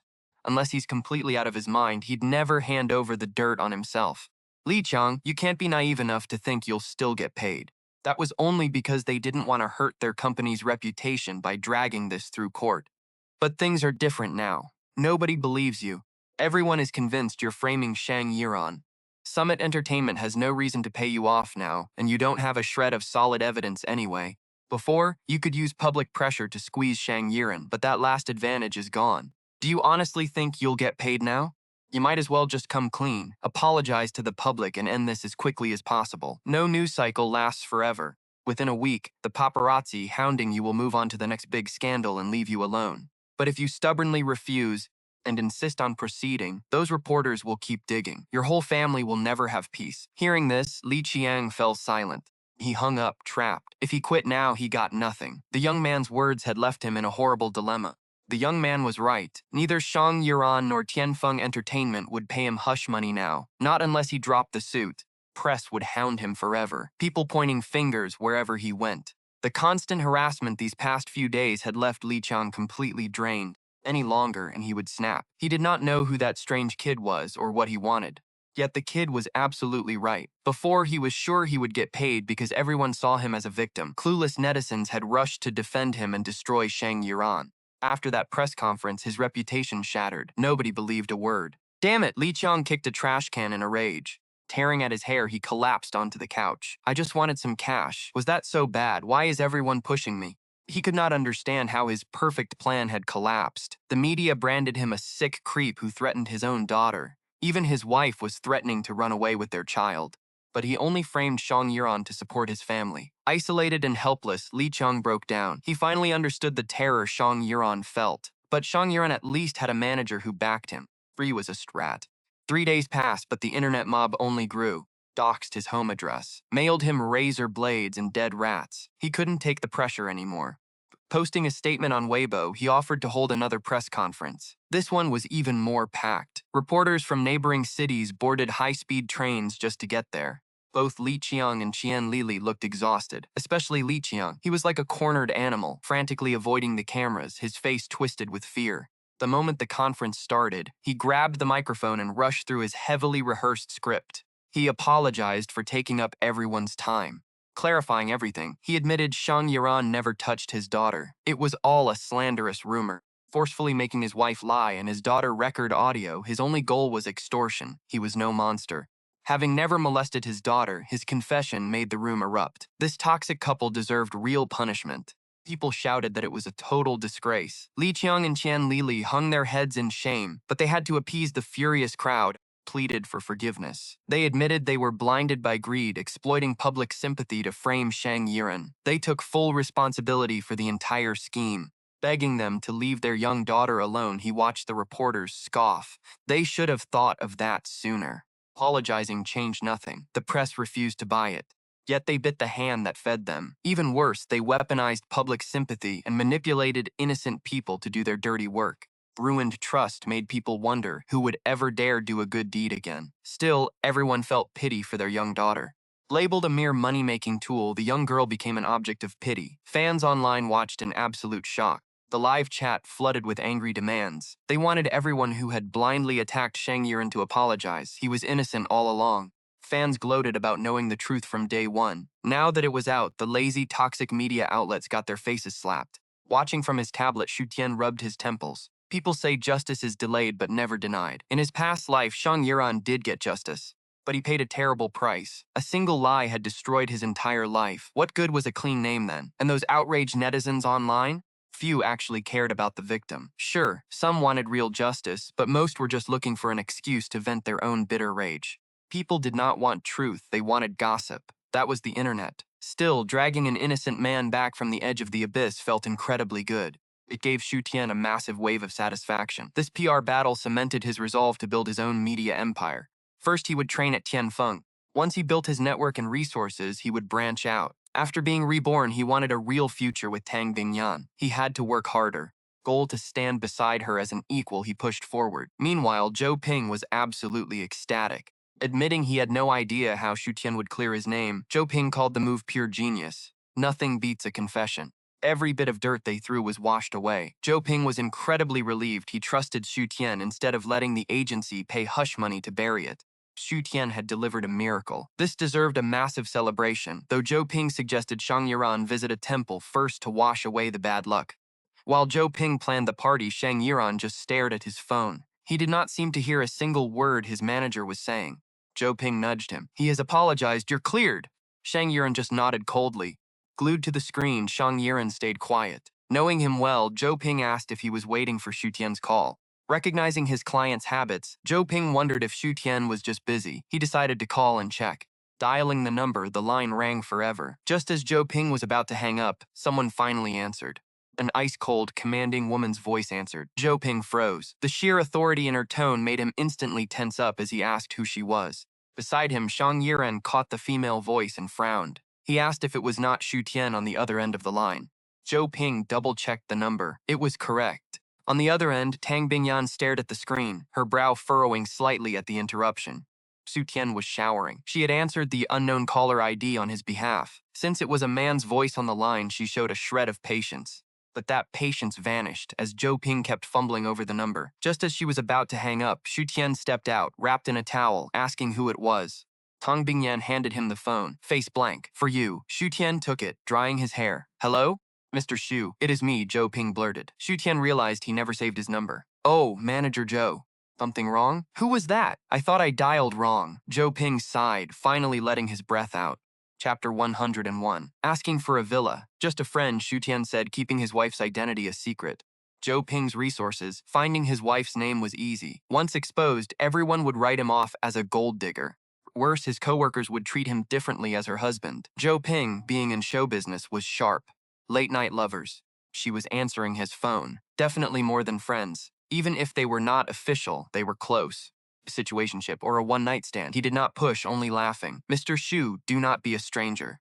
Call me Zhou Ping or Brother Zhou. I am calling to thank you for clearing Shang Yiren's name. We owe you big. If you ever need help, just ask. Do not hesitate. You are too polite, Brother Zhou, Xu Tian said. I will get my fee from President Guo, so do not worry. Well, in that case, I won't force it. But that favor still stands. After a few pleasantries, Zhou Ping handed the phone over. Shang Yiren is right here. He wants a word. Mr. Xu, thank you. Shang Yiren had rehearsed his speech, but taking the phone, he choked up. He managed only a few simple words. It was nothing, Mr. Shang, do not worry, Xu Tian joked. Just give me a signed album. My close friend Yun Shuo has a huge crush on your fan, Rong Yan. He actually tried to defend you on his social media feeds, but because you were still in the eye of the storm back then, it completely backfired. Now that your name is clear, I can grab an autograph. Yun Shuo can give it to Rong Yan, just helping out a brother. No problem. You can have as many as you want, Shang Yiren agreed instantly. Hanging up, Xu Tian felt Tang Bingyan staring straight at him. Honey, did you see the news about Shang Yiren? Xu Tian rubbed his damp hair with the towel. More than any praise from strangers, he wanted her approval. Xu Tian wanted to prove he could handle things on his own and protect her. You did great, she said, her calm face showing no surprise. She always knew how capable he really was. That was why she let him tackle the PR crisis at Tianfeng Entertainment without a second thought. But honey, you seem upset? He sensed she was not happy about his success. I am not, she said, shaking her head. She would give him anything he wanted, no matter what. Yet, part of her regretted letting him go. She hated sharing his brilliant side with the world. Do not worry, honey, I will prove myself to your family. I will show them you chose right. Xu Tian, you do not need to prove anything, she said, turning to him. You are already the best. Best? He thought back to his past life. He was a lazy freeloading jerk who ruined jobs on purpose just to watch her clean up his messes. That guy was the best, then the word has lost all meaning. He was easily the worst, and he knew it. Honey, your love goggles are way too thick, he said, pulling her close. I like it. Keep them on. Thanks to those goggles, she never kicked him out, despite his endless screw-ups. A queen like her was never short of rich, handsome suitors trying to win her over. Just dealing with her childhood friend Gu Beicheng gave him a massive headache. If more guys showed up, he would drown in jealousy. Still, business came first. The next morning, he arrived at Tianfeng Entertainment right on time. This time, he walked straight up to President Guo Qishan's office, completely unchallenged. The president's assistant even escorted him upstairs. Inside, Guo Qishan was already waiting, standing up to greet him with a wide, fake smile. Pian, sit down. I never expected someone so young to possess such masterful PR instincts. I am impressed. You flatter me, President Guo. Pian smiled, taking a seat. Mr. Xu, you handled Shang Yiren's crisis brilliantly, Guo Qishan praised. Not only did you clear his name, but you also secured him fresh deals. Even our company stock jumped 3% over the last 2 days. Your tactics are far too sharp for some rookie. Outdid veteran PR teams. Xu Tian listened quietly, already reading between the lines. Butter him up first to make him drop his guard. Plead poverty to dodge the original deal. Classic moves. But Xu Tian had already anticipated this greedy executive's tricks. Gu Beicheng warned him to keep quiet about his identity. In fact, knowing Gu Beicheng, he probably urged Guo Qishan to sideline him entirely. Sure enough, when Xu Tian refused to bite, the executive had to pivot. So, little Xu, you are here to discuss your new position, right? Aside from the job, we had another condition. Surely you haven't forgotten, President Guo? Of course I remember. Guo Qishan laughed awkwardly. How could I forget? Tell me what you want first. I want a piece of real estate. Xu Tian remembered Yan Qingshua's bankrupt family, who auctioned their luxury villa to pay debts. Guo Qishan had bought it. Which one? Surprised by the simple request, the president smiled. Anything you want, little Xu. Number 88 Zhongshui Dynasty, Xu Tian replied. Guo Qishan froze instantly. No surprise there. He was old rivals with Yan Qingshua's father, and that villa was basically his ultimate trophy. Getting him to surrender his prize was a huge ask. That was why Xu Tian demanded this favor up along with his job. Having second thoughts? Chapter 102, making him famous overnight. Xu Tian watched him closely, calmly taking a slow sip of water. Cannot do it. Do not force yourself, President Guo. But I heard you are a man of your word, especially after making that promise in front of all the company executives. You have got me all wrong, young Xu. A flash of annoyance crossed Guo Qishan's eyes, gone in an instant. Since I promised you, I will keep my word. Just that the Jiangshui royal villa means a lot to me, but I am a man of my word. Don't worry, I will have my secretary prepare the paperwork. He picked up the phone to call her in. When the secretary walked in, he pulled her close and whispered a few instructions. 10 minutes later, she returned with a stack of documents and placed them before Xu Tian. Before he could even open them, Guo Qishan spoke up. You are a key asset to this company, so I won't mistreat you. Real estate in that area is impossible to buy now, even with cash. But since you are starting here soon, and will be my right-hand man, I want to take care of you. Tell you what, I'll sell you the villa at 60% of the auction price. Once you pay, I'll have the title transferred to your name. Hearing this, Xu Tian paused his hands. He secretly cursed the older man as a sly old fox. His actual condition was for Guo Qishan to give him the villa. Instead, the man played word games, turning a gift into a purchase. The villa's original price was already massive. Even at 60% of that price, it was enough to buy several apartments elsewhere in Jiangcheng. Yet Xu Tian remained completely calm. His eyes locked onto Guo Qishan. Faint smile played on his lips. He knew dealing with a seasoned corporate shark like Guo Qishan wouldn't be easy. But if the man thought this petty trick would rattle him, dead wrong. Guo Qishan wanted to see him throw a tantrum, but Xu Tian didn't show a hint of anger. Frowning, the older man studied him closely. Trying to read any crack in his composure, he failed. With things as they were, he had to keep playing his part as a generous boss. Don't worry, Xu Tian. I've already prepared the transfer agreement. It doesn't matter if you are a bit short on cash right now. As soon as you have the funds, that villa is yours. Xu Tian raised an eyebrow, giving Guo Qishan a knowing, half-mocking look. Thank you for parting with your treasure, President Guo, he said. Guo Qishan couldn't read the young man at all. Annoyed, he proceeded with their original agenda. Pulled out another folder. This contract is also for you. Take a look and let me know if anything needs changing. I'll have HR fix it immediately. Xu Tian picked up the document. The moment he scanned the pages, a cold light flashed in his eyes. The employer listed wasn't Tianfeng Entertainment at all. Instead, it was a tiny subsidiary called Qingguo Music. Tianfeng Entertainment was a massive industry giant with branches covering film, television, for variety shows, and streaming. But everyone knew that Qingguo Music was the weakest absolute bottom-tier division in the entire company. Aside from Ni Jingjing, a solo singer managed by Du Xiaowei, the roster was full of nameless nobodies. The company itself was completely neglected by the parent corporation. Du Xiaowei ruled the place like a personal kingdom. Still playing the caring mentor, Guo Qishan leaned in with a warm, patient smile. You see, Tianfeng Entertainment is already a well-established machine. Your handling of Shang Yiran's PR crisis truly impressed me. I thought long and hard about this. Letting you coast in a comfortable position here would be a waste. Young people need to hustle, to build something from the ground up. I know you have the talent to build real stars. Xu Tian remained silent, but his gaze grew ice cold. Sending him to a dying subsidiary under the guise of mentorship and testing his skills. No wonder Yan Jia couldn't beat this man and ended up bankrupt. Still, being banished to Qingguo Music was expected. Ever since Gu Beicheng warned him to keep his head down and handle Shang Yiran's crisis quietly, he knew Gu Beicheng would try to stunt his growth. Seeing his silence, Guo Qishan slid another folder across the desk, saying he had prepared this for him. Is the roster for Qingguo Music. Aside from Ni Jingjing, who stays with Du Xiaowei, you can manage anyone you want. I've already spoken to management. Once you start, you won't just be an agent. You'll help make key decisions. The entire future of Qingguo Music is in your hands now. Such grand promises would have made any green rookie weep with gratitude and burn with ambition to prove themselves. Tian, with 2 lifetimes of experience, it was empty noise. The roster had no viable besides Ni Jingjing. Picking from these nobodies was useless. Still, he opened the file, flipping through the profiles to search for a hidden gem. His memories from his past life gave him a massive advantage. scanned the pages so fast that Guo Qishan doubted he was even reading. Just as the older man opened his mouth to speak, Tian froze. He stopped on the second-to-last page. Murong Xue, 22, a graduate of the Vienna Royal Academy of Music. Notable work, the Bailon chewing gum commercial jingle. He actually recognized her name. In his past life, he chewed that exact gum to quit smoking for Lin Miaoying. That jingle had taken the country by storm. It was blasted on every street corner, catapulting Murong Xue straight into the spotlight. Normally, her agency should have struck while the iron was hot, booking her on variety shows or producing a single. A top producer might have even built an album around her.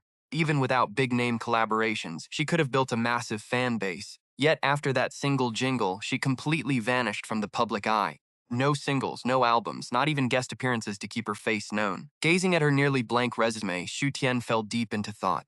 He remembered her having an incredible vocal range and stunning looks. With the right management, she could easily break into the mainstream. He remembered this timeline clearly. Very soon, she was supposed to get a massive opportunity to go viral. But in his past life, she missed it. She was forgotten, leaving no legacy behind. This time, there was still time to change things.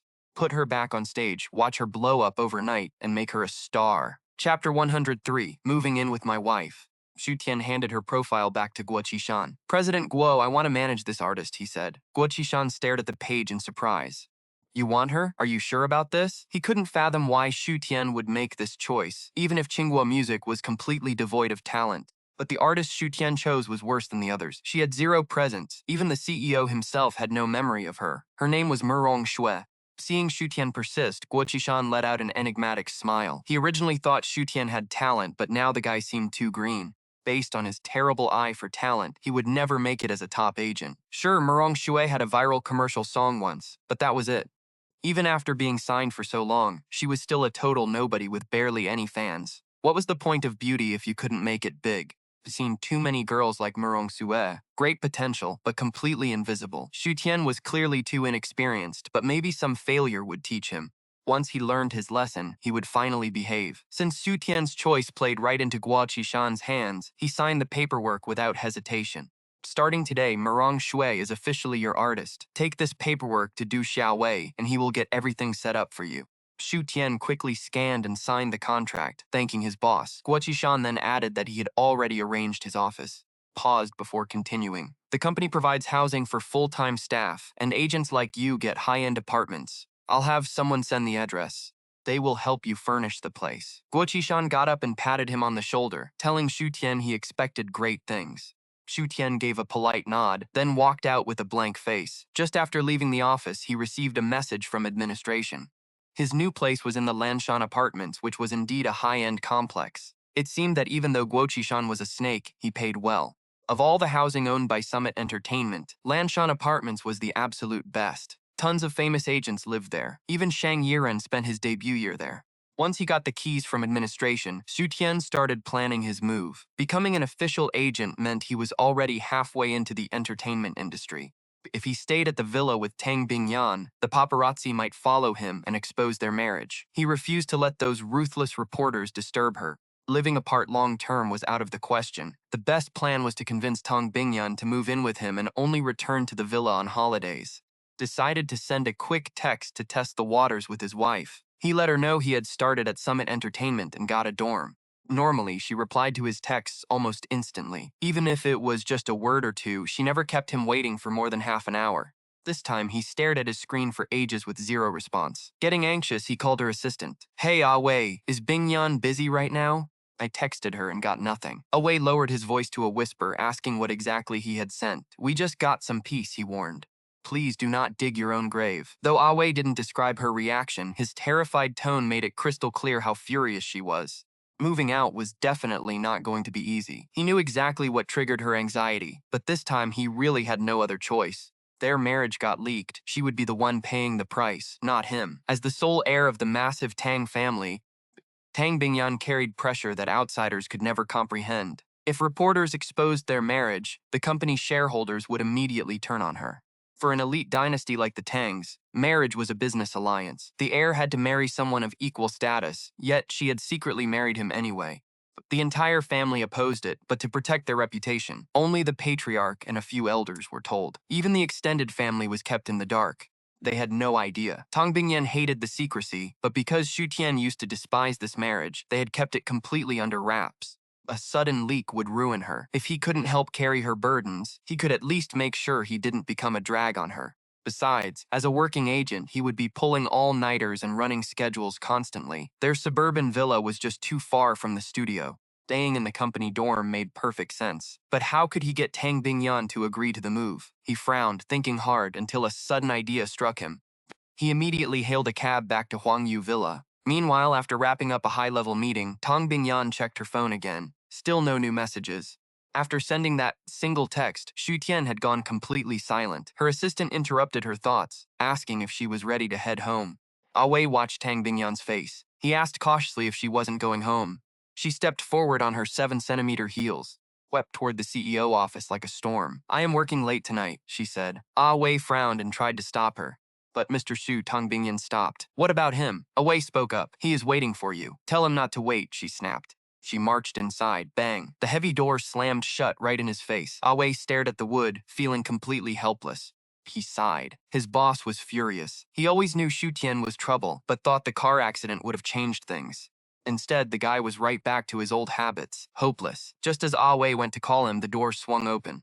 Tang Bingyan stood there. Her face was like ice. Wei shivered. President Tong spoke, "Order me a flight to Australia tonight." Wei nodded quickly. He promised to do it right away. But before he could step away, the elevator chimed. Xu Tian stepped out, dragging a heavy suitcase. Wei gasped. He rushed over to block him. Are you running away? Practically jumping. This would set Tang Bingyan off completely. Who said I am running away? Xu Tian asked, looking confused. Then what is all this? I am moving in with my wife, Xu Tian said. He figured she could stay in his company dorms. She worked late anyway. Their current high-end complex was crawling with paparazzi. As long as they kept their distance, they were safe. Nobody would suspect a thing. Besides, she kept a low profile. She avoided interviews and never showed up to major shareholder meetings. Even Guo Chishan and the other executives at Tianfeng Entertainment have never seen her. Her secret is safe. Besides, even if Tang Bingyan is exposed, normal for Peak Entertainment's boss to own a condo here. Suddenly, the door opened. Tang Bingyan looked down at her contract, asking Wei about the plane tickets. Then she froze, a familiar pair of shoes. Looking up, she saw Xu Tian holding a suitcase, smiling. Why are you here? Her cold gaze softened. Xu Tian looked around the empty hallway and smiled. Came to walk you home. He leaned in. Since the company gave me a dorm, I packed our things. We can stay here together. She expected him to move out alone, but he brought her things too. You want me to move in? Her voice remained flat, hiding her hope. Of course, he said. Do you want to live apart right after getting married? Wei was shocked. Xu Tian would invite the heiress to a basic dorm, but knowing her, she didn't seem to mind. Love really rots the brain, Wei muttered to himself, oblivious to the storm coming his way. By the way, sweetie, Xu Tian asked, what did you say about plane tickets?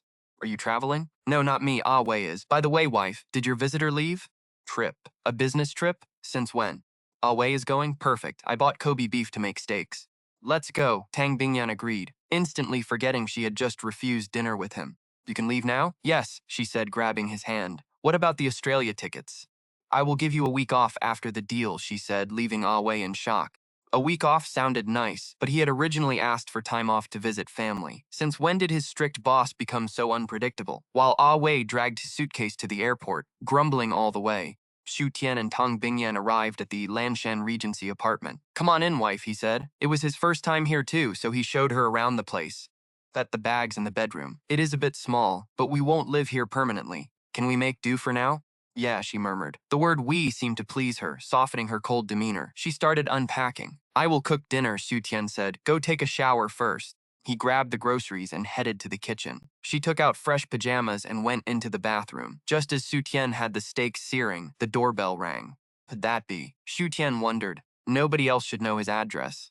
Spatula in hand, he opened the door and froze. Shang Yiran, what are you doing here? Shang Yiran held a bottle of champagne, looking equally shocked to see Xu Tian in an apron. Mr. Xu, you are cooking? Yeah, Xu Tian replied, feeling a sudden surge of panic.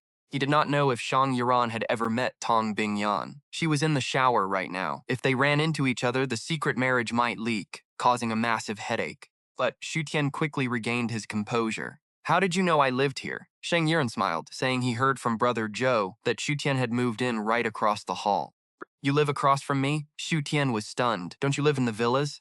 I used to, Shang Yiran explained, but after that mess with Li Qiang, Paparazzi were staking out my place, so I relocated to the company dorms. I see Xu Tian offered a stiff laugh, unsure of what to do next. Bad time? Shang Yuran asked, sensing he wasn't welcome.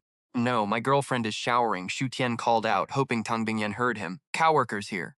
Shang Yiran blinked. He didn't know Xu Tian had a girlfriend. Fide, Shang Yiran spotted women's high heels. I shouldn't intrude. Just wanted to say welcome. Here's some champagne. Let's grab dinner sometime. Before Xu Tian could respond, Shang Yiran thrust the bottle into his hands and left. Who was that? Tang Bingyan asked, walking out of the bathroom. Shang Yiran. He already left. She nodded silently. Xu Tian quickly explained, I don't want to hide our relationship.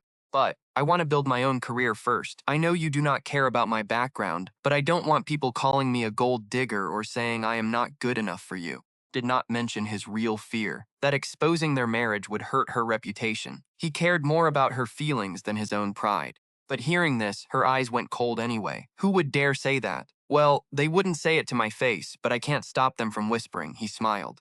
Honey, I know I messed up before, but trust me just this once. Once I make it as a top manager and build my own team, we will go public. Even if I don't care about their rumors, I won't let them say you made a bad choice. Silence filled the room. Tang Bingyan stared at him for a long moment before finally speaking, 1 year. In other words, in 1 year, regardless of his success, they would go public. Deal, he said. In 1 year, I will hold your hand proudly and give you the grand wedding you deserve. Dropping to one knee right there, he looked up at her. Miss Tang Bingyan, will you do me the honor of being my wife? From this day forward, everything I am belongs to you. Tang Bingyan's thick eyelashes fluttered. She looked down at Xu Tian kneeling before her, her ears turning bright red. She had waited so long for this moment. Wife, is that a yes? Xu Tian looked up at Tang Bingyan, who still looked completely stunned. Stunned expression made his heart ache, but he joked to break the ice. My knees are going completely numb here. That snapped her out of it, and she quickly pulled him up. Everything I have is already yours. Xu Tian stood up, pulling Tang Bingyan into a tight embrace before burying his lips in hers. He knew that dissolving the barriers between them would not happen overnight. But right now, her usual cold CEO aura was gone, and her hands wrapped tightly around his neck. Xu Tian wanted more. Honey, is your monthly visitor gone yet? Chapter 105. Murong Shui, have you not made up your mind? The mood was just right, and Xu Tian asked tentatively. Tang Bingyan paused, her eyes clearing up slightly as she gave a soft nod. But just as Xu Tian scooped her up in his arms to carry her to the bedroom, ring ring. Tang Bingyan's phone on the coffee table suddenly went off. Xu Tian froze in his tracks. He knew she absolutely hated direct phone calls, meaning a ringing phone usually spelled real trouble. I should answer that. Tang Bingyan wiggled out of his arms, stepped down, and rushed over to pick up her phone from the table. The caller said something. She stayed silent for a second before replying coldly. I understand. Send the marketing team over immediately. I will be there in an hour.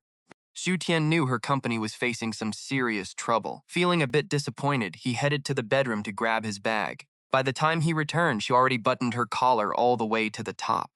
I have to handle something and cannot eat your steak tonight. Tang Bingyan walked up to Xu Tian and gave him a gentle kiss on the lips to comfort him. Soft touch of her lips melted away most of his frustration. It is fine. I will cook for you another day, he said, draping her coat over her shoulders. After walking her to the parking lot, he returned upstairs, alone. He hesitated at his door, then decided to turn around and knock on his neighbor's door. Who is it? Shang Yiran opened the door, surprised to see Xu Tian. What is going on? Well, my girlfriend is working late. Want to grab dinner? Xu Tian smiled at Shang Yiran. You should probably open that bottle of champagne you gave me. Shang Yiran nodded. Give me 5 minutes. 5 minutes later, a freshly changed Shang Yiran joined Xu Tian in his dining room. Come taste my cooking, Xu Tian said, bringing out the steaks he had seared earlier. A quick garden salad completed the meal. The steaks had already gone cold, so he quickly microwaved them. The texture was not perfect anymore, but it was still decent. Luckily, he bought A5 Wagyu beef, so the quality made up for the reheating. Thank you, Shang Yiran said, popping open the champagne and pouring a glass for each of them. He sighed softly. I never expected you to become a talent manager. Why is that? Xu Tian asked. With your looks, you could easily blow up. If you became an actor, you would probably blow up overnight. Shang Yiran had seen plenty of attractive faces in showbiz, but none had left such a deep impression. Forget about acting. Xu Tian chuckled and shook his head. I cannot act to save my life. Managing talent suits me much better. Division did President Guo send you to? Shang Yiran asked, taking a bite of steak. Qingguo Music, Xu Tian replied. Qingguo? Shang Yiran froze, his brow furrowing deep. That company is a tough place to work. Aside from Jiangcheng, everyone else there is practically a nobody. For a new manager with zero resources, making a mark there will be incredibly hard. But then again, this could actually be a blessing in disguise. At Dianfeng Entertainment and its other subsidiaries, the top talents have already been divided. You would have nobody to manage over there. But Qingguo Music is different. Du Xiaowei is the only big name, so you might find an opening.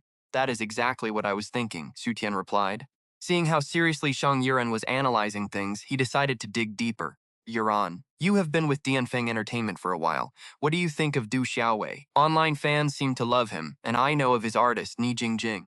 I have seen some reports about him. Ni Jingjing goes for the bad girl vibe. She has terrible temper and constant scandals, so while she is popular, it is messy. She cannot compete with the actual legendary singers. Before Du Xiaowei took over, she went through several managers, driving them all away with her spoiled tantrums.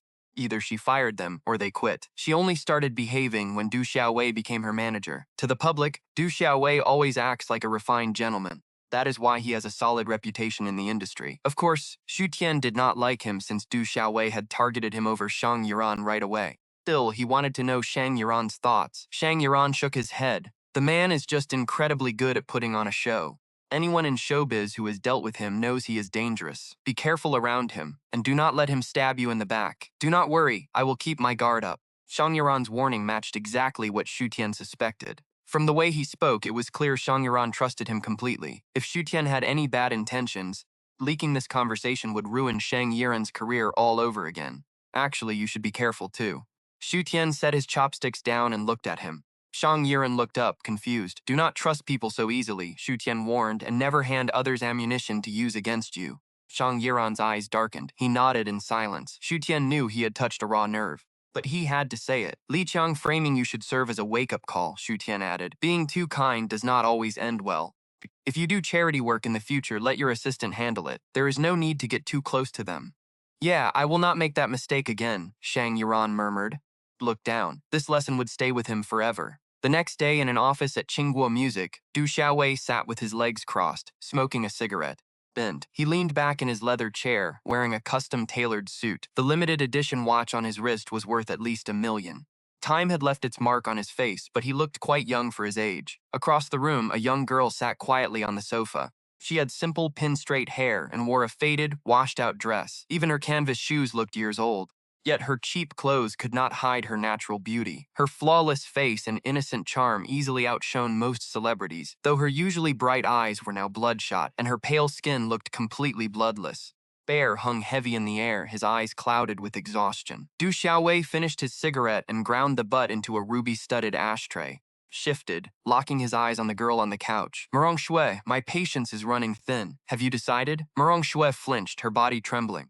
Look closely, and you could see her clenched fists trembling. Yet her face remained defiantly stubborn. Du Xiaowei scowled, tapping his fingers impatiently on the desk. Just as he opened his mouth, a sharp, urgent knock cut him off. Come in, Du Xiaowei snapped, his irritation flaring at the interruption. Voice carried a sharp edge. A tall, thin, middle-aged man burst in, gasping for breath. Before Du Xiaowei could speak, the man cried out, Manager Du, we have trouble. Headquarters just sent a newcomer. They say he is an agent, and we are ordered to cooperate. Does President Guo have other plans? Chapter 106, Why Should I Make You a Star? Qingguo Music was just an obscure, bottom-ranked player under Tianfeng Entertainment. Still, being a subsidiary of a giant meant they were miles ahead of any independent indie label. They were far better than any cheap amateur agency. The assessments for artists and staff here were just as brutal as the main office. Only those who survived multiple intense rounds of interviews got in, and because Du Xiaowei was the boss at Qingguo Music, his word was absolute law.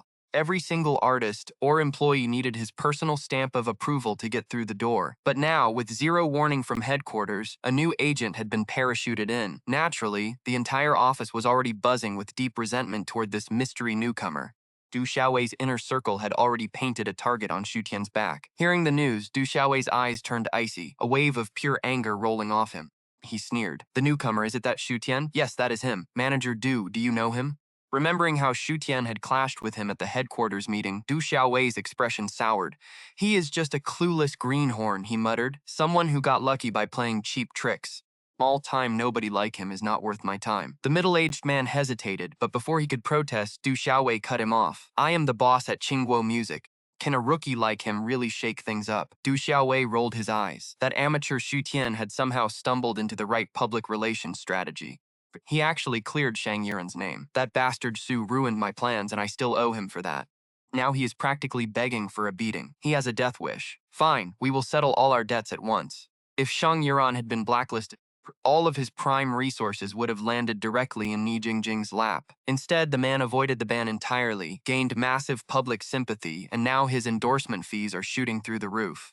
And his own talent remained buried under Zhou Ping's artists, with no breakthrough in sight. Hearing that Du Xiaowei wanted to settle the score, the tall, thin man smiled. Feeling bolder, he quickly offered some flattery. It takes manager Du's personal touch to keep those blind, arrogant rookies in line. In his rush to report the news, however, completely ignored Murong Shu on the couch. Noticing her now, he instantly realized what Du Xiaowei was up to, a sleazy smirk creeping onto his face. Murong Shui froze, her fists tightening even more. Is there anything else? Du Xiaowei glared at the man, snapping, If you are done, get the hell out of my office. Don't waste my time. Right, of course, I am leaving. Taking the hint, the tall man backed away. Brambled out, quietly clicking the heavy office door shut behind him. Silence returned. Du Xiaowei turned his cold, predatory gaze back to Murong Shui. His impatience was now thick and ugly. Murong Shui, stop acting so pure. How many women in this industry are actually clean? You knew what this was when you got in. Not everyone has my patience. Stop making this hard on yourself. Murong Shui bit her pale lip, refusing to answer. Xiaoxue, why must you be so stubborn? Seeing her silence, Du Xiaowei softened his tone. Stick with me. I will hand you every prime gig I have. We both win. Why fight it? Du Xiaowei stood up from his leather desk chair. He leaned in close, his voice a low, greasy purr. It is only hard the first time. Just give in to me. I will make you a star. I will even get your dad into a better hospital and pay for his surgery. As he pressed closer, body went rigid. She shrunk back to the very edge of the sofa, tense to bolt at any second. But Du Xiaowei knew she would not run. She did not dare. Grinning, he slid a hand onto her waist. Xiaoshu, you have been here for 2 years already. A woman's career in this town is short, and you have wasted 2 years. Are you going to wait until you are old and washed up to finally understand? With your looks, if you had just played ball from day one, you would be as big as Ni Jingjing by now. Maybe even bigger. But you are just too stubborn, throwing away your prime. Look at the girls who started when you did. Even the minor ones drive luxury cars and live in massive villas. Don't you feel even a little bit of regret? He tried sweet talk and threats, but Murong Shui remained a stone wall. His patience finally snapped. Don't make me do this the hard way, Murong Shui. You think you can just run down your contract with me and sign somewhere else? Don't be naive, Du Xiaowei sneered. Voice dripped with mockery. As long as you are mine, I can bury your career. You think anyone else will touch you when you leave? Tianfeng Entertainment might not own the whole industry, but we control half of it. If I whisper the wrong word to the right people, you will never sing on stage again. Shameless threats. Murong Shui dug her fingernails into her palms. She looked up, staring straight into his eyes. Just like you said, there are so many girls in this industry. Why me? I will never sell my body for fame. Sell your body? Don't make it sound so dirty, Du Xiaowei said, his eyes crawling over her curves. This is just about using your assets. You have been in this industry long enough to know that. Cannot still be this naive. Do you really think superstars get famous on talent alone? Without backing, even a phoenix is just a bird in the dirt. You will be stuck in the mud. Look at Chen Shanshan, who started with you. She has a fake face and sings flat. She cannot compete with you on anything, but she already has 2 albums and a lead role in a TV drama. Before this, she was a nobody. She only blew up because I introduced her to President Li. Pretty little things like you are a dime a dozen. You have 0 background and 0 connections in this town. Why would any boss back you if you do not pay the price? Chapter 107. You are mine, Murong Shui, unless you act like Ni Jingjing. She is an heiress with billions in family fortune. If she wants an album, she can pick any top-tier producer she wants. Countless songwriters want to work with her. But look at you. You have no family to back you up. Keep acting so high and mighty, and you will never make it big. Du Xiaowei stared at her pale face and whispered her name. I always thought you were smart. I control all of Qingguo Music's resources, and one word from me can make you a star. Just stay with me for now, and later on I will introduce you to some wealthy bosses. Sure, they are a bit older, but they are incredibly generous. They do not hesitate to throw money around. An album is nothing to them. They can easily fund a nationwide tour for you. I promise you will be taken care of. Hearing Du Xiaowei's disgusting words, Murong Shui snapped. Unable to bear it any longer, she swung her hand and slapped Du Xiaowei. He froze in shock, then his face suddenly darkened with rage. He glared at her. You little bitch, you are doing this the hard way. She snapped. I want a new manager. Stood up to leave, but Du Xiaowei grabbed her after 2 steps. Her strength was no match for his. Her slap felt like a gentle massage to him, but her defiance infuriated him. You want a new manager? Now that you are under my thumb, forget it. Without my approval, let us see who dares to be your manager. Murong Shue's face flushed with anger as she clenched her fists tightly. Fire flashed in her clear dark eyes. Do not push me too far. Push you too far? I am doing exactly that. What can you even do to me? Seeing her furious, reluctant face only made the fire in his chest burn hotter. He could not wait anymore. Straight at her. Just submit to me, Xiao Shui, and I will make you a superstar. Get off me. Murong Shui struggled with all her might, but his grip was like an iron clamp, and she was far too weak to break free. Stop or I will scream. Go ahead and scream, Du Xiaowei sneered. Let us see if anyone actually comes to save you. Du Xiaowei grabbed her chin, his voice dropping to a threat. Even if you do not care about yourself, what about your parents? Your father is still lying in that hospital bed, is he not? Murong Shui froze, her eyes filling with instant despair. Du Xiaowei knew he had hit her right where it hurt. He pulled her tightly into his arms and leaned down to force a kiss on her. But right at that moment, the office door was kicked open with a loud bang. A tall, lean young man strolled inside with complete confidence. His gaze locked onto the furious and startled Du Xiaowei, and he clicked his tongue in mock concern. Manager Du. Spring is not even here yet. You should take care of your health. Du Xiaowei froze, and Murong Shui used the distraction to shove him away. She scrambled back to a safe distance, looking toward the door in panic. Du Xiaowei narrowed his eyes, and his face fell when he saw it was Xu Tian.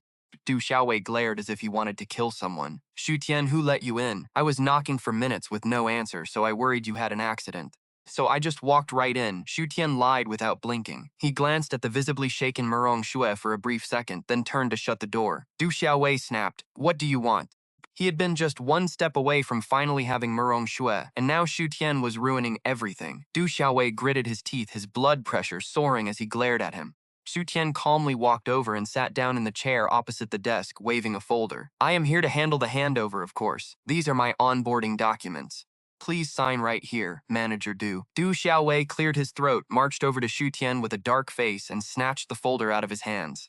Scanned it quickly, and saw it really was an onboarding form. With an annoyed look, he pulled a pen from his drawer and quickly signed his name on the last page. He roughly gathered the papers and shoved them back into Xu Tian's arms. I signed it, so you can leave now. Tian smiled faintly, slowly organizing the scattered papers before standing up. Stop wasting time and get lost, Du Xiaowei barked, completely out of patience. He had waited 2 years to break Murong Shu's defenses, only for Xu Tian to ruin everything at the last second. Still, he was in no rush to settle the score. The kid worked under him anyway, so crushing him would be as easy as stepping on an ant. There was no rush. Today, he finally had his chance. He was determined to force this self-righteous girl into submission. Murong Shue's face grew pale, knowing Du Xiaowei would not let this go. Once the young man left, she would be completely defenseless. She would face Du Xiaowei's advances all over again. Shaking with despair, she watched the young man clutch his files and walk toward the exit.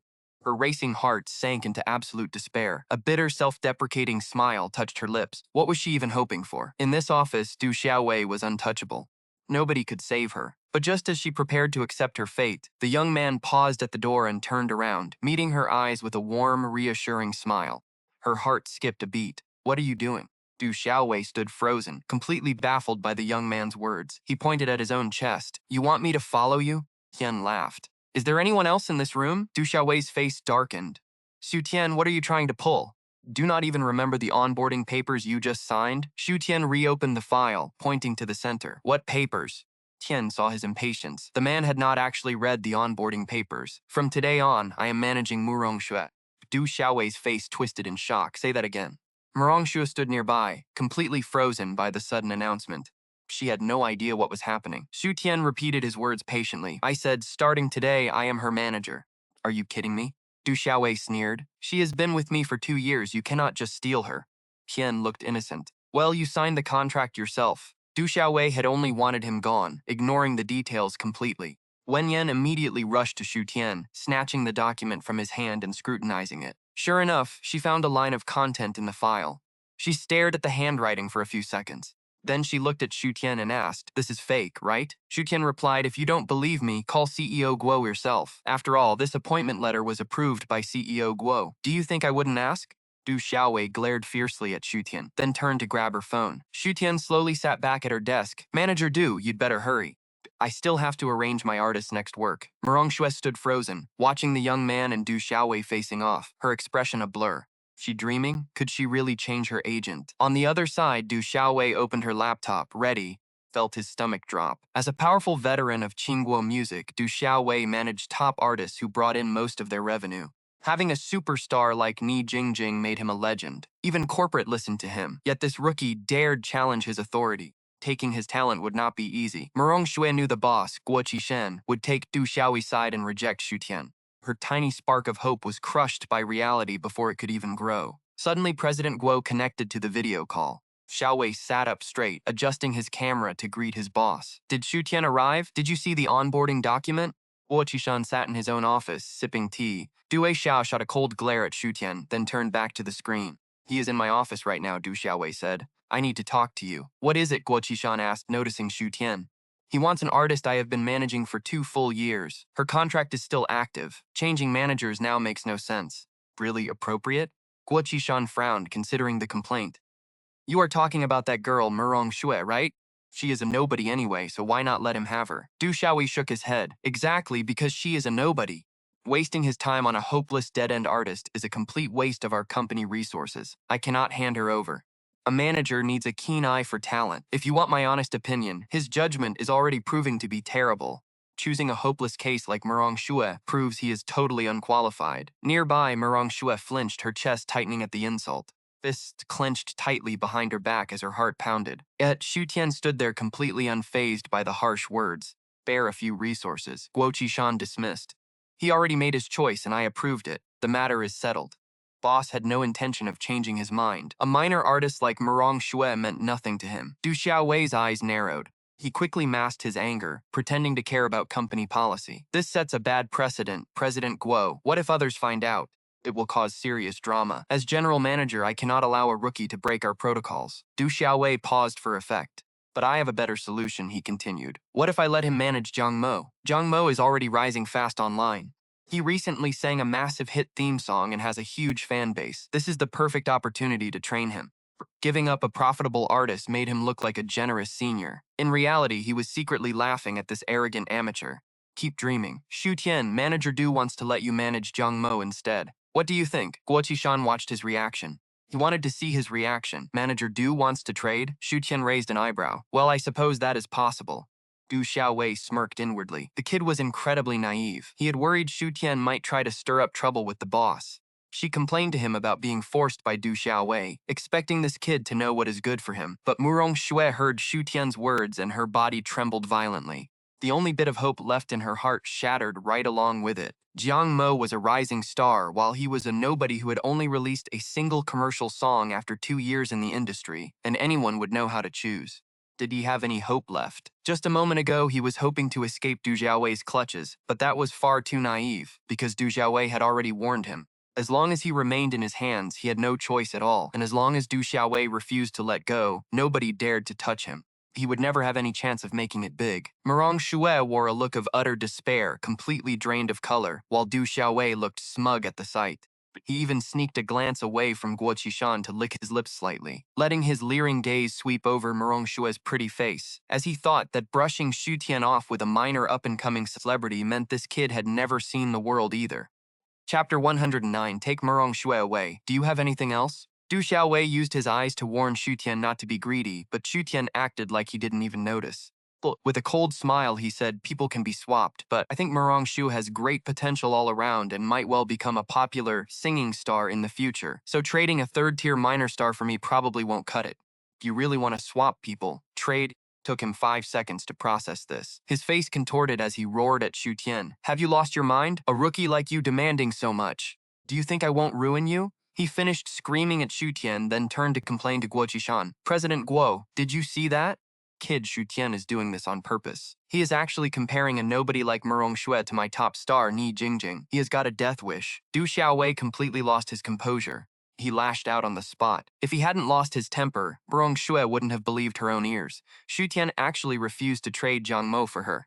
Xu Tian watched the raging Du Xiaowei, his expression completely calm. Manager Du, you say I'm targeting you, but President Guo ordered everyone to cooperate with me. Yet you refuse to play ball. Can you really just ignore President Guo's orders? It seems Qingguo Music isn't even a subsidiary of Tianfeng Entertainment anymore. Dead, it's your personal playground, Du Xiaowei. You decide who stays or goes, completely ignoring the boss. Shu Tian saw no point in bringing up Du Xiaowei trying to force himself on Murong Shue. The big boss was simply too busy. He wouldn't stand up for a nobody anyway. Besides, casting couches are common in this industry. Guo Qishan might even think Murong Shu was just being difficult. Shu Tian had to hit a nerve. That was the only way to get him to reject Du Xiaowei's proposal. Guo Qishan didn't care about a nobody like Murong Shue. What he cared about was his own power. Du Xiaowei had absolute control over Qingguo music. No one was keeping him in check, which was exactly what Guo Qishan hated. As a manager, Du Xiaowei had deep connections. If he went rogue and left with his artists to start his own agency, it would be a massive blow to Tianfeng Entertainment. Hearing Shu Tian's words, Du Xiaowei froze. His heart skipped a beat. He quickly snapped back. "Shut your mouth, Shu Tian. How could I ever ignore President Guo's orders?" Having worked with Guo Qishan for years, Du Xiaowei knew exactly what lines not to cross. The boss would never tolerate a subordinate building a personal kingdom. But as Du Xiaowei was shouting, he caught a glimpse of the video screen. Guo Shan's face had completely darkened. Du Xiaowei's heart hammered. Oh no, the boss was actually furious. Even if Guo Qishan knew Shu Tian was just stirring the pot, the accusation hit home. Du Xiaowei's power at the branch had grown too much, and he had even mouthed off during the last meeting.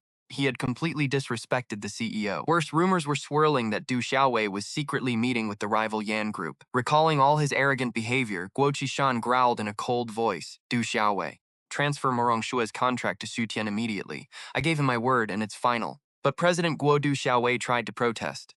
He was rudely cut off. "Du Xiaowei, do you honestly believe Qingguo music is your personal turf and I can't touch you?" "That's not what I meant at all," Du Xiaowei stammered. "If you don't want to give him Murong Shue, fine, hand over Ni Jingjing instead." That threat left Du Xiaowei completely speechless. Ni Jingjing was his ultimate cash cow. There was no way he would trade her. The fact that Guo Qishan even suggested it proved the boss was absolutely livid. No matter how furious he was, Du Xiaowei had to back down. "President Guo, I misspoke. I'll process the transfer right away." "Du Xiaowei, I sent Shu Tian there myself." "Better play nice." With that final warning, Guo Qishan ended the call. He actually felt a bit relieved now that he had sent Shu Tian to Qingguo Music. Du Xiaowei was running the place like a dictator. Without someone to keep him in check, there would be endless trouble. Still, Shu Tian was incredibly impatient. Picking a fight with Du Xiaowei on day one over a nameless artist was reckless. He didn't know how to play the game or hide his edge. Could a hot-headed kid like this actually stand his ground and rival Du Xiaowei? Thinking about Shu Tian's terrible eye for talent gave Guo Qishan another massive headache. The die was cast, and all he could do was watch. With the boss's order in place, a furious Du Xiaowei called in the HR manager. He ordered him to transfer Murong Shue's contract. Shu Tian sat back calmly, waiting for the paperwork, and casually signed his name. Meanwhile, Du Xiaowei glared at him with pure hatred. He wanted to tear Shu Tian to pieces. This bastard had ruined everything. He had waited so long for a chance to finally claim Murong Shue, only to have it snatched away at the last second. Shu Tian had completely ruined his plan. It was infuriating. While Du Xiaowei sat there gnashing his teeth, Shu Tian finalized the transfer with the HR manager, stood up with the contract, and gave Du Xiaowei a mock salute. "Thanks for making this happen, Manager Du." With that, he turned and headed out. Passing Murong Shue, who was still completely frozen in shock, he paused. "Let's go. Let's not disturb Manager Du's work." Murong Shue stammered a quiet okay, still dazed. The whole thing felt like an impossible dream. She barely dared to move, terrified she would wake up. But hearing Shu Tian's voice snapped her out of it. She quickly followed him out. But as they reached the door, Du Xiaowei's cold, mocking voice cut through the air. "Murong Shue, do you really want to tie yourself to an inexperienced rookie? You want him as your manager? Walk out that door, and it's too late to regret it." But Murong Shue didn't even flinch. She kept walking, following Shu Tian right out of the room. Chapter 110, I'm not that easy. For her, even a dead-end career was better than being ruined by a scumbag like Du Xiaowei. Watching her leave without a second thought, Du Xiaowei kicked his chair over in a fury. "I gave you too much credit. Who do you think you are? Sweeter, prettier girls are everywhere. You really think I need you?" Even by the elevator, Shu Tian and Murong Shue could hear Du Xiaowei's vile shouting. Du Xiaowei fumed. Honestly, Murong Shue wasn't even that young anymore in an industry flooded with fresh faces. Murong Shue's rejection only fueled his obsession. Since she wanted to play hard to get, fine, let's see how this ends. What kind of future could Murong Shue have with a nobody agent? Downstairs, in Shu Tian's office, the space was small, nothing like Du Xiaowei's massive setup. Still, the equipment was decent. Shu Tian was handpicked by the boss, so Du Xiaowei couldn't completely snub him. He wouldn't pick fights over petty details. Xu Tian brought Murong Shui inside, rummaged through some cabinets, and finally pulled out a small first aid kit. Pulled out a band-aid. Put this on and keep it dry for a bit. She took the bandage. Only then did Murong Shu notice a bloody scratch on the back of her hand, probably from the struggle with Du Xiaowei. She hadn't felt it earlier, but now it actually began to sting. As she quietly applied the bandage, Xu Tian sat in his office chair, studying her every move. Murong Shui had a soft, youthful baby face. She was an adult, but looked like a high schooler. In showbiz, that innocent look was a huge asset. But beauty combined with talent always sells better. Despite 2 years without any work, Murong Shui still had that raw, untouched innocence of a fresh graduate. She was like a pure white flower. In a dirty, cutthroat industry, her gentle vibe was incredibly refreshing, but girls like Murong Shui always attract creeps who think naive, inexperienced newcomers are easy targets to exploit. Fortunately, she stood her ground and refused to back down. Did not let himself go. Otherwise, the toxic entertainment industry would have drained his soul long ago. Before this, Xu Tian never understood why Murong Shui had a massive hit commercial song. Yet he remained completely unknown 2 years after his debut. Today, the truth finally clicked. Murong Shui's family was once wealthy enough to send him abroad to study. Then his father fell gravely ill. Medical bills drained every penny they had. Murong Shui entered this cutthroat industry, chasing his musical dreams while trying to save his father's life. But she never expected to run into a predator like Du Xiaowei, who almost ruined her career. Murong Shui had no connections in the industry, and unlike Ni Jingjing, she did not have a wealthy family to buy her way in. Stuck with the malicious Du Xiaowei, she had to watch other rookies sign, drop singles, and land major gigs. Even people with far less talent were getting famous while she remained completely invisible. Aside from that one commercial jingle, she had absolutely nothing. After putting on her band-aid, Murong Shui stole a glance at Xu Tian. She was still incredibly tense, like a frightened kitten. Xu Tian noticed her staring and turned his head. She instantly looked away. Honestly, he could completely understand what she was going through. A young, naive girl entering the real world only to cross paths with a scumbag like Du Xiaowei. It was bound to leave deep scars. Even though he just rescued her today, she was not about to let her guard down. She had no way of knowing if Xu Tian had the same filthy motives. He studied her for a moment. "Are you feeling any better?" "Yes," she whispered, nervously tugging at the hem of her skirt. Being alone in his office made her pretty uneasy. Xu Tian nodded. "Okay, I need to ask you some basic questions." He opened his laptop and looked at her. "Starting today, I am your manager, and I need to get a clear picture of where you stand." "I understand," she said, nodding politely. When he asked what gigs she had booked since signing, her face fell. "None," she admitted. "Just that one commercial." Strictly speaking, that jingle was not even a company resource. She won that audition on her own merit, and only signed with Qingguo Music afterward. Qian nodded and typed a quick note. He expected as much. "Have you done any freelance covers or songwriting?" She shook her head. "No outside work was allowed." "Are you single now?" "I need to know about any past relationships and who they were with." She tensed up at the question, stammering out that she had none. Bit her lip, whispering that she had never been in a relationship. This time, it was Xu Tian who looked up in surprise. Someone her age who had never even dated was incredibly rare. She was so innocent, and in this ruthless industry, that made her an easy target. "What about casual flings?" Xu Tian pushed. She had never dated, but maybe she had a one-night stand. "Absolutely not." Her face flushed as she insisted she was not that kind of person. "Good." Xu Tian gave her a thumbs up. He liked people who kept their standards. Sure, casual flings were normal enough, even outside of show business, but the risk was just too high. Paparazzi blackmail was a constant threat. Knowing Murong Shui had a completely clean track record was the best news a manager could ask for. "Thank you," she murmured, looking down. He asked who was currently running her social media. "Brother Wei has my login," she replied. No wonder her account was dead with barely 8 posts a year. They were completely abandoned. "I will claw those accounts back from him and scrub them clean. If there is anything on there that does not fit your new image, we are deleting it immediately." Public persona is everything in this business. But looking at her, Xu Tian realized they did not need a complicated, fabricated image.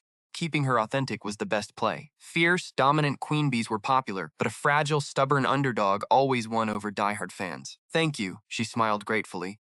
"Do not mention it. It is my job." He paused, thinking of another detail. "By the way, has the company been paying your monthly base salary?" "Not for a whole year," she sighed. Xu Tian was stunned. "Zero pay." Jiao Wei was an absolute monster. "How did you survive? Odd jobs," she whispered. She felt humiliated admitting it. With no gigs and no way to sell her songs, she had to survive on tutoring and promo work. Tian's face darkened. Every legitimate agency pays a base salary to ensure their rookies can survive the early days. But Du Xiaowei had completely frozen her out. No work, no outside gigs, and withholding her meager base salary. He was trying to starve her out until she finally surrendered to his demands. That was a disgusting low-life tactic. A few thousand yuan was pocket change to active artists, but to her it was life. It was her absolute lifeline. He knew how brutal her life had been, her immense talent completely wasted. No stage, no opportunities. She only worked odd jobs to buy groceries. She was probably waiting out her contract. Then she could sign with a new agency. But a performer's prime only lasts a few years. She was bleeding her youth away, making less than an office clerk. Besides, even if her contract did end, a petty snake like Du Xiaowei would never let her walk away clean. Unless she submitted to him, her career was over. Her career was dead. No one would cross a powerful manager for a nobody. Then he remembered her father's bills. She was carrying a crushing burden alone. He thought for a moment before looking up. Don't worry about the money. I will make sure the finance department pays you every cent. He immediately called the finance manager Guo Xishan. With the drama of his firing spreading, nobody dared block it. Getting her money was surprisingly easy. The manager grumbled but quickly authorized the back pay to avoid any trouble. Xu Tian hung up and told her to go collect it. A year of back pay is not a fortune, but it will help for now. Thank you, she whispered, overwhelmed. She never expected to see that money. Yet, even with cash, her future was pitch black. 2 years of silence had turned her into ancient history. She was less marketable than a fresh music school graduate. At 22, she was just starting her life, but in this cutthroat, youth-obsessed industry, she was already aging out.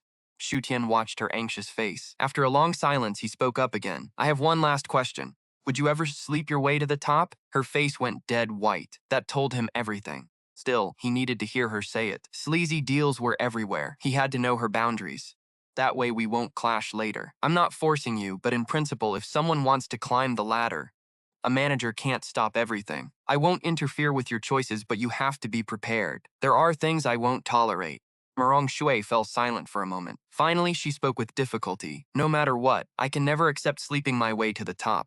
Good. Xu Tian nodded with approval. He had seen too many people take shortcuts and ruin themselves. So many stars get exposed with secret sugar daddies. And most of those benefactors have families. Once it gets out, your reputation is completely ruined. Some of my questions might be blunt, but as your manager, I have to be responsible for you. I need clear answers, starting right now. I will manage your career and your life. You have to clear your personal contacts with me. No secret moves, and if you start dating, you must tell me immediately. No hiding it, or you'll face the consequences. That's all my questions. Now do you have any questions for me? Murong Shui stared blankly at Xu Tian. This intense interrogation was brand new to her. Before, Du Xiaowei had sleazy motives. He usually sounded playful or seductive, turning sarcastic when he lost patience. He was never serious like Xu Tian. Yet this strict professional attitude actually made Murong Shui feel safe. She told him she had no questions and would report everything. Xu Tian smiled, pleased with her attitude. After sorting out a few minor details, they exchanged numbers and added each other on WeChat. Xu Tian stood up. That's all for today. Go home and get some rest. Be at the recording studio tomorrow at 10 in the morning. You can go now. She nodded. See you tomorrow. Murong Shui left the office in a daze. Even outside the building, she couldn't believe it. Xu Tian was actually managing her. He even booked a studio. She hadn't sung in ages. What if she disappointed him? Murong Shui had zero confidence right now, terrified that Xu Tian would regret taking her on. She had barely escaped Du Xiaowei's clutches to find this tiny sliver of hope. If Xu Tian gave up on her too, she couldn't face the consequences. Back in his office, Xu Tian reviewed all the Qingguo music files. By the time he left, dinner had passed. Since he didn't drive, he walked out to hail a cab. But then, headlights flashed at him from a nearby car. Xu Tian stood there waiting, and the vehicle slowly rolled up right in front of him. The window rolled down, and he stared in surprise at the driver. Why are you here? Xu Tian asked as he pulled the door open and climbed inside. I heard today was your first day, so I came to find you. Shang Yiran restarted the engine. Why are you working so late anyway? Du Xiaowei try to give you a hard time? No. Xu Tian buckled his seatbelt and smiled. He wanted to make trouble, but didn't get the chance. Shang Yiran laughed, saying he knew Xu Tian wasn't the type to get pushed around. Seeing how relaxed his friend was, he dropped the work talk. Tian was surprised by how relaxed he was. Don't you have any promos to shoot? For a major star, being this free was bizarre. It made no sense. Now that the Li Chong framing scandal was resolved, the media should be scrambling to interview him day and night. Yet Shang Yiran had only posted one update online and completely vanished from public view. No events, no travel. His worried fans were losing their minds. I turned down all those offers. I'm just too tired and need to rest. Thinking back to the false accusations still brought his mood down, but he quickly shook it off, offering a faint smile. Forget about me. What are your plans tonight? I'm actually heading to a private party. There will be tons of industry folks there. I can introduce you around. Honestly, Shang Yuran had been too depressed to attend any social gatherings lately, but Zhou Ping worried about his mental health after the scandal and pushed him to go out. Plus, people were whispering that he might retire.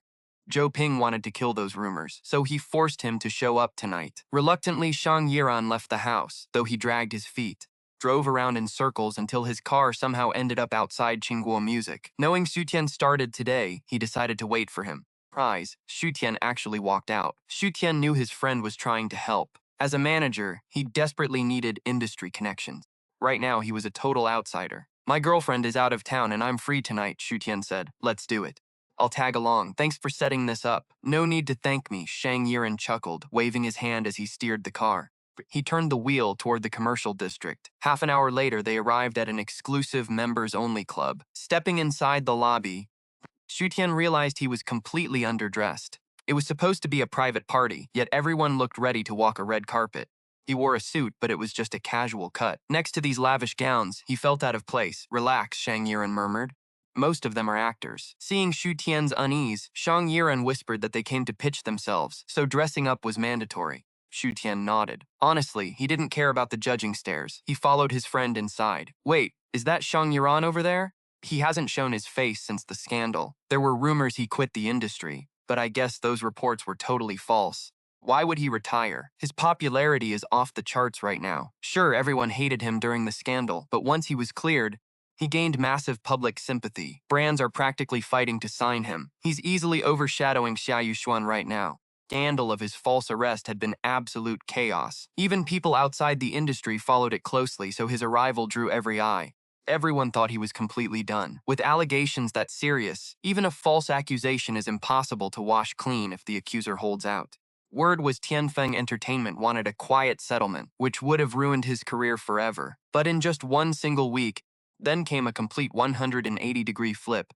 Shang Yiran went from hated creep to the nation's tragic darling. His popularity skyrocketed. The same people who dragged him online were suddenly his biggest fans. That's showbiz for you, pure fawning. Just yesterday, they couldn't cut ties with him fast enough. Times change. Now they swarmed him like flies. Standing right by his side, Xu Tian naturally caught plenty of curious stares. Who is that hot guy next to Shang Yiran? Is he with Tianfeng Entertainment too? Never seen him. Actor or singer? Curiosity got the better of them. Someone finally stepped up to ask, "Hey, who is your friend?" Shang Yiran smiled. "He is Xu Tian." "He's my brother," Shang Yiran announced, arm slung over Xu Tian's shoulder. People asked if Tianfeng signed a rookie. Singer or actor? Actor singing? He's not talent, Shang Yiran explained. He's a manager. Tian seized the moment, handing out business cards. "Hello, I'm Xu Tian." A middle-aged man stared, sizing him up with sheer disbelief. "You're a manager?" A manager this gorgeous was a first. Showbiz is packed with beautiful faces, but a manager outshining the star? Unheard of. Besides, why was Shang Yiran hanging out with a rookie? Been with Zhou Ping for years, so a sudden switch made no sense. While they whispered, Xu Tian finished his polite greetings and led Shang Yiran to an empty couch. A waiter approached the moment they sat down. "Drink, sir?" Shang Yiran opted for a light cocktail. Glanced at Xu Tian. "Just sparkling water for me, please." Tang Bingyan was out of town, but still. Tang's strict rules were clear. She hated booze. "Is your girl really that tough?" Shang Yiran teased once the waiter left. "Not even a single glass?" "Won't she get mad?" "You'll understand when you have one," Xu Tian smiled. "She hates the smell of alcohol." Didn't elaborate. "Besides, I'm driving you home tonight." Shang Yiran leaned in, "So, what does she do?" "Maybe we can grab dinner sometime?" Shang Yiran was genuinely curious about Xu Tian's taste in women. "She's pretty busy," Xu Tian demurred. "I'll ask her." Brushed it off. He wasn't sure if Shang Yiran knew Tang Bingyan, but during their secret marriage, he refused to risk exposing her. Even if they were buddies now, it wasn't worth the risk. "All right, ask her then," Shang Yiran said, sensing Xu Tian's reluctance to share. Chalking it up to privacy, Shang Yiran moved on. "By the way, did you sign Murong Shui?" Xu Tian nodded. "Yes." "Why her?" Shang Yiran frowned. With so many prospects, even an unpolished trainee would have been a safer bet. Anyone was better than a 2-year ghost talent like her. "I think she's got real raw talent," Xu Tian explained. "Du Xiaowei just wasted her." Fair point. Shang Yiran recalled Murong Shui. She was gorgeous, and her vocal tone was actually quite unique. The industry is starving for that kind of voice. Du Xiaowei only knows trashy hype tactics. It's all hot air and corporate politicking anyway. Tons of talented kids at Qingguo Music got buried because of him. Look, you're just starting out. Name anything you need. Shang Yiran paused. My new album drops next quarter. I can throw her a duet or put her in the music video. Thanks, Xu Tian smiled. I'll take you up on that. The waiter delivered their drinks. Xu Tian clinked his sparkling water against the cocktail glass. Suddenly a voice called out, Yiran, there you are. A woman in a black gown and long curls sauntered over on 7-centimeter stilettos. She stopped right beside them, bringing a heavy wave of rose perfume. Sinuous as a black swan, she slid right onto Shang Yiran's lap. You look pale, babe. Want me to hook you up with my herbalist? Sean, please. Shang Yiran sighed, scooting over. She smoothed her skirt and sat. Xu Tian recognized her instantly. It was the diva Wang Menshan. Everyone knew Wang Menshan, but her stunning looks meant people wrote her off as eye candy, and her early songs never quite matched her vocal range. Xu Tian recalled that her upcoming album would feature a massive genre shift, earning rave reviews from every major critic in the industry. That record would sweep the 36th Golden Melody Awards. But for now, that career-defining night was months away, leaving her still craving mainstream respect. Without a trophy, she wasn't officially a diva. In his past life, Xu Tian knew her mostly through tabloid scandals and dating rumors. Still, her talent was undeniable. As Wang Mansion settled in, her gaze slid over to Xu Tian, bold, naked, and completely shameless. The rumors were true. She went through boyfriends faster than outfits, specifically targeting younger, prettier men. Yiran, have you been hiding this gorgeous piece of candy from me? Introduce us. Shang Yiran sighed. This is Xu Tian, my friend. Don't go getting any ideas, Sister Shan. He is off limits. Got a girlfriend. Caught red-handed, Wang Menshan didn't even blink. Instead, she locked eyes with Xu Tian, highly amused. I never said I wanted a boyfriend, she retorted. Knowing her, a simple one-night stand was more her style. They clearly went way back. Don't be so direct. If you scare him away, you'll owe me. She threw Shang Yiran a playful glare, then squeezed right between them on the couch. Save your breath, Shang Yiran warned. He doesn't play. Shang Yiran's eye twitched. Xu Tian was his guest, so he had to protect him. Not dating now, huh? But what about later? Wang Manshun refused to back down. I've got plenty of time, Diva Wang, Xu Tian said calmly. I have a feeling you're about to get very busy soon, Xu Tian remarked. She froze, then let out a self-deprecating laugh. Nobody calls me that, kid. Flattery will get you nowhere. Indeed, no one in the industry used that title for her yet. Despite her fame, she lacked a major award, leaving her shunned by the mainstream elite. Xu Tian just smiled. Soon, everyone will. Xu Tian noticed Wang Manshan's slight frown but didn't blink. He just offered a calm, deadpan smile. I can read faces, you know. But your career is about to skyrocket, Miss Wang. She chuckled, not buying it for a second, but decided to play along with this strange pickup line. Oh, then tell me how my career goes. The Golden Melody Awards are coming up. Think I will win? Xu Tian turned and locked eyes with her. Absolutely. Best female vocalist. In his past life, Xu Tian spent years slacking off, meaning his head was packed with useless entertainment trivia that now served him well. Those memories kept him steps ahead in this industry. He knew for a fact the award belonged to her. Tell me, who taught you to sweet talk like this? Wang Mansion let out a soft laugh. It is a bit old school, but I kind of like it. Xu Tian shook his head. I am not flattering you. You are taking that trophy home. He went on to list the other major winners, leaving her staring at him in utter disbelief. She sighed, utterly baffled. Exactly how much have you had tonight? I am sober as a judge. Xu Tian swirled his glass of sparkling water right in front of her face. Care to make a wager? A bet? She narrowed her eyes, studying him closely. For once, she was looking at a man she could not read. What are the stakes? If you win Best Female Vocalist, you owe me a favor. Simple as that. You lose? Her eyes darted as she did the math. Then you have to grant me a favor of my own. Deal, Xu Tian did not hesitate. Name your price. She gave him a slow, knowing smile. She leaned in close, her voice a teasing whisper. If my request gets a little wild, your girlfriend won't mind, will she? Chapter 114. Recording studio. She won't, Xu Tian replied, completely unbothered. He knew she had no chance of winning anyway. Fine, you are on. She held out her pinky. No backing out. Deal. Xu Tian stared at her finger, amused by how childish this glamorous woman could actually be. Honestly, she seemed the one who had too much to drink. Nearby, Shang Yiran was practically sweating. Had Xu Tian completely forgotten he had a girlfriend? Betting with Wang Manshan was playing with fire. The woman was a notorious wild card. If Xu Tian lost, she would absolutely take advantage of him. Besides, the bet was a guaranteed loss. There was no way she would win that award. Do not worry, I know what I am doing. Xu Tian downed his drink, stood up, bidding her goodnight. It is getting late. We should head out. Do not forget our deal, Miss Wang. Shang Yiran followed him out, completely speechless. On the drive back, Shang Yiran kept his eyes locked on Xu Tian from the passenger seat. It was getting creepy. What? Is there something on my face? If I did not know that water was alcohol-free, I would swear you were wasted. Shang Yiran shook his head, still staring. No matter how much he racked his brain, he could not understand the bet. I am perfectly sober. Su Tian did not even look over, keeping his eyes on the road. Shang Yiran opened his mouth to argue but quieted down. Fine, just make sure you know what you are doing. He was a friend, not a parent. It was not his place to micromanage. Trust me, I have never lost a wager. Once Wang Manshan won that title, her value would skyrocket. Securing a favor from her now was just smart business. By the next morning, news of a new manager arriving from Greenfruit Music headquarters had leaked. The recording studios were packed with hopefuls. Trainees had booked every booth to record demos, hoping to catch the manager's eye. Most of these kids were barely 16 or 17. Oldest was 20, all of them young, hungry, and polished. Keeping her promise to Xu Tian, Merong Shui arrived at dawn. She wore a cheap white dress she got on sale for 50 yuan. Amidst the glitz and designer outfits of the other trainees, she stood out. She looked hopelessly out of place.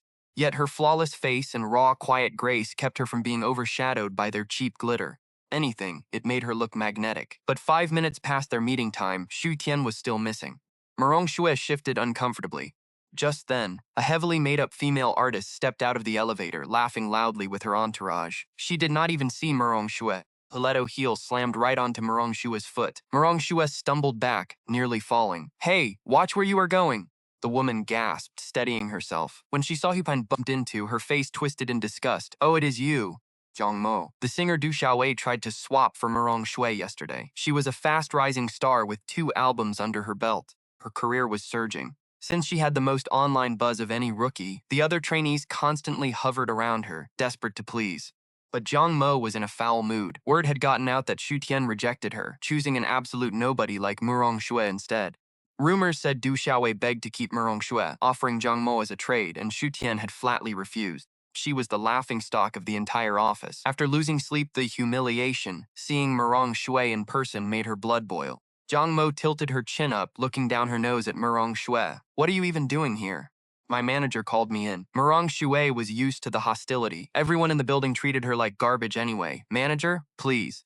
Zhang Mo sneered. "He is just some pretty boy playing manager. The guy is barely 30. Why are you acting like his word is law?" The trainees beside her instantly joined in. "Do not say that, Mo. She is our new superstar. She will be famous globally any day now. We rookies should probably bow down. Let me get a look at this rising legend." Another trainee leaned in close, snickering. "Talk about terrible taste. Look at those cheap clothes. Honestly, I thought she was part of the janitorial staff.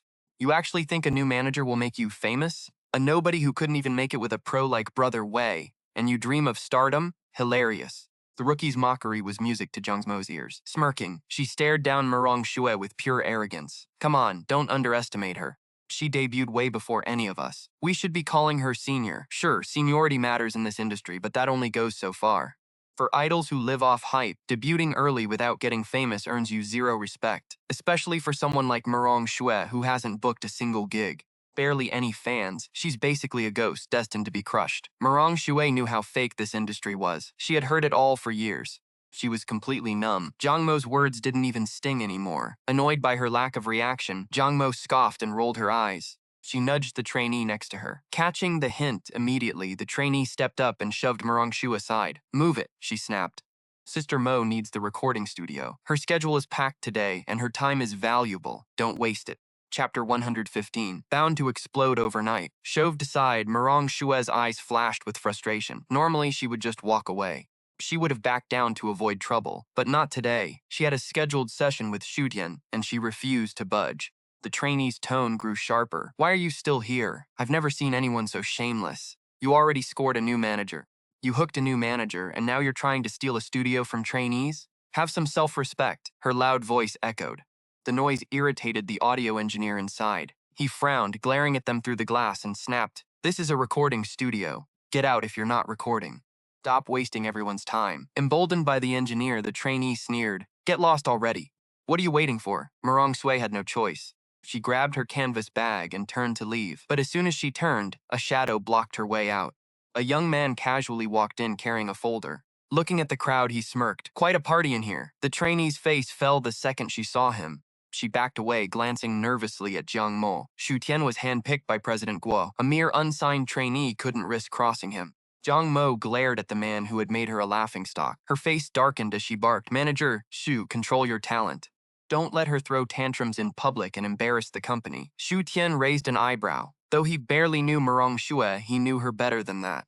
She wasn't the type to throw a tantrum. Zhang Mo was clearly the one picking a fight, yet she was trying to pin the blame on Murong Xue. Amusing. How I manage my talent is none of your business. But actually, I'm suddenly in the mood to blacklist a few people. Any guesses who? Zhang Mo boiled with rage, her voice dripping with venom. Big words. You think you're the boss here? You want to blacklist me? You get a tiny bit of power and suddenly think you're somebody. She was managed by Du Xiaowei. Without Brother Wei's word, who would dare touch her? Facing her arrogance, Xu Tian calmly unlocked his phone, dialed, and put it to his ear. Hello? President Guo. Zhang Mo's smug expression instantly vanished. Seeing him call the boss directly made her face turn pale. Oh, nothing major, Xu Tian said. The difficult talent here at Qingguo Music. I want to blacklist her. Next time, no need to call for permission. Just blacklist them directly. Xu Tian's words shattered Zhang Mo's composure. She trembled, her face draining of color. The trainees who had mocked Murong Xue shrunk back in absolute terror.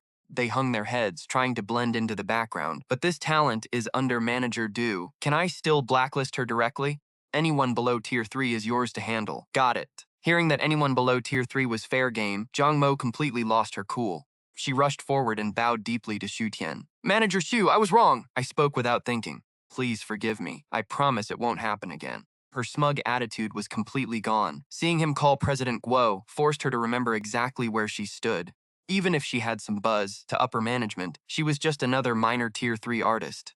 The constant flattery from rookies had gone to her head. She forgot that in a company packed with stars, she was easily replaceable. Xu Tian watched her pathetic apology, then said coldly, "Don't you know who you should actually be apologizing to?" Spell it out. Zhang Mo froze, realizing what he meant. She bit her lip hard.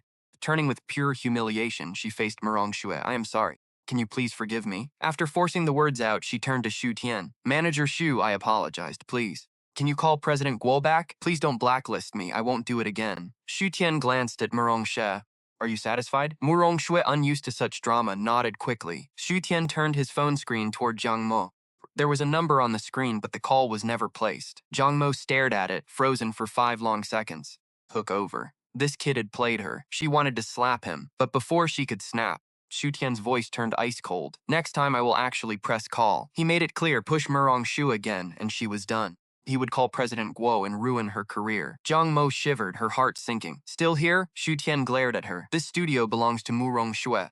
Are you going to fight us for it?" Terrified by the threat, Zhang Mo shut her mouth, shoved her trainees aside, and bolted.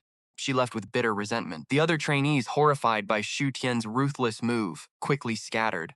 Even Zhang Mo did not dare challenge Xian. The trainees stood no chance. Murong Xue stared at Zhang Mo's retreating figure. Disbelief was written all over his face. Zhang Mo actually slunk away. Left standing in the studio, Murong Xue felt totally lost. So this was what protection felt like. He was completely stunned. He had never known this feeling. Now he was terrified of losing it. The sound engineer had watched the whole clash and dreaded becoming the next target of Xu Tian's anger. Quickly scrambling to explain, the engineer insisted Murong Xue booked first, but Zhang Mo claimed he had an urgent afternoon schedule that could not be moved. Thankfully, Xu Tian did not blame the terrified man. Sitting down near the door, Xu Tian gestured for Murong Xue to come over and handed him a sheet of paper. On it was the lyrics to an old classic. It was the diva Xiaoyiru's signature hit, Gone with the Wind. Do you know this song? Xu Tian did not explain why, but if Murong Xue nailed it, everything would change. Fang would make him an overnight sensation during an upcoming industry shakeup. Chapter 116. He is going to sing on a massive stage. Murong Xue froze. Nodding quickly, Murong Xue agreed. Xiaoyiru was his childhood idol, and he knew almost all her songs. Still, he could not fathom why Xu Tian chose this track. "Let us begin," Xu Tian added. "The first few times do not count, so just find your groove." Murong Xue nodded. Standing before the microphone after so long, his hands shook. Years had passed since his last performance. Even recording felt like a distant memory. Nearby, the sound engineer breathed a sigh of relief when Xu Tian let it go. Equipment prepped, the engineer started. As the intro track began to play, Murong Xue leaned closer to the microphone, his eyes glued to the lyrics. Familiar melody filled his ears, but his throat felt completely frozen, dry, silent. What was happening to him? The intro had ended, yet Murong Xue remained dead silent. The engineer gestured frantically. Sensing his panic, Xu Tian stepped in. "Do not worry, just take your time." Stepping out of the room, Xu Tian grabbed him a cup of water. I am sorry, Murong Shui whispered, clutching the cup like a child caught doing something wrong. Fine, Xu Tian comforted him. Murong Shui downed the water in one gulp and wiped his mouth. Let me try again. Rushing back to the mic, he managed to sing this time, but the delivery was flat. If Xu Tian had not heard him sing before, he would have been deeply disappointed. Professional vocal training seemed impossible to believe looking at him now. Murong Shui knew he sounded terrible. Taking a shaky breath, he asked, Mr. Xu, can I please try again? Xu Tian nodded. For the rest of the morning, Murong Shui sang the song dozens of times, yet the magic simply was not there. The encouraging smile on Xu Tian's face slowly faded into a deep frown. 2 hours of listening revealed the core problem. Murong Shui must have sensed his manager's growing frustration. Sound engineer grew tense, barely daring to breathe. He eyed Murong Shui with suspicion, thinking this new artist their rookie manager chose was a total bust. Murong Shui caught the engineer staring holes into his back. Turning pale, he hung his head in shame. He wanted so badly to sing this song right.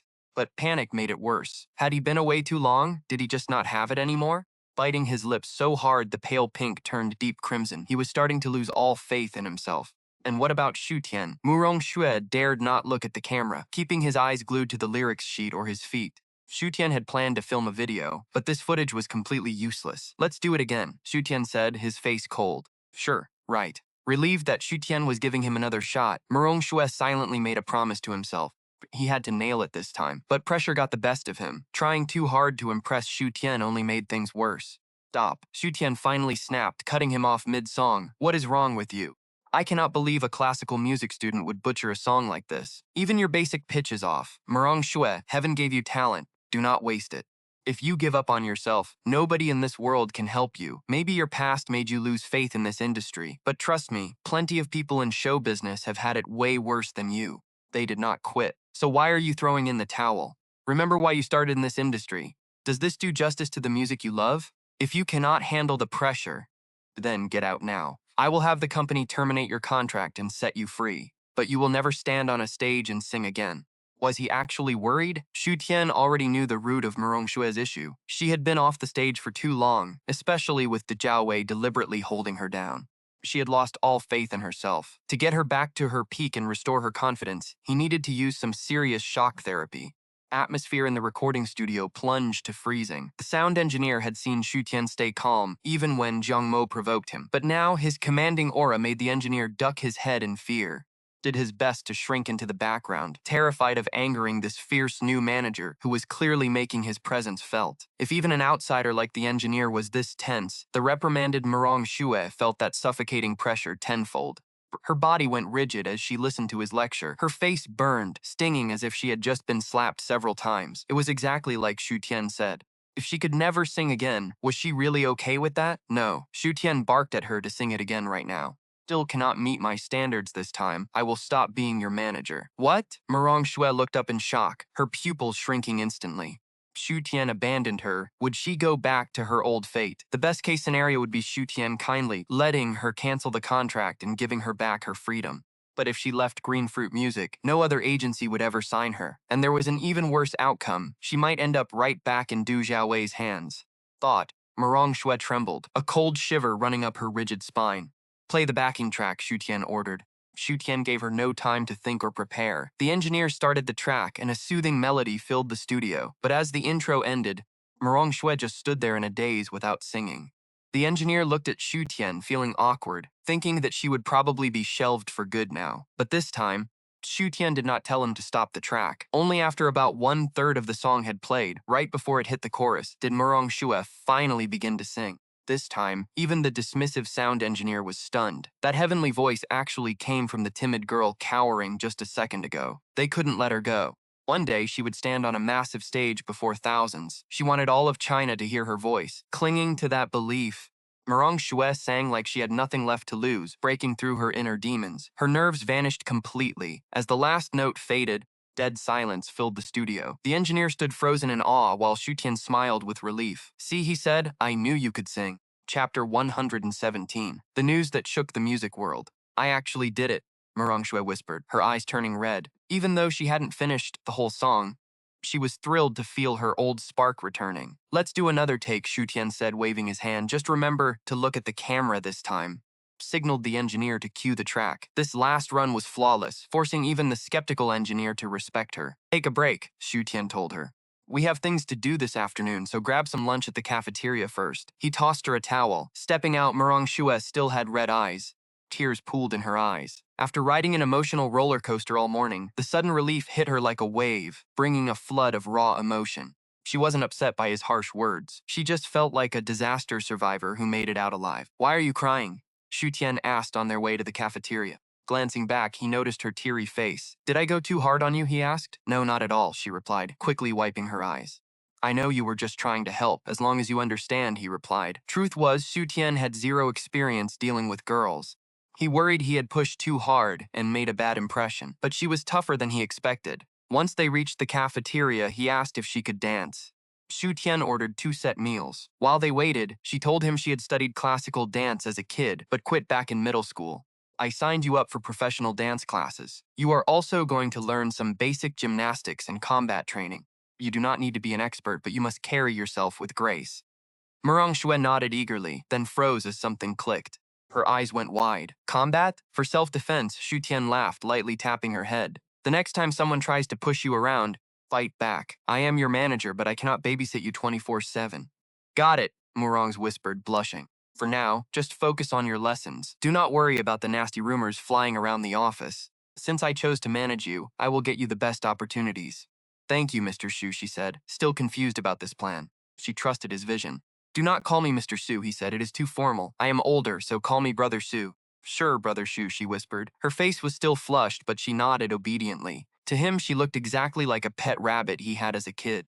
But he knew that in time, she would become a massive star in China. When that day came, nobody would ever look down on her again.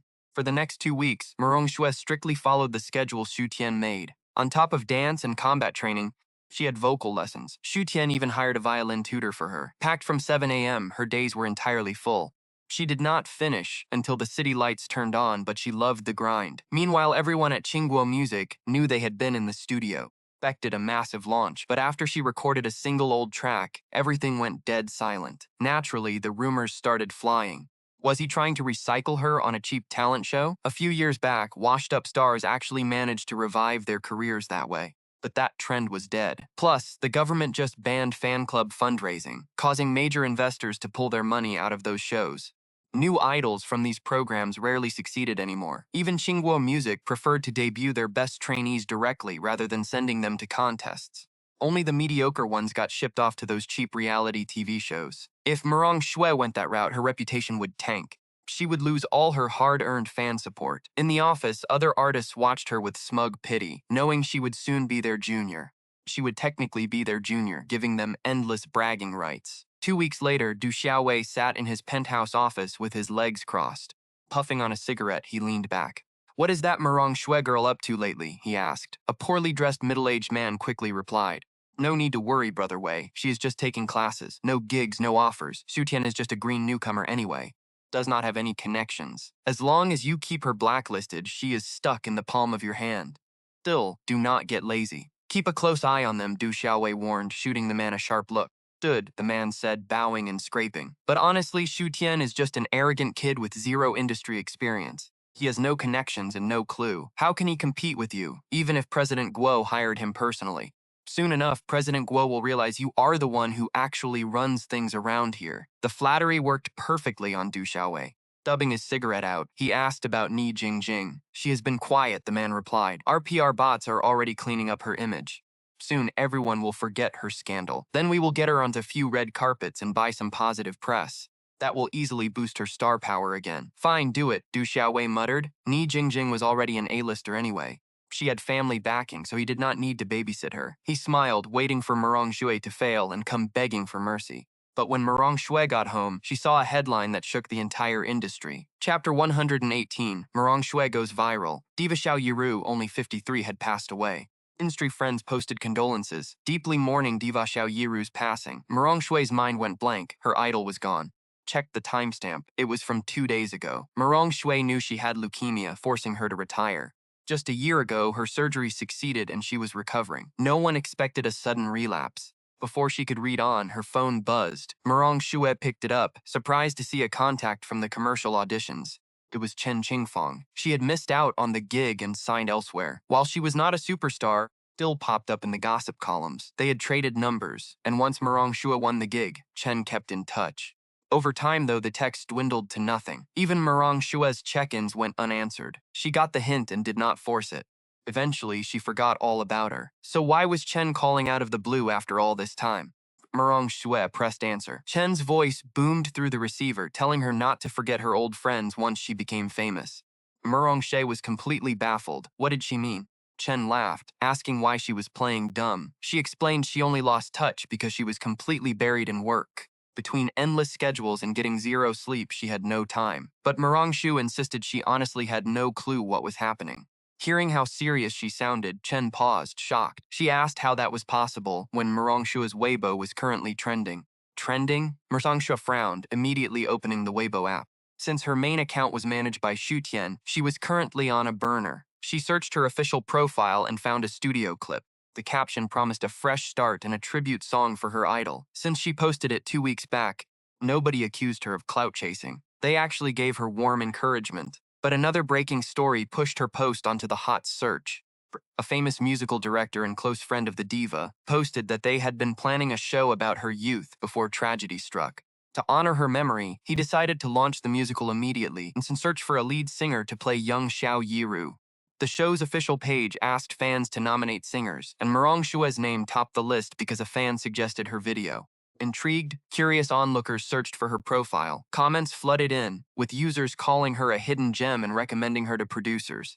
While most praised her gorgeous vocals, a few trolls accused her of clout chasing. Fans quickly shut them down by pointing to the date. She couldn't predict the future, after all. The main attacker was a gossip account, which accidentally backfired and sent her popularity skyrocketing. Post exploded. Die-hard fans flooded the comment section in pure excitement, wondering if she was finally making her long-awaited comeback. One fan commented that they were shaking with excitement, noting how Murong Shue had always been a massive fan of the late diva. Landing the role would be a dream come true. Watching the comments accumulate, Murong Shue rubbed her eyes in utter disbelief. She had been gone for so long, yet people still remembered her. A wave of warmth washed over her, bringing mixed emotions. Not since her debut theme song had she seen this much attention. Suddenly, Chen's voice broke her trance, asking if she was there. Even with the long silence, Chen hadn't hung up. She kept talking, insisting this role would turn her into an overnight sensation. With the video currently trending, she was sure the organizers would reach out soon, asking if she had hired a new manager.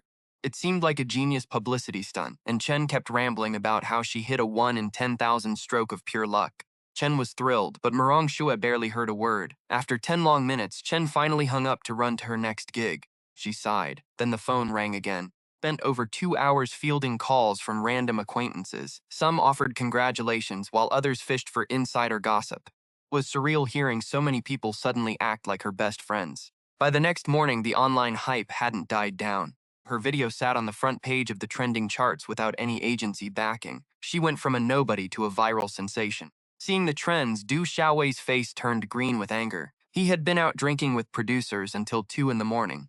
If his assistant Li Chongshan hadn't called to report the news, he'd still be in the dark. Brother Wei, her post is blowing up. Li Chongshan wiped the cold sweat from his forehead, asking what they should do. Du Xiaowei took a slow breath, staying calm. Rolled through the updates on his phone. After a long silence, he scoffed, calling it a silly trend that would blow over soon.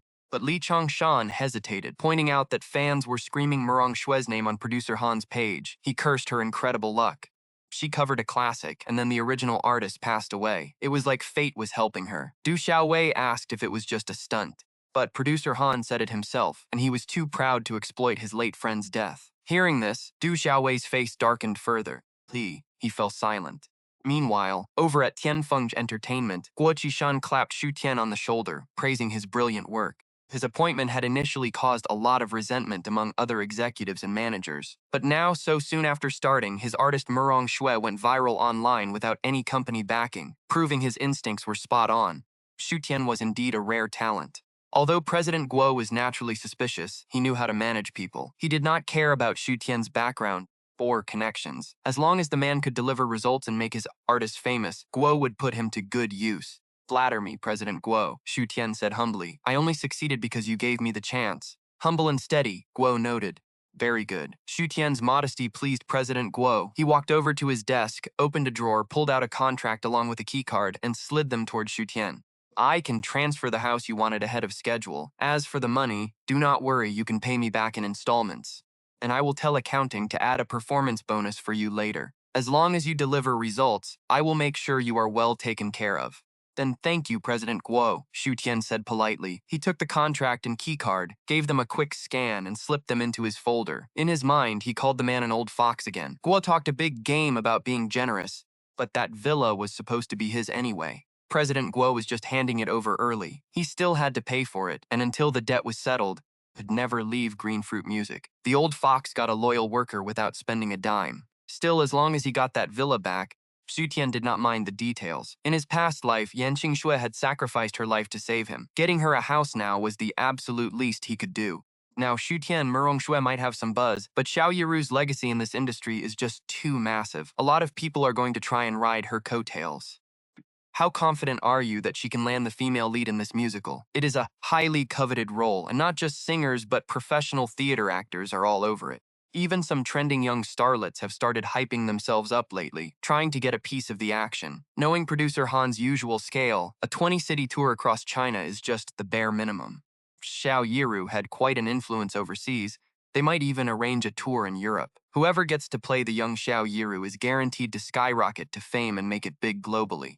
Tian smiled faintly. The role will definitely be Murongxue's. Well, I will be looking forward to that then, Guo said. Guo Qishan admired his confidence and was really starting to see him in a new light. When Xu Tian first asked Du Xiaowei for Murongxue, a total nobody whom everyone else wrote off, the boss thought his eye for talent was terrible. But nobody expected that in just 2 short weeks, Xu Tian would actually thrust this complete unknown into the spotlight, transforming her into one of the most talked about and highly anticipated stars in the public eye. If Xiao Yiru's sudden death had not happened, Guo Qishan might have suspected Xu Tian planned this whole thing. But that was impossible. No matter how brilliant Xu Tian was, he could not predict the future or know she would pass away. He certainly could not have known her close friend, producer Han, would launch a massive tribute musical tour in her honor. Still, having Xu Tian pull off such a major win right after taking office was exactly what President Guo wanted to see. This way, Du Xiaowei would no longer dominate Green Fruit Music on his own. Xu Tian cared little for the boss's political schemes. After leaving the office, he headed over to a cafe in the downtown business district for a meeting. Mr. Xu, here is the information you requested, the private investigator said, handing over a folder. Xu Tian opened it. His eyebrows instantly furrowed. He had hired the private investigator to dig into Yan Qingxue's family history, but looking through these documents, he could not find a single lead that linked them to his own past. Xu Tian had always known he was adopted by the Xu family. He had wondered if Yan Qingxue's parents, Yan Jingsong and Su Xiuya, might be his actual birth parents. But according to the detective, he shared absolutely no blood connection with them. Why, then, did the Yan family help him in his past life? This investigation was bringing back buried memories. It was not just Yan Qingxue who had died in a fire trying to save him. Even her parents had quietly sent him money when he hit rock bottom. Looking at the timeline, the Yan family business had already gone under back then, and her parents were struggling just to survive. Yet, they still gave him their hard-earned savings. Thinking about how this family had quietly sacrificed so much for him in his past life, Xu Tian was overcome with a wave of complex emotions. It was overwhelming. But right now, instead of digging into their connection, he wanted to rescue them from their financial ruin. The problem was he had absolutely no relationship with them yet. Showing up unannounced might just ruin everything. Mr. Xu, this is really all I could find, the investigator explained apologetically, seeing Xu Tian staring silently at the files.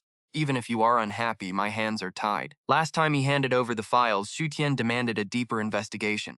Spent 2 weeks asking around, even visiting Yan Jingsong's hometown. He only found trivial things, but this Yan Jingsong is definitely strange.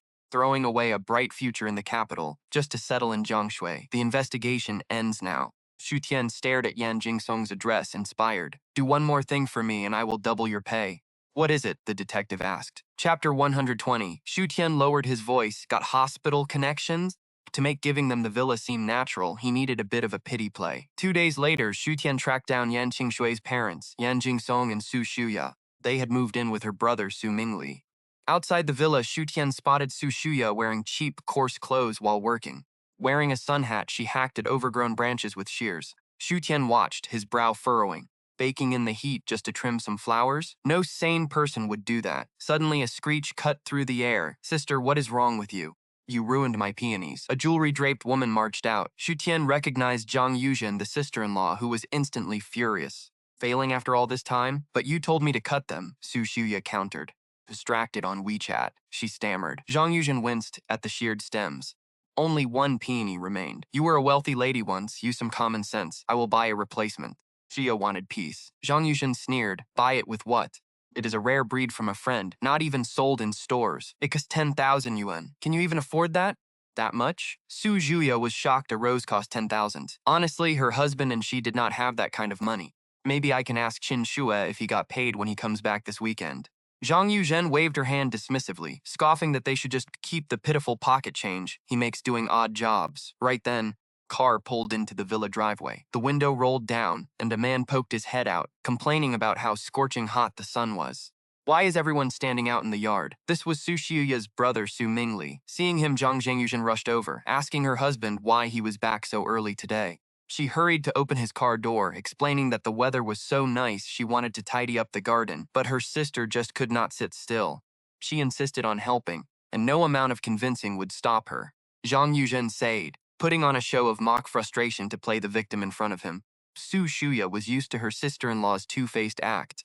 Not wanting to cause trouble for her brother, she played along, saying she was just bored at home anyway. She figured she might as well help out. But as Su Mingli stepped out, she noticed her husband, Yan Jianing was not with him, which seemed strange. She asked why her husband had not come home with him.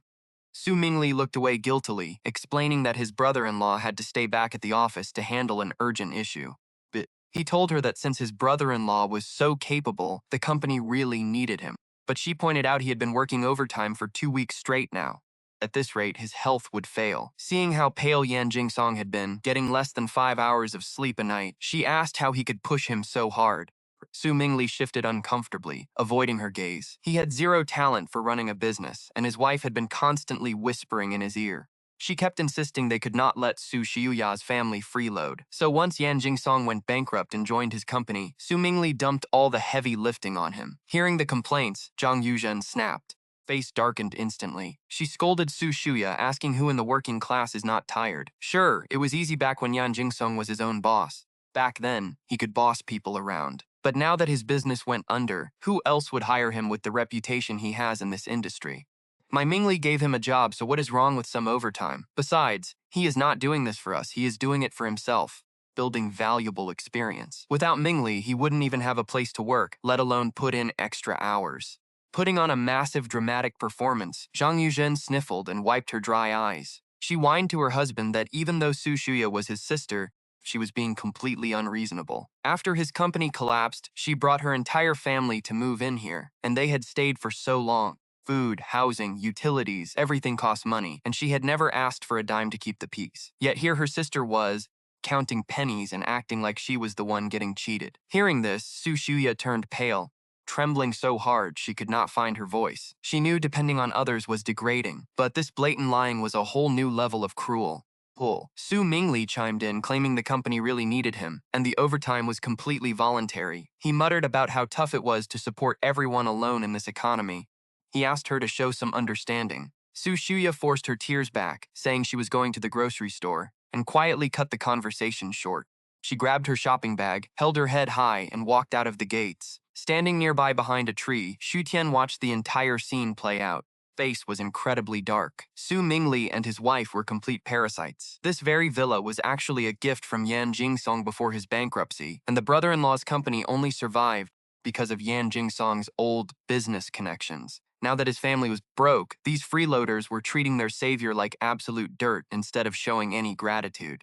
Seeing her suffer such humiliation made Xu Tian even more determined to return Jiangshui Dynasty number 88 to the Yan family. An hour later, Su Shuya left the store, carrying 2 heavy bags on her long walk back. Su Mingli had a personal chauffeur, but his wife banned Su Shuya from using him just to save money on gas. Since there were no bus stops or subway stations near the upscale community, she had to walk every single time. 2 blocks away from home, she glanced across the street.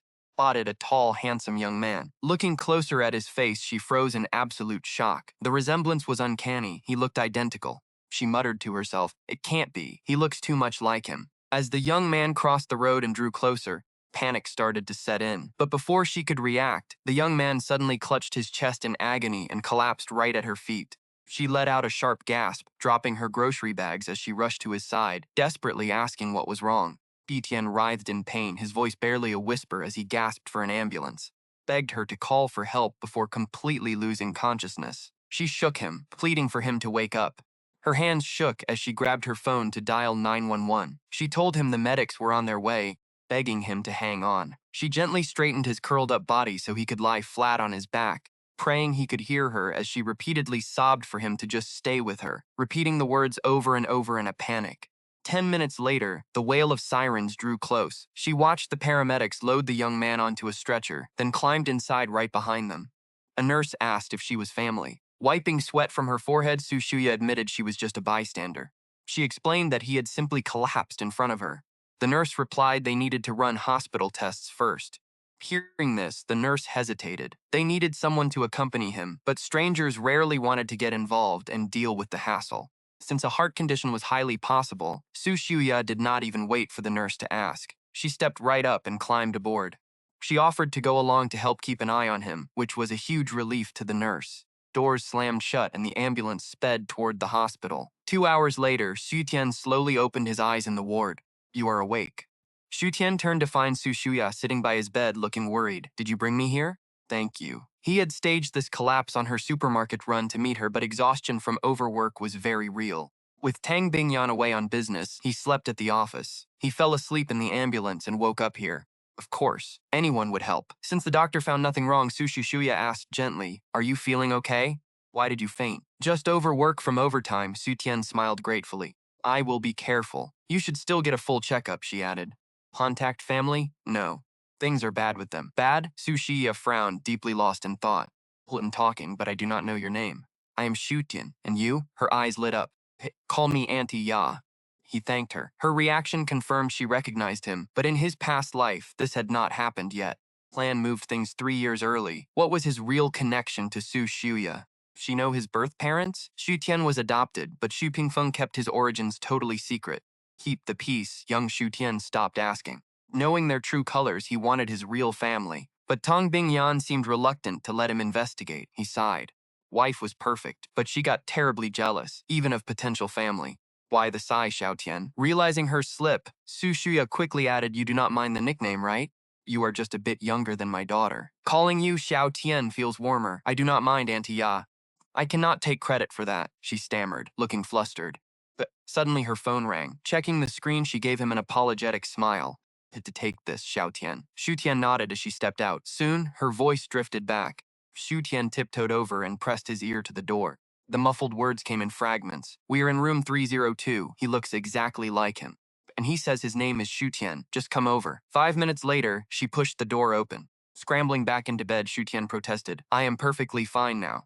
Flung his legs out, but she blocked him. "Do not do that. You have no idea how dangerous this is. Severe exhaustion can trigger a heart attack. You must stay." Before Xu Tian could object, a knock sounded at the door. Su Shuya opened it for a middle-aged man in a worn suit. Xu Tian recognized him. Lan Jingsong. He froze upon seeing Xu Tian. Chapter 122. He looks just like Madam. Su Shuya quickly spoke. "Shout, let me introduce you. This is my husband, Yan Jingsong. I wasn't very clear on the phone, so he actually thought I was the one in the hospital and rushed right over." "Hello, I'm Xu Tian." He politely greeted Yan Jingsong first. "I actually passed out on the street earlier, and it was Auntie Shuya who saved me." Yan Jingsong quickly composed his expression to greet him. "Hello, I'm Yan Jingsong. Shuya just told me that your family couldn't make it to accompany you, so why don't I go with you to get a full medical checkup? No need to go through all that trouble. I know my own body and I'm fine." Xu Tian really didn't want to get a physical exam. Besides, he wasn't even sick. He had only faked it as an easy excuse to get close to the Yan couple. But Shuya insisted, saying it's still better to get checked since you have to stay for observation anyway. "You'll just be lying in bed with nothing to do anyway. I'll go contact the doctor right now." Fearing Xu Tian might decline again, Su Shuya handed her purse to Yan Jingsong. She turned around and went to find a doctor. Only Xu Tian and Yan Jingsong were left in the room, making the atmosphere a bit awkward. Ultimately, Yan Jingsong broke the silence. "Bo, young man, are you from Jiangxi?" "Yes," Xu Tian replied softly, but then he shook his head. "To be honest, I don't actually know where I'm from." Since my adoptive parents were from Jiangcheng, I have lived there for as long as I can remember.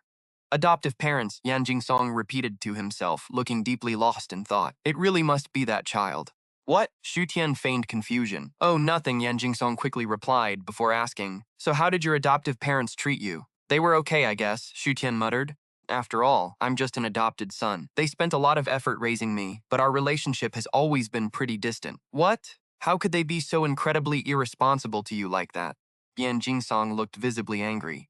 Back then, he stopped mid-sentence, suddenly realizing he had almost slipped up. He quickly corrected himself. Well, since they decided to adopt you, should have given you enough love and care. Adoptive parents like that are just too irresponsible. It's fine, I'm used to it by now, Xu Tian replied quietly. Xu Tian had been closely observing Yan Jingsong. Judging by his emotional reaction, it seemed he might actually know his adoptive father, Xu Pingfeng. Oh, Xiao Tian, the doctor is here. Su Shuya walked into the room with the doctor. For the next 2 hours, Xu Tian had absolutely no choice but to undergo a grueling full-body physical checkup while the couple carefully watched over him. It took over 2 hours of pure torture. Looking completely exhausted, Xu Tian finally returned to his hospital ward. Xiao, Tian, what do you want for dinner tonight? I can easily cook and bring it over, Su Shuya offered, glancing at the fresh groceries she had bought earlier. How about some ribs? That is way too much trouble, Auntie. I can just order food delivery, Xu Tian politely declined. Delivery food isn't healthy at all. Home-cooked meals are much safer. Su Shuya wanted to insist, but Yan Jingsong quietly tugged her sleeve and gave her a warning look. He gave her a quick look. The hospital's nutritious meals are actually quite good. Since young Xu doesn't want to trouble us, let's just head home first. Auntie, can you please leave me your contact info? I want to thank you properly once I'm better. Oh, don't worry about thanking me. It was just a small thing.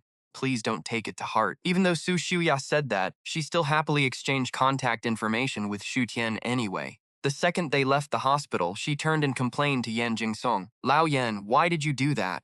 Why didn't you let me bring food to Xiao Tian just now? He's all alone in the hospital and it is just so pitiful. Would you actually dare eat food brought by a total stranger?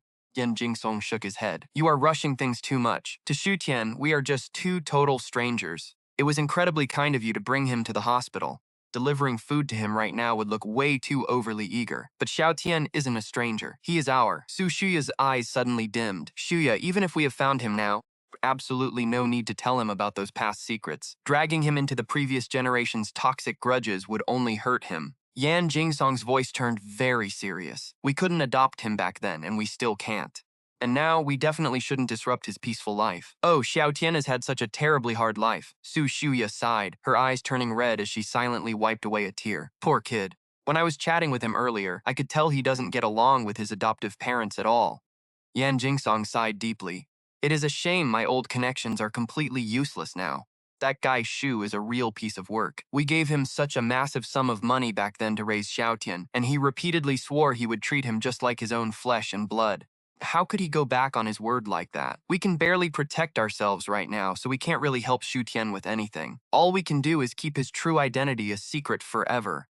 But can I still go visit Xiao Tian in the future? That child is the absolute spitting image of the lady, just as incredibly beautiful as she was in her younger years. When we couldn't find him, it was one thing, and I could accept that. Now that we have found him, I really can't just treat him like a stranger. Of course you can contact him, but we have to take it slow. We can't be too enthusiastic. Yan Jingsong paused for a moment before continuing. Besides, if he is a grateful kid who appreciates what you did for him, he will definitely reach out to you himself. Early the next morning at Qingguo Music, Merong Shui was instantly surrounded by a crowd of people the moment she stepped inside. Good morning, Senior Merong. Morning, Xiao Shou. Hey, Senior, your cover of the legendary Diva Xiao's song was absolutely amazing. I really think you have a great chance of landing the highly anticipated role to play the young Diva Xiao. Although Merong Shui already knew her cover was a massive hit, she still found it quite hard to get used to all the sudden flattery from the company's minor artists. Faced with their eager friendliness and compliments, she felt deeply awkward. She simply gave a cold, polite nod before heading upstairs to Xu Tian's office. Meanwhile, on the other side of the company lobby, Zhang Mo watched her from the shadows, staring at Merong Shui's retreating back as she clenched her fists, her eyes filled with pure envy. A few trainees standing near Zhang Mo began whispering excitedly among themselves. That Merong Shui really got ridiculously lucky with her career, didn't she? blowing up just from a single cover song. It's not just luck, though. It's actually because of her new manager. I honestly thought Xu Tian was just some useless pretty boy who got in through backstage connections and had no talent. Who knew he actually has some real talent? But since he only manages Murong Shui right now, he might recruit more rookies in the near future. A few undebuted trainees immediately started scheming to get under his direct wing. They wanted in. Jiang Mo, who had been listening silently with a cold face, grew even more annoyed by the rookie's chatter. She sneered, the only reason Murong Shui even blew up is because Xiao Yiru died. What does that have to do with Xu Tian? What does Xu Tian have to do with it? He just got lucky like a blind cat catching a dead mouse. But Sister Jiang Mo, if Xu Tian hadn't told Murong Shui to do that cover, she still wouldn't have blown up. A rookie singer nearby piped up. Normally, covering old classics doesn't bring in any traffic at all. When we want to get views, we always cover the latest viral internet songs. Xu Tian completely ignoring easy traffic to have her cover an old song must mean he had some kind of hidden motive. Chapter 123, How to Make a Stranger Accept a Villa. Rookies are just so short-sighted, Jiang Mo scoffed, still looking completely dismissive. Do you have any idea how many big names in this industry are eyeing that role? Whoever gets it will shoot straight to superstardom. Murong Shui is just a nobody who has been completely invisible for 2 years, and she has no background whatsoever. How can she compete? Does she really think a trending cover is enough to land such a highly contested role? She's dreaming. Keep dreaming. But Jiang Mo actually had a point. Right now, every single female singer in the entertainment industry is eyeing this golden opportunity. Even actors who can't sing want to cross over just to grab a piece of the pie. And even though Murong Shui has the highest online buzz right now, it won't last. The established singers will soon start hyping their own fan bases to steal the spotlight. Murong Shui doesn't have rich backers or millions of loyal fans. She really isn't the strongest contender here. Sister Jiang Mo has a point. The nearby trainees all nodded. Why would such a good opportunity go to a complete nobody? Murong Shui is setting herself up for disappointment. Jiang Mo's face softened a bit. That country bumpkin Murong Shui thinks a little online buzz means she can step all over me? She isn't worthy. Meanwhile, at the very center of the media storm, Murong Shui stood outside Xu Tian's office. She knocked gently on the door. Come in. Xu Tian called out from inside. He was currently browsing online for a thank you gift to send Su Shuya. He didn't even look up at the sound of the knock. Murong Shui walked in and greeted him as Brother Shu. Take a seat and give me a second, he replied while picking out 2 boxes of bird's nest. He also bought a high-end makeup set and tossed 2 bottles of aged rice wine into his cart. After checking out and shipping them to the office, he finally looked up at Murong Shui. How are your talent classes going? Any difficulties? None. Murong Shui shook her head obediently. Her eyes held a trace of guilt. Before this, she actually resented his decision to make her take lessons every single day instead of giving her gigs. After all, dance and posture require years of child training. Even with some basic background, there was no way she could become a professional dancer in just a few weeks. But now she understood Xu Tian's plan. A musical is mostly about singing. While it requires some dancing and body language, as long as she didn't look completely stiff or uncoordinated, she would be fine. Having stiff limbs wouldn't be a deal breaker. After all her recent training, she still couldn't match the level of professional dancers with years of training, but she was more than ready for a musical. Relieved to hear she had no issues, Xu Tian nodded in approval. Then, remembering something, he looked at Murong Shui. Take off your coat and let me see. Murong Shui, who was sitting on the sofa, instantly jumped to her feet in terror. Her face turned pale and she stared back with intense defensiveness. It was as if she were facing something terrifying. Xu Tian looked up and noticed her pale face, instantly realizing she had completely misunderstood him. Seeing her sway on her feet as if she might collapse, he worried she might pass out. He quickly corrected himself. Fine, go back and take a photo. But before he could even finish, Murong Shui took a deep breath. She slowly unzipped her coat and slid it off, revealing a skin-tight dance suit underneath. Xu Tian was a little surprised by Murong Shui's reaction, but he quickly got too busy to care. She had a deceptively slim face. Her upper body still carried some extra weight, by industry standards anyway. Standing 5'5" and weighing 105 pounds, she was actually quite thin. But in showbiz, she was still considered heavy. Even after weeks of training, she actually looked curvier. Taking her to an audition like this was out of the question. Have you been watching your diet? Xu Tian opened his notebook to check her schedule. Murong Shui blushed. Training was intense, and she just couldn't resist. She wasn't naturally thin. Plus, her back pay came in, so cash was flowing. The corner store ran buy one get one bento specials after 8 p.m., so she ate late every night. You need to watch your weight now. Lose 10 more pounds. Try alternating cardio and strength training. Jogging is probably best for your lungs. It also builds your breath control. Su Tian jotted down a note. Give me a few days, and I will write a detailed fat loss plan for you. I will request a nutritionist from the company. Your new dorm is ready too. It is right near my place, which is convenient. Shu Tian pulled a key card from his desk drawer. You can move in anytime. I signed you up for a musical, and you passed the first round. Callbacks will be announced soon. Murong Shui stared blankly at the key card, which read Lanshan Manor. It all felt completely surreal. She nodded mechanically, muttered goodbye, and drifted out of his office like a ghost. She was actually heading to a major musical callback. A month ago, she would not have dared to dream of this. Once she left, Shu Tian finished up some paperwork and called Su Shuya to drop by. Su Shuya hesitated over the phone, finally suggesting a quiet tea house near the villa district. Shu Tian knew exactly why. She was living under someone else's roof and did not dare invite guests over. Not wanting to make things awkward, he did not push. Instead, he grabbed some gifts and headed to the tea house. This only made him more determined to give her the villa as soon as possible. But doing it now would definitely scare her off. Frustrated in his car, he texted Yun Shuo, "How do you give a villa to a virtual stranger?" Yun Shuo replied, "Who are you trying to keep? Old Shu, don't you have a girlfriend? Do not go messing around behind her back. I know showbiz is messy, but you just started working at an agency and you already have these terrible habits." Facing Yun Shuo's righteous anger, Shu Tian winced. Shu Tian was speechless. "What are you talking about? I just want to buy an elder a house. Saved my life, so a house seems fair." Yun Shuo sighed, "If it is just a favor, why sound so shady? Saved my life. Just use that excuse and hand it over. Why are you stressing?" Shuo added, "Look at you, old Shu. Barely in the business and you are handing out villas." Shu Tian replied that he still had family shares, so a villa was easy, but clearing his debt with Guo Qishan would mean dumping all of them. The whole situation was too complicated to explain to his friend, so he kept it simple. Yun Shuo sighed, "Fine. Just say you have an empty place you want to rent out, but agents cannot find a tenant. Tell them you need cash fast. Ask if they know anyone looking. They will probably take it themselves. Charge them normal apartment rent as a token, and do not mention the villa. Once you take them there, they cannot back out." Shu Tian laughed. "You are a genius for thinking of this." Yun Shuo boasted, "Of course. Trust me, this trick is guaranteed to work every single time." Tian smiled. "Fine, if this actually works, dinner is on me." Soon he reached the tea house. Putting his phone away, he rehearsed his pitch. He walked into the tea house with the gifts, ready to talk about renting. Su Shuya was already sitting by the window. Aunt Ya Shu Tian placed the gifts on the table, a small token of appreciation. "It is nothing too expensive. I hope you like it." Su Shuya looked at his serious face. "How could I mind?" She felt a bit flustered, but accepted it. Then she noticed the high-end skincare and supplements inside the bag. When she tried to push them back, Shu Tian gently held her hand. "Aunt Ya, please just take it. You refuse, I will feel too embarrassed to see you again." She smiled. "Thank you, Tian."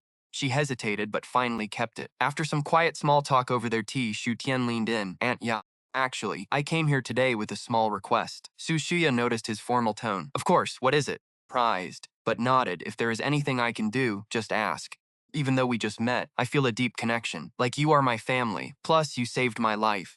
So I was wondering if you would let me call you my godmother." Su Shuya froze, staring at him in disbelief. Her face tightened with emotion. Shu Tian watched her closely. "If that makes you uncomfortable, you can say no."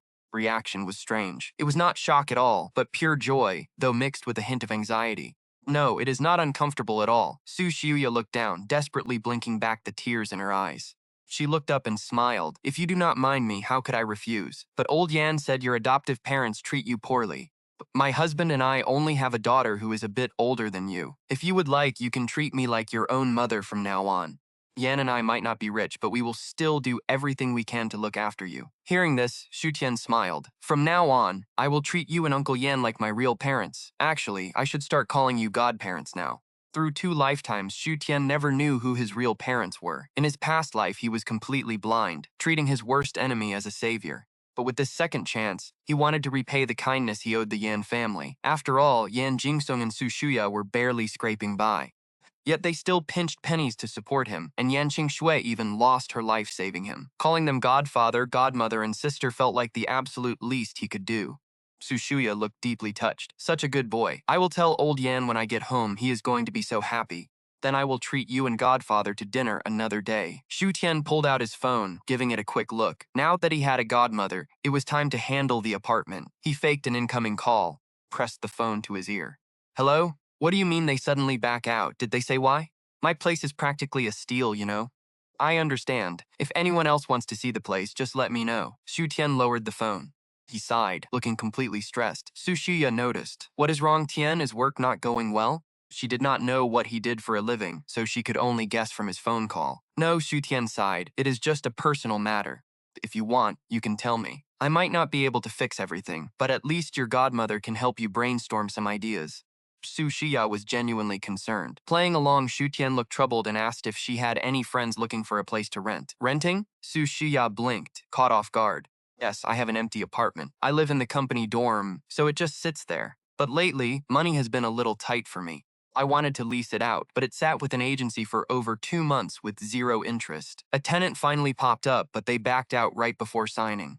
The rent too high? Su Shiya asked. I don't think so, Xu Tian replied. The apartment is right downtown. 1,500 a month is incredibly cheap. In downtown Jiangcheng, even the oldest rundown apartments start at 3,000, so his price was a total steal. 1,500 is very cheap, Su Shiya murmured, puzzled. Could it be hard to reach? How could a downtown place not rent out? It is actually super convenient, Xu Tian explained. The subway and buses are right there, and the neighborhood has absolutely everything you need. But for some reason, nobody wants it. I have a massive credit card bill due next month, and I was really hoping to get 6 months of rent up front. Let me ask around and see if any of my friends are looking, Su Shiya said thoughtfully. Xu Tian smiled. Thanks, godmother, I appreciate it. Plan was moving right along, hitting 20% progress. But even though Su Shiya wanted to help, renting an apartment was a major decision she had to discuss with Yan Jingsong first. Ever since their company went bankrupt, they had been drowning in debt. To save money, they were forced to live under her younger brother's roof. Even 1,500 a month was a massive strain on their budget. So that night, when Yan Jingsong got home from work, Su Shuya brought it up. She shared everything from her chat with Xu Tian, explaining his situation. But as she spoke, Su Shuya could not help but feel incredibly angry at how he was treated. Su family went too far. We gave them so much money to adopt him and cover his living expenses. They must have pocketed it all. Otherwise, why would he be struggling over a basic credit card bill? They clearly mistreated him, or he wouldn't be living on his own. Hearing about the boy's hardships, Yan Jingsong's face darkened with frustration. If I were not terrified of exposing his true identity, I would have torn Xu Pingfeng apart. The madam's only child is suffering like this. How will we ever face her when we die? Still have a little savings. After we pay this month's bills, there is about 10,000 left. If the kid is really struggling, we should help. I will withdraw the cash, Yan Jingsong said, pulling out a bank card. But if we just hand him money, he will be too proud to accept it. Shuya paused, thinking it over. Why don't we just rent his apartment? Yan Jingsong stared at her. You mean move out of your brother's house? She nodded. I know you hate relying on my brother. He has his own family now, and staying here is pretty awkward for everyone. Besides, Tian's apartment is right downtown.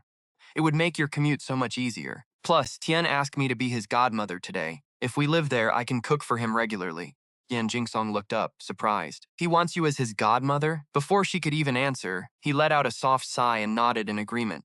In that case, let's do it. Xu Tian is a genuinely good kid who remembers those who helped him. He slid the bank card across the table to her. Go ahead and find a good time to tell your brother. Oh, and next week is my father's birthday banquet. The main family wants us to attend. Knowing how much she dreaded dealing with his relatives, Yan Jingsong tried to soothe her. If you really don't want to go, I can just claim I have overtime. Honestly, those people did not care if they showed up anyway. He had long since moved past their petty drama, but Su Shuya immediately shook her head. We cannot miss your father's celebration, she insisted. It will only start ugly rumors. She refused to let him suffer any more embarrassment on her account. I will handle the birthday gift myself. Meanwhile, after parting ways with Su Shuya, Xu Tian headed straight to the Yan group to pick up his wife, Tong Bing Yan. She was a total workaholic. After a grueling week-long business trip, she bypassed her house entirely, heading straight to the office for executive meetings. In his past life, she worked herself to the bone. Combined with injuries from a past car crash, that endless hustle had ruined her health early on. Reborn, Xu Tian was determined to put an end to her late-night shifts. But he could not watch her 24/7, so his efforts had barely made a dent. Honey, drink some soup first. We will eat, then head home for bed.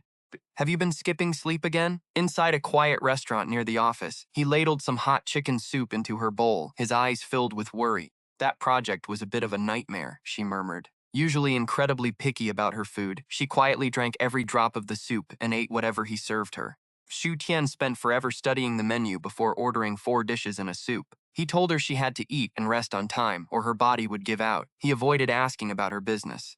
Tang Bingyan never hid anything from him, even letting him look at top-secret company files. In his past life, Xu Tian couldn't understand that level of trust. He had only felt suffocated by it.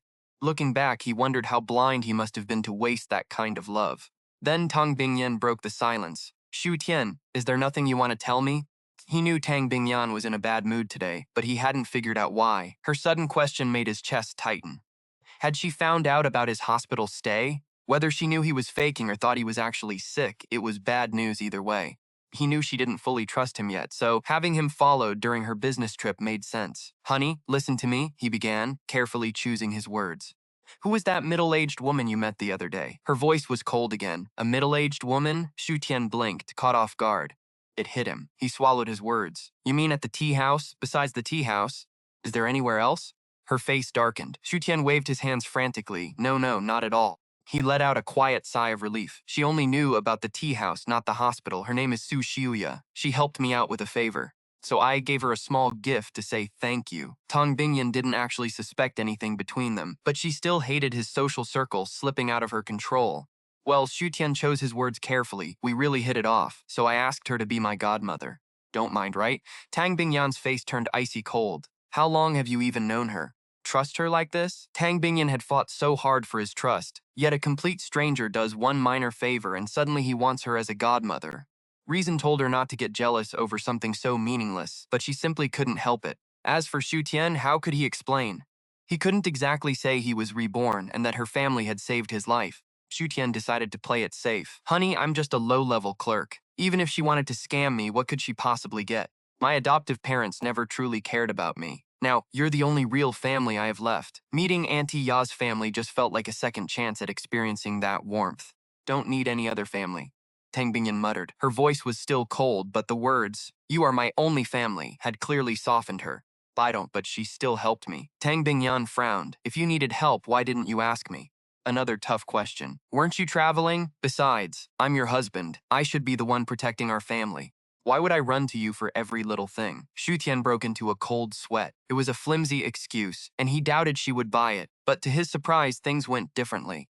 She let it drop. Don't let it happen again, she said. You're not mad anymore? Xu Tian took her hand, a teasing smile on his face.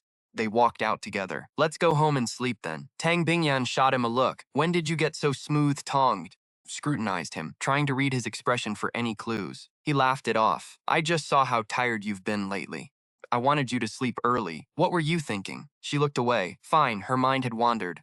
Normally, when the mood was right, things easily might have happened. She would give him anything, even her own life. And lately, things had definitely warmed up between them.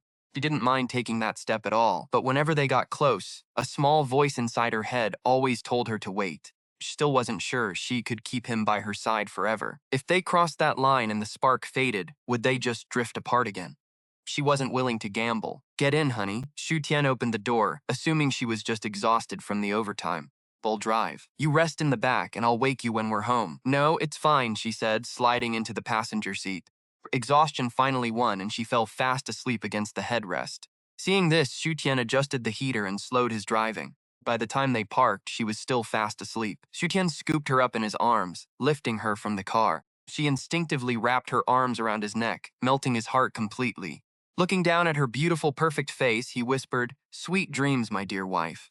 I might not be your equal yet, but I will spend this entire life protecting you, just like you protected me back then." He struggled with one hand to reach for his keys. With one hand, he managed to slide his keycard out. He pushed the door open, not even checking if it closed, and carried her toward the bedroom. In the living room, her eyes fluttered open. Confusion cleared instantly. She began to squirm, trying to get down. Seeing her half asleep was rare. The cold, powerful CEO was gone, replaced by a soft, vulnerable side that he found incredibly cute. I carried you all the way up. Don't I get a reward? Her body went stiff. He couldn't help but smile. She was too adorable. He gently laid her on the couch, leaning over her. What kind of reward? She asked. Danger. Her heart raced, but she kept her face mask-like. Just promise me one thing, he said, leaning closer. Stared into her dark, jewel-like eyes. No more late-night overtime, okay? She quickly avoided his gaze. I can't promise you that. As the head of the Tang family, she couldn't afford to slack off. But if you keep this up, Your health is going to suffer. She smiled faintly. If I rest, how will I make money? She was about to push him away when something behind him caught her eye. Her expression went cold and she froze. She let him press against her, her voice barely a whisper. Will you take care of me? Dazed by her smile, he blurted out the first line that came to mind. Of course I will. Beautiful. As long as you stay with me, I will give you anything you want. The second those words left his mouth, a sharp smash echoed from right behind him. Then came the sound of someone sharply sucking in their breath. Xu Tian's heart sank as a cold shiver ran down his spine. He slowly turned around. Stood Shang Yiran in his loungewear, staring in absolute horror from the entryway. At his feet lay a shattered bottle of red wine, but what truly made Xu Tia feel like the heavens were out to ruin him was the trembling figure of Murong Xue, standing right beside him. From their angle, they couldn't see Tang Bingyan pinned beneath him. All they saw was Xu Tian pinning a woman down on the couch. Combined with that sleazy line he had just delivered, it looked exactly like someone forcing an innocent girl into a sleazy casting couch trap. Xu Tian's mind went completely blank. What on earth was going on? How did these two even get in? He frantically grabbed a blanket from the side of the sofa and wrapped Tang Bingyan up in it. Shang Yiran stared at him with a complex expression, looking completely devastated that his close friend had gone down such a dark path. Meanwhile, Murong Shue's face was so pale it was almost translucent, like a fragile jasmine flower clinging to life in a violent storm. Xu Tian turned around like a robot, shielding Tang Bingyan behind him. With a totally stiff expression, he tried to explain. It's not what you think. Yiran, please help me explain this to Murong Xue. Xu Tian threw a desperate, pleading look toward Shang Yiran. Hearing him speak, Shang Yiran finally snapped out of his daze, but he just cast a brief glance toward Tang Bingyan. Then he turned back to Xu Tian, shrugging his shoulders to show he was completely helpless. In a situation like this, I honestly have no idea how to explain it. Shang Yiran sighed. Xu Tian, you already have a girlfriend. Hearing that Xu Tian had a girlfriend and was still forcing himself on others, Murong Xue's face turned even paler. She panicked, stumbling back a few steps. I still have some things to do. I won't disturb Agent Xu any longer. With that, she immediately turned and fled in absolute terror. Shang Yiran was actually a lot calmer than Murong Xue. Even though he was deeply shocked by what Xu Tian had done, they were just friends, and he had no right to lecture him about his private life. But Murong Xue was different. She had just escaped Du Xiaowei's clutches and thought she had finally found a trustworthy agent. Now she realized Xu Tian was just another scumbag forcing women into casting couch deals. How could she not panic? Xu Tian sighed, trying his best to calm his racing thoughts. How did you two even get in here? The door wasn't closed all the way, Shang Yiran said awkwardly. I was going out to throw away some trash and bumped into Murong Xue. She said she was looking for you, and since I wanted to bring you a bottle of wine, I just let her tag along. Bend. Then he nudged Xu Tian with his elbow and whispered, What's wrong with you? Even if your girlfriend isn't around, you shouldn't bring someone back to your place if you're going to cheat. What kind of nonsense is that? She is my girlfriend. Xu Tian rubbed his forehead and groaned. Now there was absolutely no way to clear this up. Shang Yiran was also completely speechless. How was I supposed to know you guys played that hard? Murong Xue was genuinely terrified, but if you explain it to her properly, she should believe you, right? Let's hope so, Xu Tian muttered, staring at the shattered wine bottle on the floor. He had a bad feeling that even if he explained, Bill think he was just trying to cover his tracks. Well, since your girlfriend is back, I won't keep you two. You can clean up this broken bottle yourself. Because Tang Bingyan had her back to the door from the start, and Xu Tian had shielded her immediately, Shang Yiran never got a look at her face.